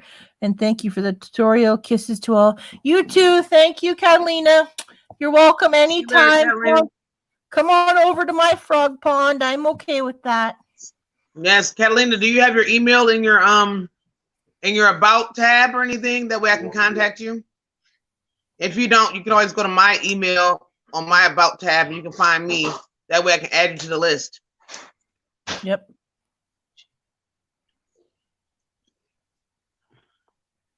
Yeah, because there was a whole bunch of people asking, going, what's going to go on after these 15 days are over, Dana? What are we going to do? No, so we got to figure that out. I'm trying to get more people in and get it scrambled up more. Too bad you can't just put everybody's names into like a like they have for the random comment selector and just have them randomly go into an order. That's what I did. That's what we did. That's what I did. Joe did it. Sorry. Oh, perfect. Yeah, I really couldn't do that. I had to use one of my my bowling apps. My bowling apps like it does like a like versus each other. Oh like, yeah, okay. You know what I'm saying? Like a tournament. It does a tournament, so I just kind of put it into tournament format, and whatever way it came out versus each other in the tournament, that's who your partner was. Oh, that's perfect. Yeah. That worked out great then. But I only did 15 days. I should have done more days so that it would have been. But you know what? No, I couldn't have, because it did according to how many people was in the group. Yeah. So after the 15 days, you could probably do it again with a whole bunch of. Yep, I can do it again and change names up or whatever I need to do. Some new people. Yeah, I can change names up and take people's names out and stuff. Yep. Oh, and you can also make sure you can just ask nonchalantly or whatever if they're actually gonna stick to it or not, or if they're. Yeah, that's what I'm gonna do. I'm get a heads. Get another count again to see if everybody likes the schedule. Does anybody want to take days off? Does anybody want to take weekends off and just do it for 5 days in a row? Or whatever, however makes it easier for everybody. If everybody just want to keep it 7 days in a row, good. Whatever, whatever's comfortable, that's what we'll do. Well, it might be good to try having the weekends off, because you kind of need a like a little bit of a break in between. Yeah, I think that weekend off will be good, because doing all the videos, Yeah, that way you forget about it. It's not a big deal. You don't have to stress out about, oh my goodness, weekends are really, a lot of times on weekends we either sleep in or we're doing a lot of stuff on the weekends, and we can't remember all that stuff, Yep. So or you're making a couple days off. I think it'll be good. Yeah, or you're making your video tutorials and posting them, and all of that good stuff. Yeah. Yep. Yeah, I think that's what we'll do. We'll cut the Saturday and Sundays out. Speaking of tutorials, look out for mine coming. Yeah, Joe's gonna do a tutorial tonight as well. Catalina says, I am not sure if it shows her. Okay, well, Catalina, I'm sorry. Catalina, if you want to go over to my channel, Creatively Creative Crochet, go to my About tab and you'll see my email. Christy is really good at supporting and watching playlists too, but I know Christy doesn't have a channel, so somebody can support her as well, but she definitely does like to run people's playlists. I don't know how I can incorporate her in. I got lots of people who want to watch everybody's playlist. I got, like I said, I got a lot of subs and a lot of people that'll watch. I got like maybe 4 or 5 different people who said don't have channels yet, but they'll watch. They have plenty of devices to help out. Yep. Or you can just send her, maybe you can, if she wants to watch people's plays, just send her a list of just all the people that are participating, and she can pick and choose which one she wants to play on what very day. Smart. That's very smart. Thank you, Lana, for that idea, because I'm trying to figure out ideas and make it better. You know, that's awesome. Thank you for that. Yep. Just all the participants that want to play. Yep. Yes. Yep. So, yeah, that's awesome. Well, I am so glad that you like this Tunisian thing. I knew you would, and I know it's super easy once you get to do it. That purl stitch does get easy as you do it, and you can do it fast, like what I kind of showed you. You can, and you're like, "What?" Hold on. You're like, rewind, slow motion.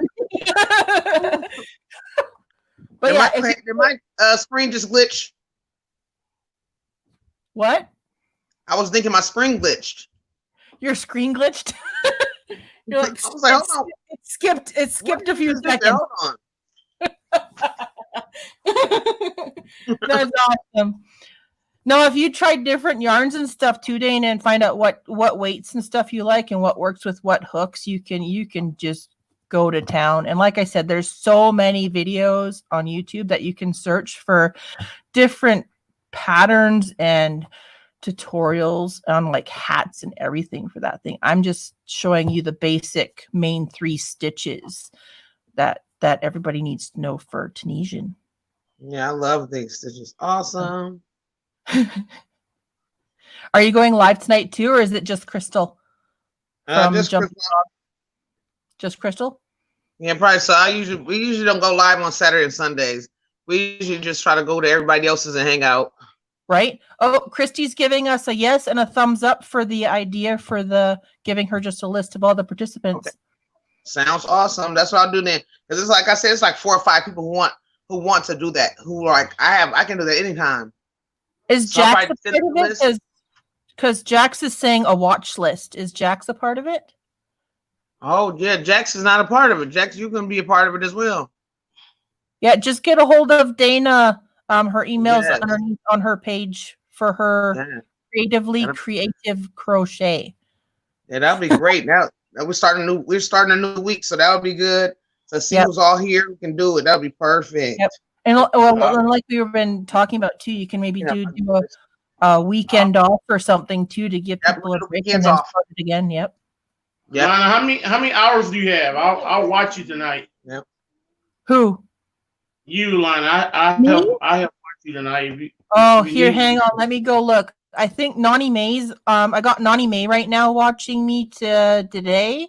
I think I'm just over 100 hours. I'm just gonna go check on another.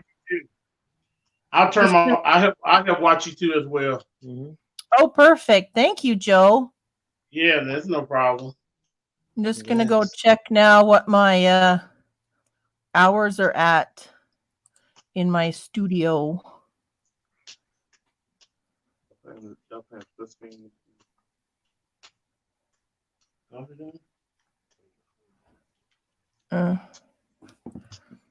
Okay, so it says I'm at my watch time is 107.1 hours. Oh yeah, that's good. Yeah. So that's good. You're gonna be moving on up. Yeah, that was 7 hours. Mm-hmm. It says that goes quick. It does. It says I'm up 318%. Yeah, so you're good. You're gonna be good. It'll come in no time. Oh yeah. You already got content, and you already know what you want to put on your channel. You got great content. It makes it good. Yes, thank you so much. And you've been a humongous help. You started the whole thing and everything, and you got me over the 100. So I am ever grateful to you. You're amazing. Okay. And Jack says she can't do it all the time because it eats up her data. Okay. All right. We don't want to eat up all your data, Jax. Because that watching playlists can be a data eater. Yeah, you can. It's better to do it when you have like Wi-Fi or something instead of data. Yeah. Yeah. That way you can just let it run. Yeah. See, I got unlimited data, so I can work with that. I got unlimited data, so it don't matter for me. Yeah, then we got multiple devices too. And we got multiple devices, so yeah.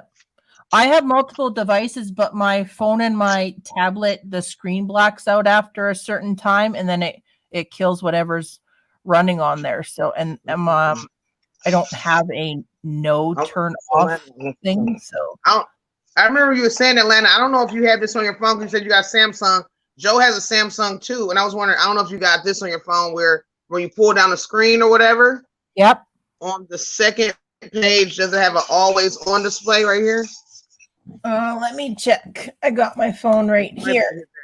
I'm not saying use your phone for that. I'm just saying even if you use your phone to watch something and you don't want to keep cutting off on you, it'll do that. That's how I had to set mine like that because that's like one of my pet peeves to be watching something and it closes. I use my phone to watch a lot of stuff. I mean, I just like to use my phone a lot, and I don't like for it to like you guys are on right now, and I just looking inside the chat while you guys on. I don't want it cutting off while I'm in the middle.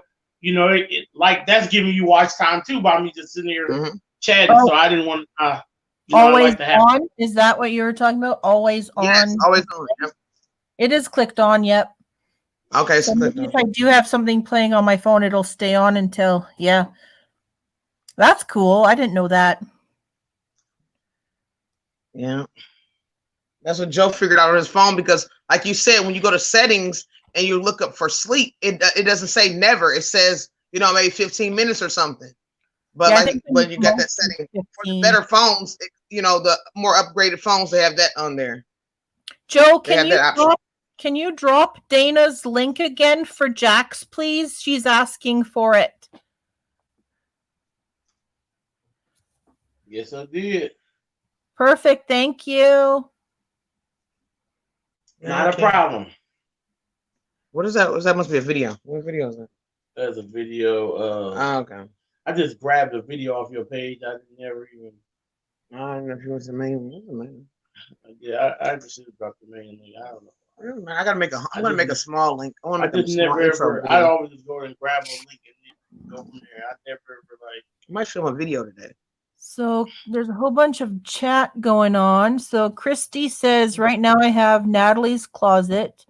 I have on list Lori's Crochet Corner 2 and Granny D and Nani.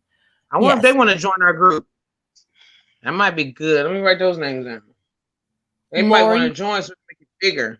If they're getting their playlist watched, they might be able to help out. I don't know. Nani May's already on there. Nani May and Lori.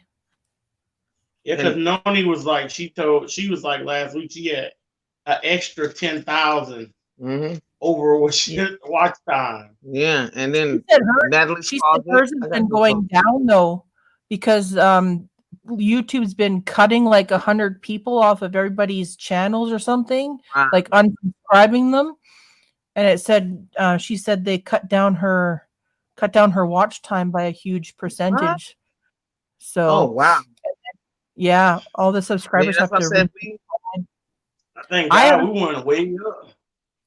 We actually gained like almost 300 subscribers.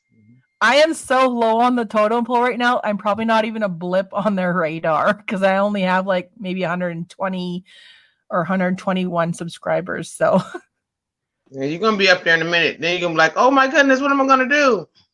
Right? I got a little teary at the beginning of the live because there was like 13 people in here, and I'm like, oh my god, I've only ever had up to maybe 5 watching me at a time.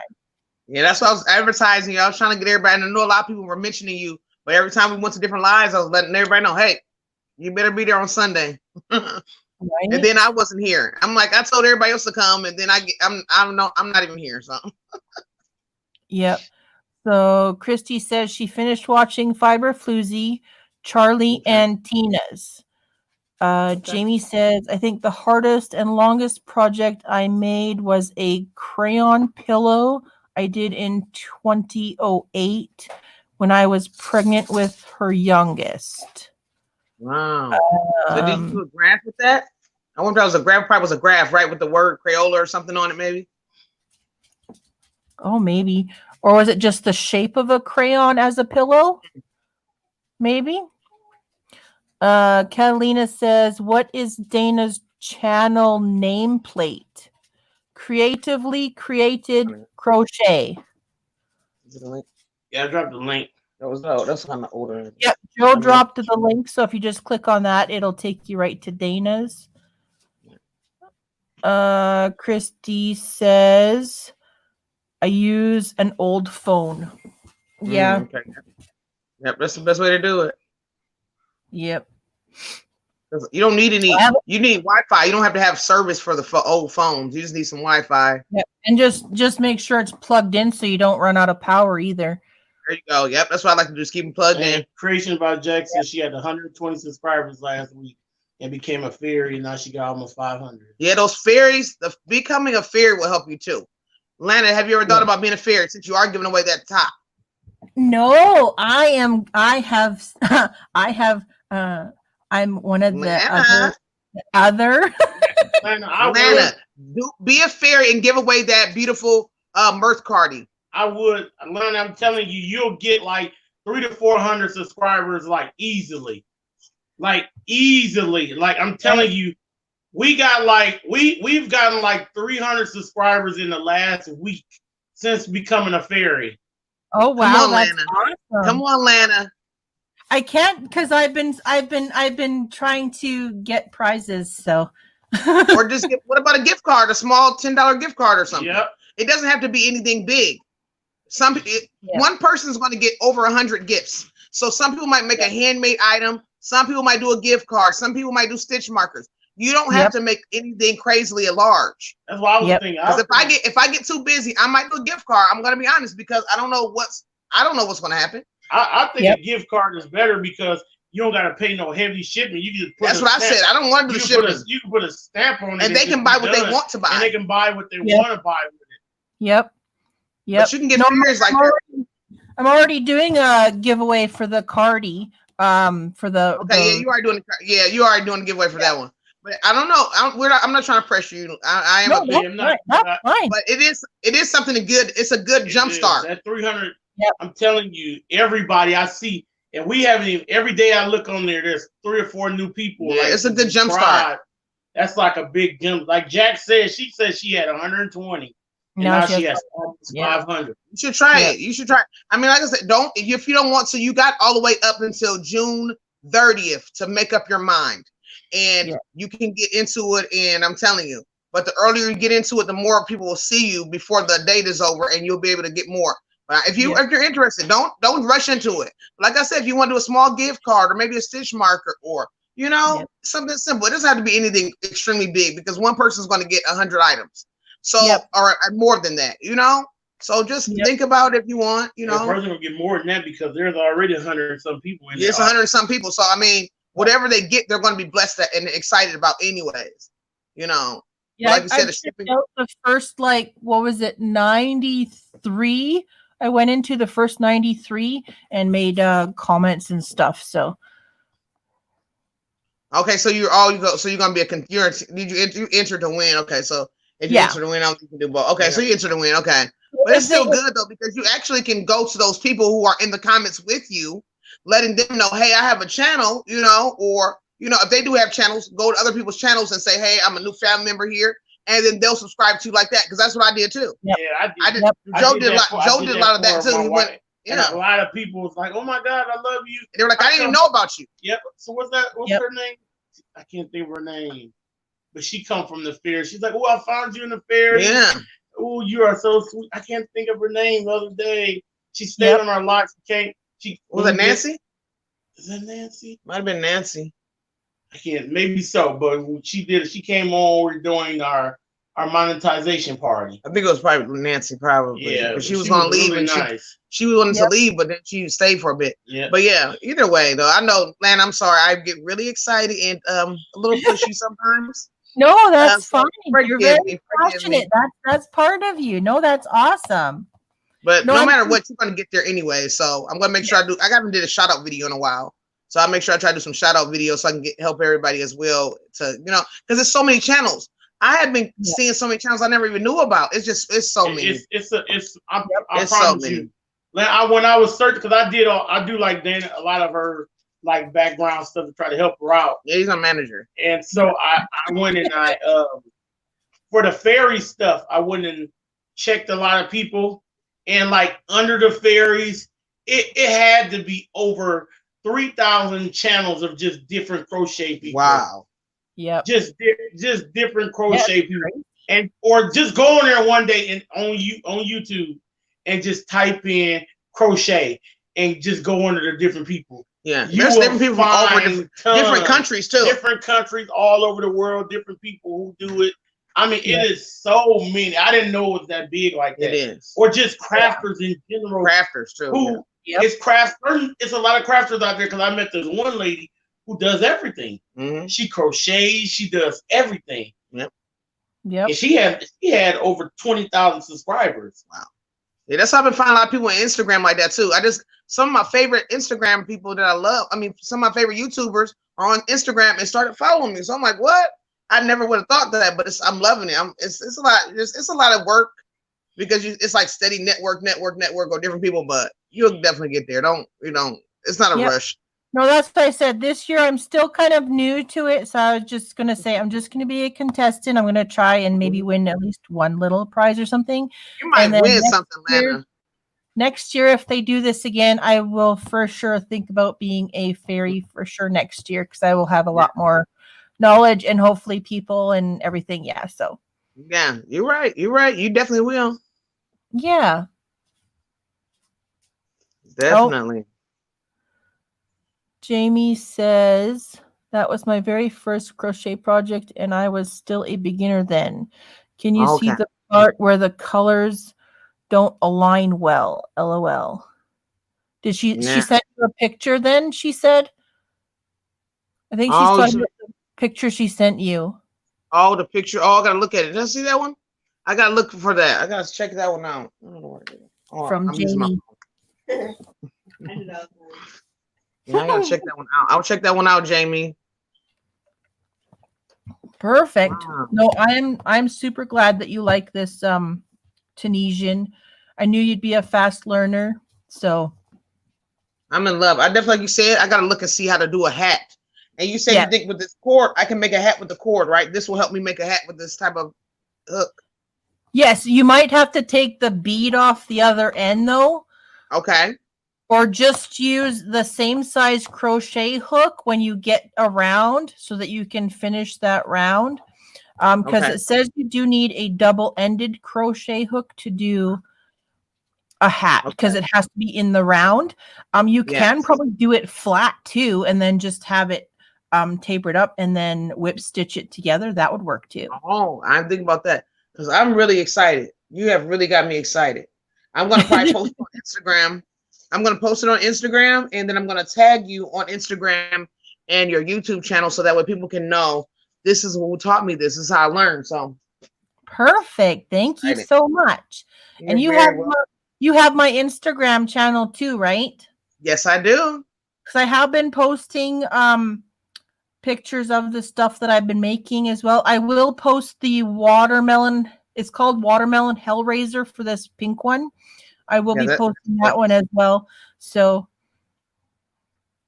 yeah, Joe fell in love with that yarn when you were showing it. He was like, "What kind of yarn is that?" That yarn is beautiful. The color changes. The sheepies, yeah. It's amazing to work with. It's expensive, but it's amazing to work with, and you only need one ball. Wow, that is just gorgeous. Yeah. And I actually did 3 extra rounds on top of the pattern to use more of that yarn. So wow. Yeah, I can't wait to make it. I love that. Yes, it was awesome. So I think I should be going now. It's been 4.5 hours and my dogs are getting antsy to be fed because they're starting to whine. Because the alarm went off half an hour ago. They know what time it is. But yes, I am so ecstatic that everybody came tonight. I am very happy, and you are more than welcome to come to my frog pond anytime you want. Yeah. So hit the thumbs up button, hit subscribe, hit the bell, and you will get notified when I put up more videos. I am on every Monday night, 7:30 Mountain Time, for a live, just whatever you want to make at the time. It's not really a tutorial night. It's just chit-chatting and having fun. Yes, I will be there. We and Joe both will be there. And I'll probably see you in Crystal's chat tonight too when she goes on as well. So yes, most definitely. I'll be on tomorrow night with you. I was thinking about wearing my phone, but I don't think YouTube might kick me off.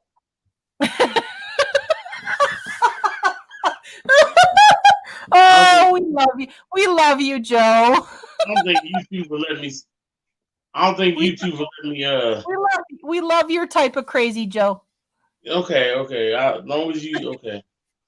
We love you. I love you too, Dana, keep drinking that coffee. Gotta keep my cup handy. You never know what this guy's gonna say. Right? Yeah, so I'll be good. I'm gonna be good. Okay, I guess I definitely enjoyed you, Lana. I definitely enjoyed you. And also, I really thank you for your time for doing this too. No problem. Thank you for your time.